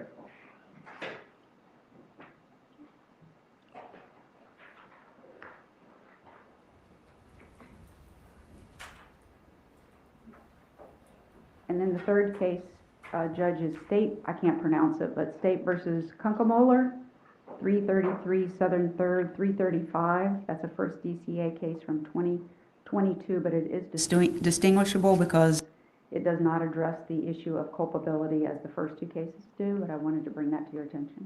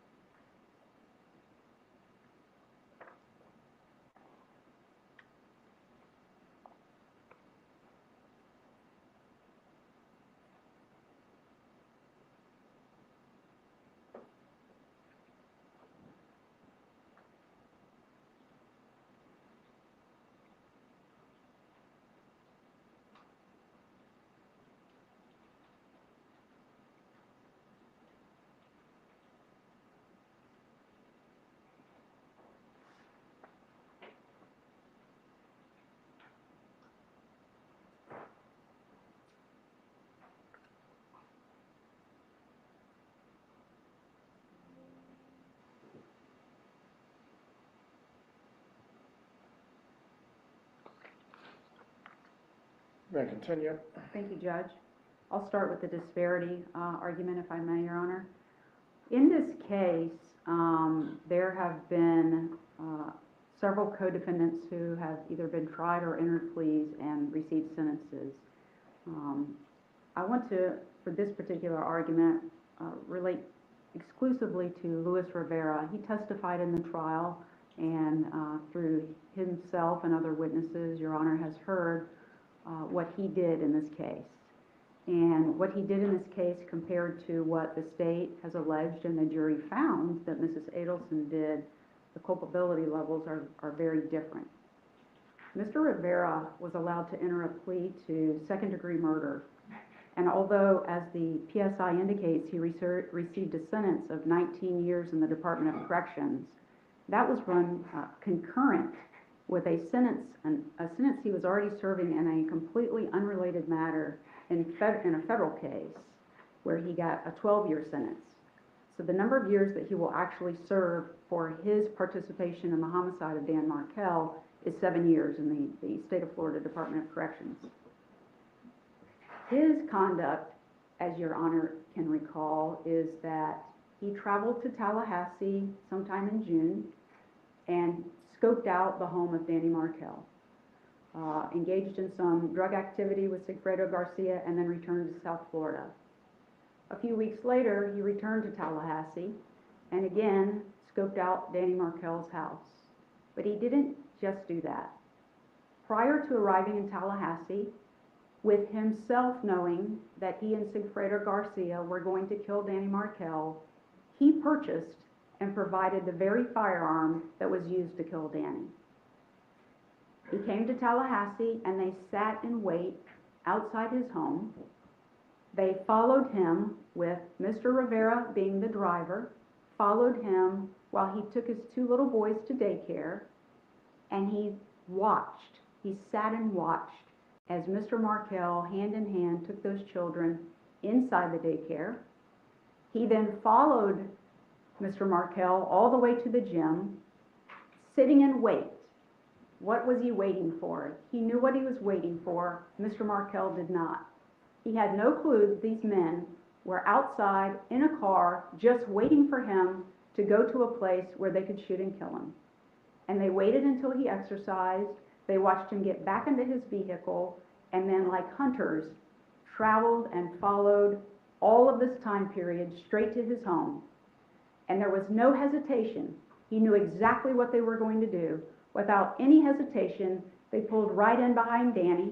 Danny's car was still running, the garage door was up, and Sigfredo Garcia exits the car and shoots Danny Markell, having done nothing to these men, in the head twice. How Mr. Markell survived, I don't know. But then Luis Rivera is the getaway driver. They flee the scene, they flee Tallahassee, and then Mr. Rivera stops to allow Sigfredo Garcia to dispose of the murder weapon, which has never been found. And then he drives back to South Florida like nothing has happened, purchasing motorcycles and cars, but most importantly, getting paid for the work that he's just done. The payment came from Catherine Mangbanawa, and I'll address her in the next segment. The point here is, Judge, that over time, reading different things, you've heard a lot of arguments about what Mrs. Adelson's participation allegedly was. But when it comes down to it, and I didn't mention, but Luis Rivera did have an extensive criminal history at the time that he committed this offense. What actually came out at trial with respect to Mrs. Adelson, and I'm saying this, understanding, as you've learned, that Mrs. Adelson still maintains that she is innocent of this conduct. But what the state was able to show through their testimony and evidence was that the role that she played, according to them in the prosecution, was very minimal. The evidence showed that she was very upset when relocation was denied in 2013, not knowing that her daughter had agreed to it, not knowing that until she sat here in trial hearing her daughter's testimony. She wrote some very ugly emails. She said some very ugly things. But in not one of those emails did it ever say that she wished harm upon Danny Markell. And this was in 2013. The evidence was presented by the state that was over a year later that Danny was killed after relocation had been denied.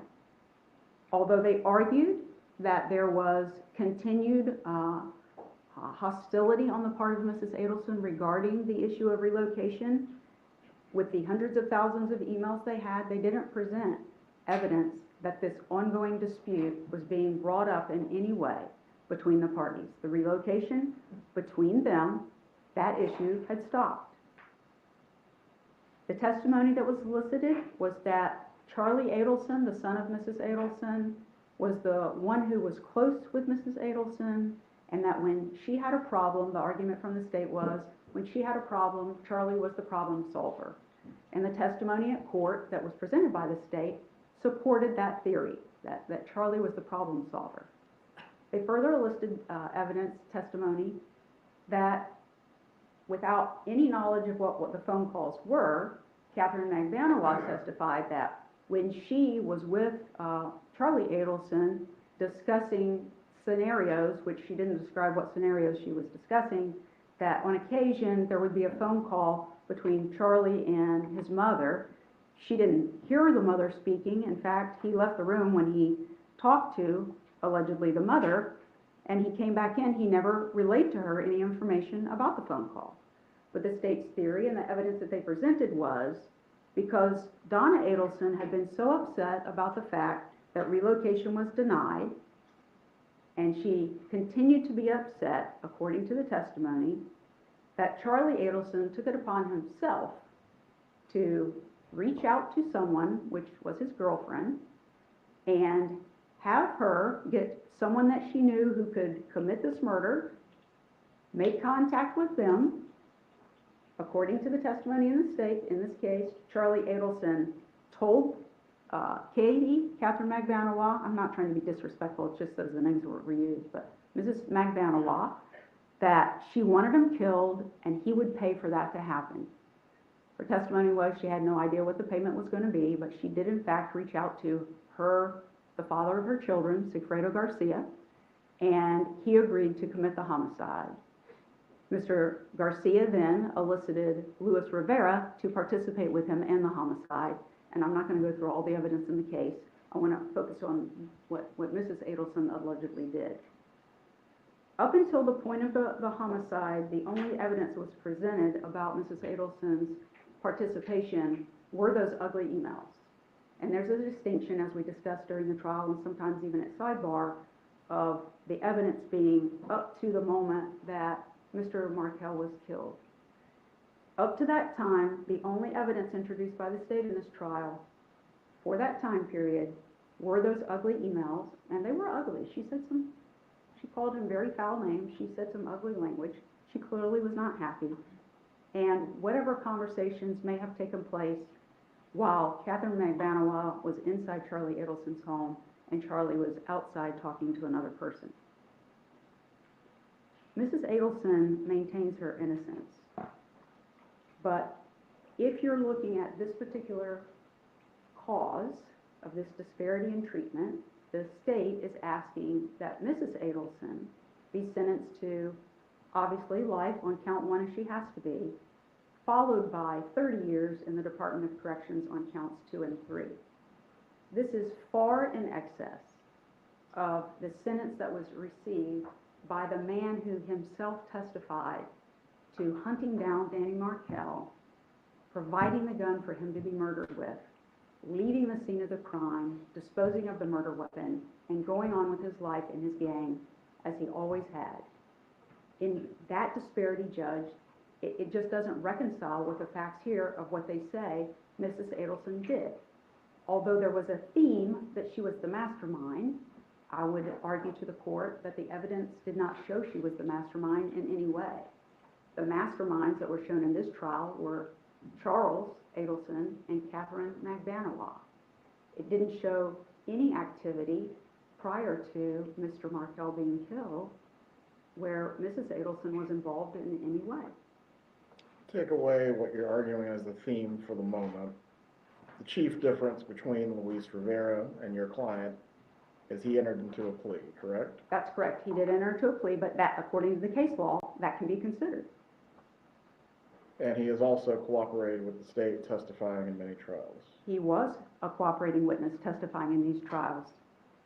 Mrs. Adelson not only has maintained her innocence, she was never offered anything from the state. Please continue. On the statutory basis that the defendant was an accomplice to the offense and was a relatively minor participant in the criminal conduct, some of what I've just argued applies to this one as well, Your Honor. But what I wanted to point out here were the ones that we didn't discuss. So Sigfredo Garcia was found guilty at trial, first-degree murder and conspiracy. His sentence was life on the homicide and an additional 30 years consecutive for the conspiracy count. He is the one who rode in the car. He is the one who obtained Luis Garcia to go with him. He is the one who sat in the seat knowing he was going to exit the car while they hunted down Danny Markel. And he's the one who got out and shot Danny Markel in cold blood. Left like nothing had ever happened. Along the way, made many stops, including getting out to hide the murder weapon, and then went on with his life. The killer is getting the same sentence that the lesser participant, the state is suggesting, get as well. Life in prison on count 1, followed by 30 years for the conspiracy and solicitation. Luis Rivera, I've already told you what his role was. Catherine Magbanawah got the information from Charlie Adelson according to the evidence, and at his request obtained someone, Sigfredo Garcia, to do the killing. She is the one who coordinated between Charlie Adelson and Sigfredo Garcia and Luis Rivera. Although she testified that she didn't know Luis Rivera was involved until after it was over, the evidence that the state submitted clearly contradicts that. She was communicating with Luis Rivera before, closely to the homicide, and then shortly thereafter. She's the one that spoke to him. She was sentenced on the first-degree murder to life in prison, and on the solicitation and conspiracy, she was sentenced to an additional 30 years. It was run consecutive. Again, the same sentence that they're asking for on Mrs. Adelson is the sentence that this woman who heard the request for a homicide, found the person to commit the homicide, stayed in communication with both of the individuals who are responsible for killing Danny Markel, followed up with them and provided payment to them, and then took payment back from them for her to keep for herself. She was also paid in this. She participated, knew it was happening. They had proof that she knew it was happening. That was submitted to the court. All of that evidence clearly distinguishable from the conduct that they presented in evidence about what Donna Adelson did. Charlie Adelson, according to the testimony in this trial and his own, Charlie Adelson wanted Danny Markel dead.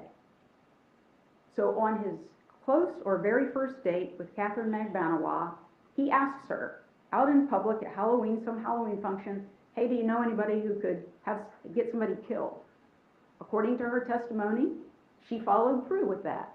With Charlie Adelson, never with Donna Adelson, never communicated with her in any way about this. She worked then, if that's what happened and that's what's been testified to, she worked with Charlie Adelson from October of 2013 until Danny Markel was brutally killed in July of 2014. That entire period, and there's evidence, she admitted to most of it, to her conduct, and there's evidence that was presented in this trial and Charlie's that that's what happened. They made this plan, and that his stapled money was used to pay the killers in this case some $130,000 in cash that was divided up amongst Sigfredo Garcia. Sorry, my mouth is getting dry. Excuse me. Go ahead.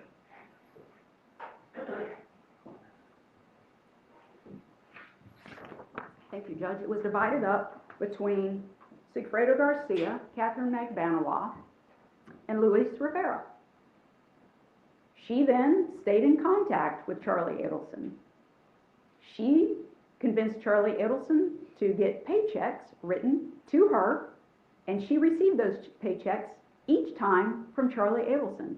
So for what Catherine Magbanua did and what Charlie Adelson did, the evidence in this case shows it went far beyond what the state's evidence showed that Donna did, up to and including the time that Danny was killed.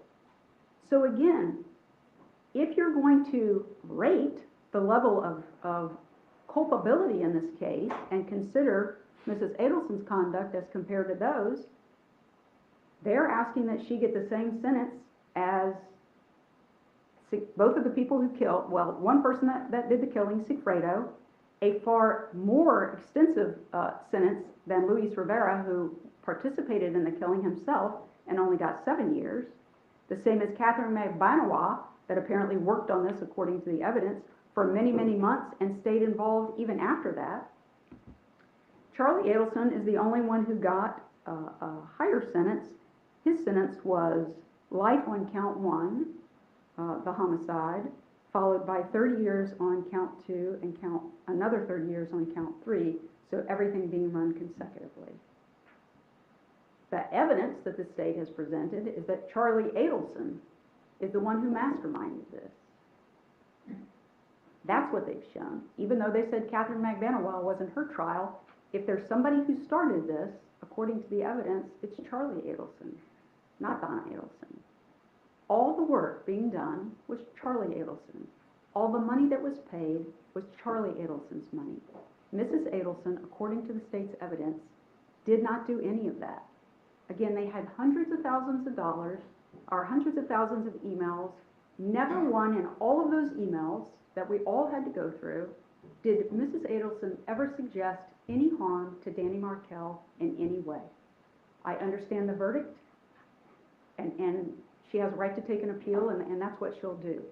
But the evidence in what was argued is very far different in theory than what was actually presented to this jury.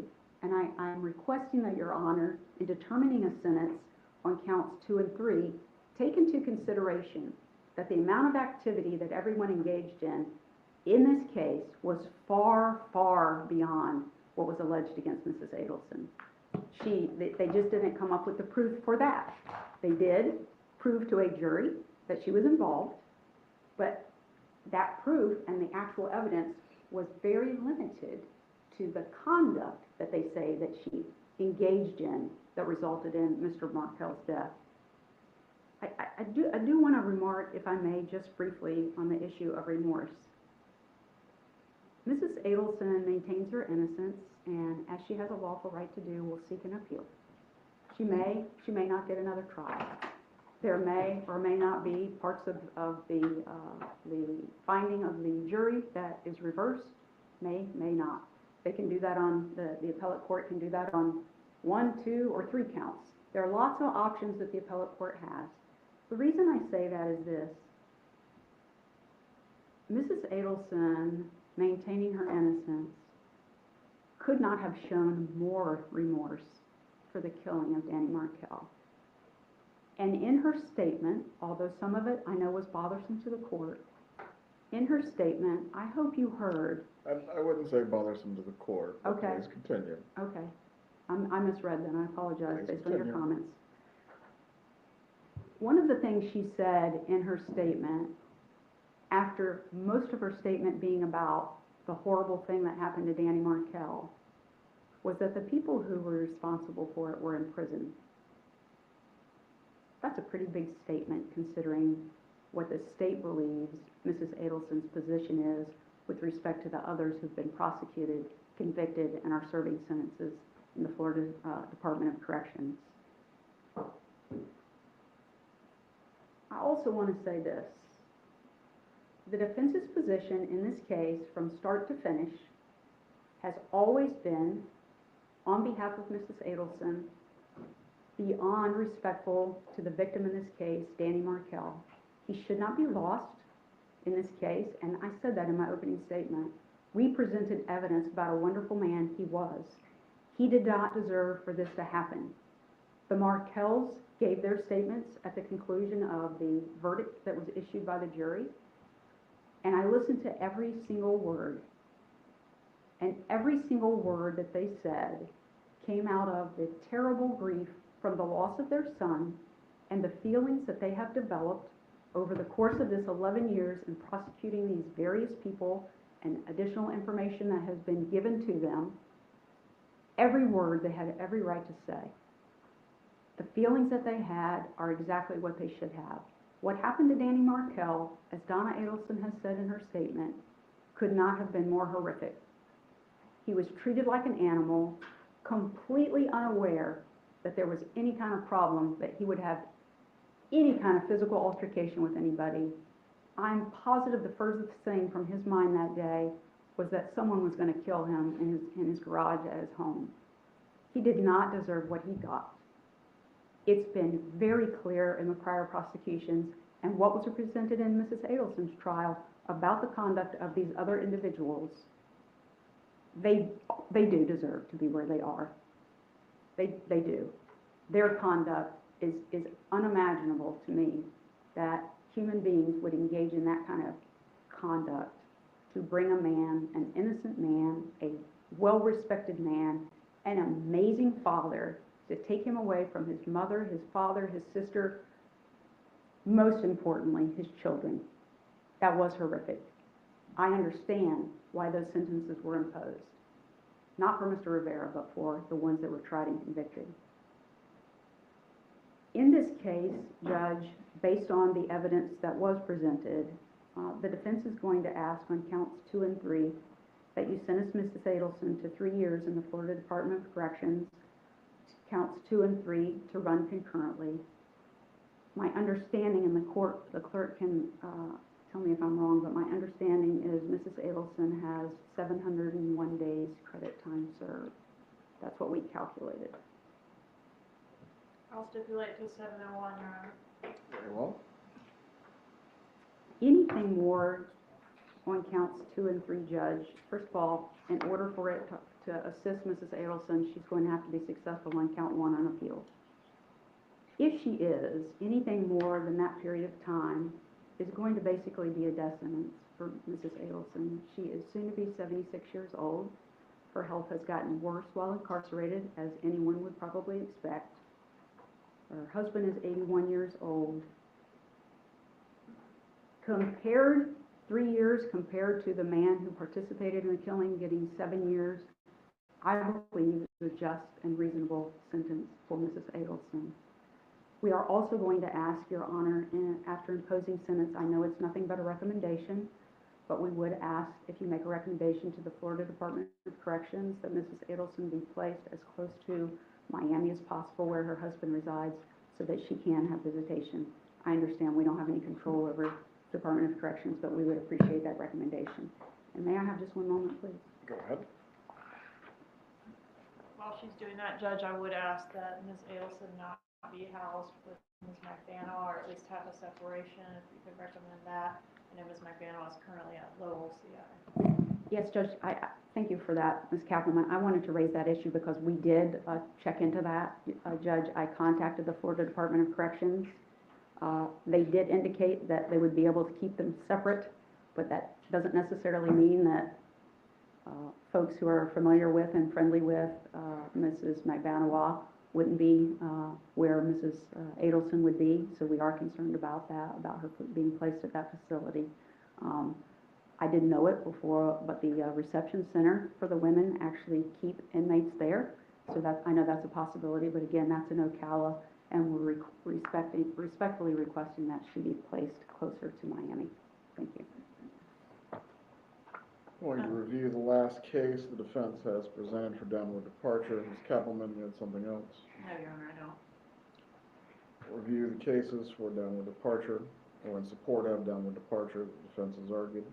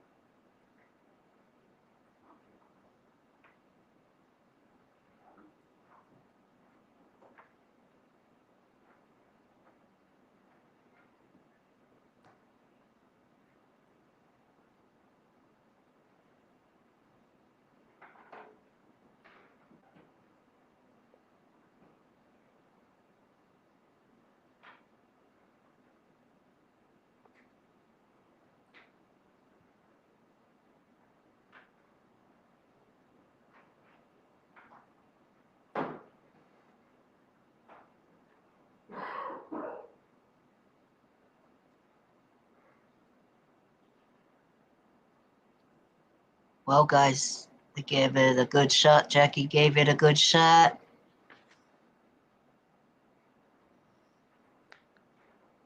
She had a guilty verdict, and the sentence was life, mandatory life. Do you think this judge is going to drop mandatory life down to a few years?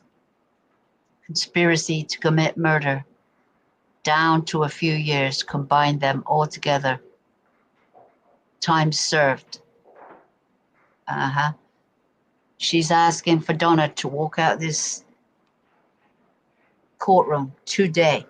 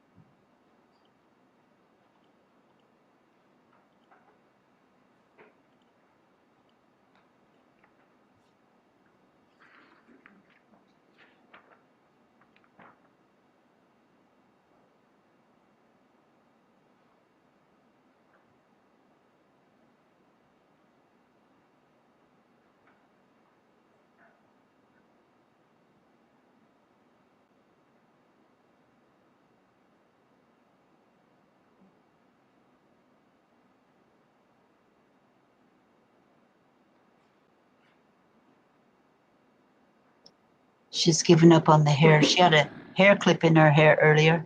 It's not in there anymore.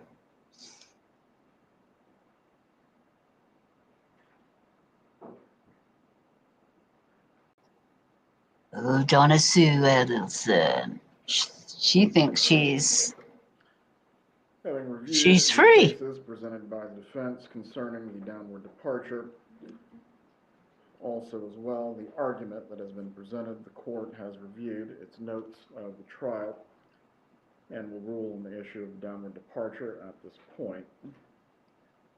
Florida Supreme Court has a two-part test concerning whether a downward departure should be granted or could be granted by the trial court. The first is whether the trial court can impose a downward departure sentence based on a valid legal ground proven by a preponderance of the evidence.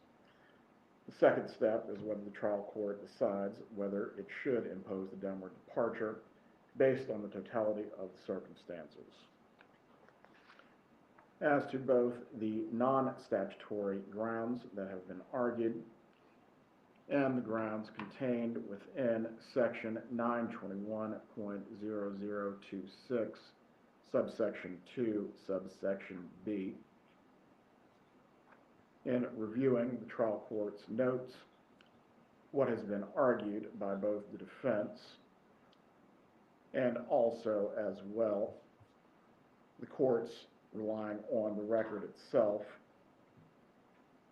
court will find that there is a ground for non-statutory downward departure, but it declines to exercise its discretion. As to the statutory ground, I will find that both the defendant was an accomplice to the offense and a relative minor participant in the criminal conduct. I will find that has not been proven, but in addition to, the court would still decline to exercise its discretion. As to the sentence in this matter, Ms. Adelson, please rise.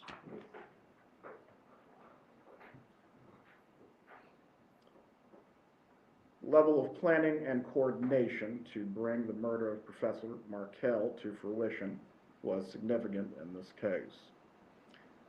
These were not crimes of chance or opportunity, and these crimes also required you to conspire with your son and others. You certainly can choose to deny your involvement and maintain innocence. The court finds the evidence in this case is clear. You will be sentenced accordingly this afternoon.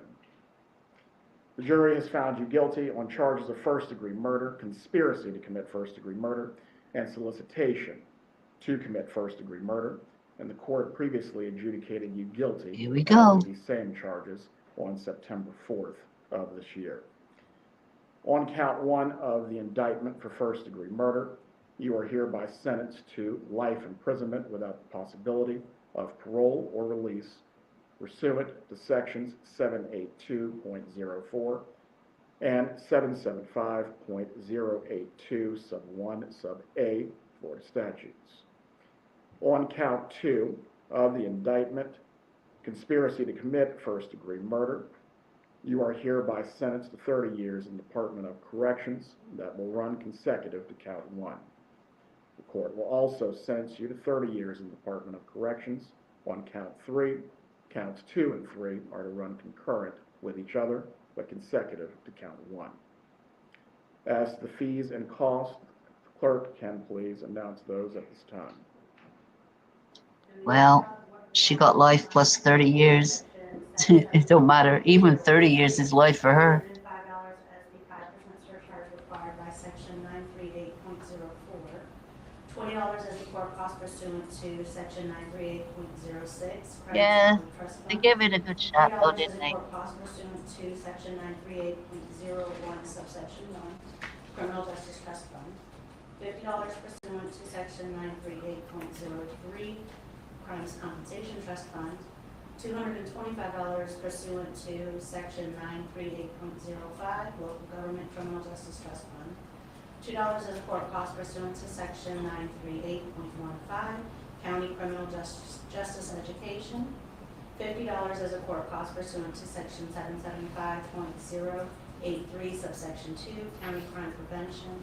$65 as a court cost pursuant to section $1.185 county additional court costs and $3 as a court cost pursuant to section 938.19 team court assessments.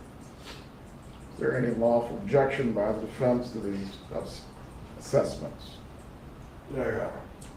There's Harvey. At this time, the Say cost of goodbye to your wife. execution, the court will reserve jurisdiction on to determine for 60 days. If a Please hearing don't is to take send her place concerning this matter, to South Miami. Get her out of the state of Florida. as the defense's request for the court to make a recommendation to the Department of Corrections to place Mrs. Adelson in a facility near Miami-Dade County. I have no problem making this recommendation. The Department of Corrections will have the final say because this is an administrative matter. I will also recommend to the department that Mrs. Adelson is not to be placed in any unit or facility that would also house Catherine McBanawa.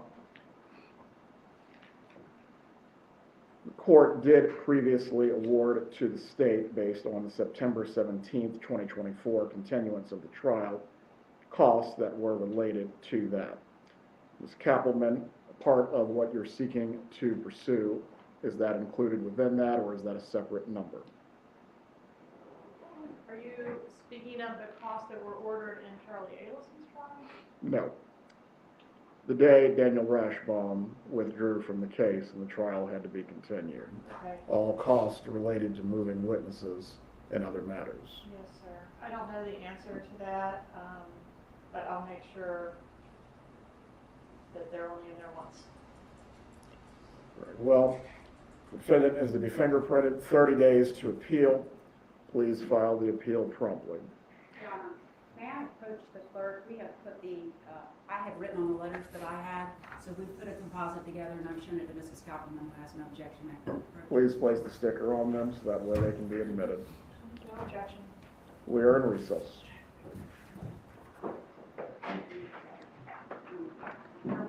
And Donna is about to get fingerprinted. Here we go, finally. Fingerprints. Do we see it? Come on.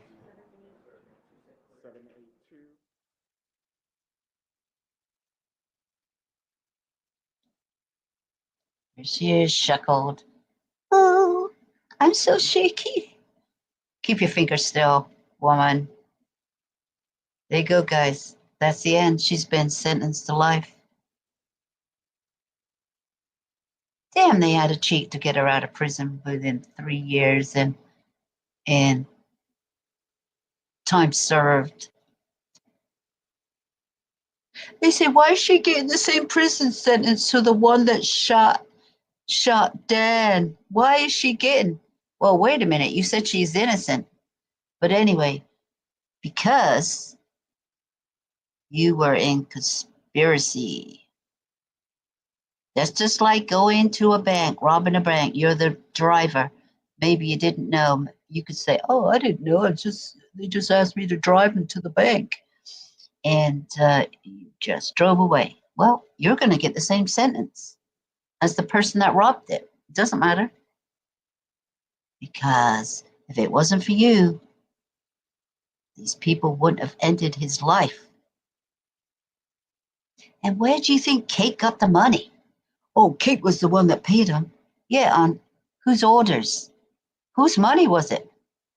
That's the thing. Kate didn't have no money.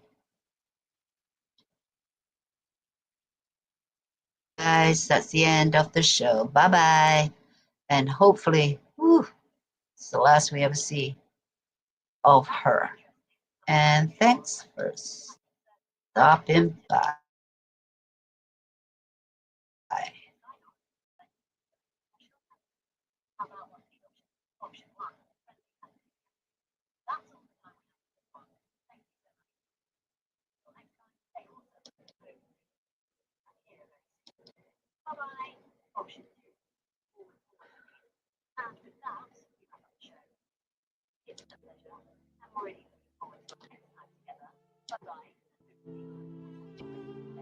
Option 3. And advise of having fun. That's it for the show today. Bye bye. And see you again for the next one. Which one of those sounds like the right show?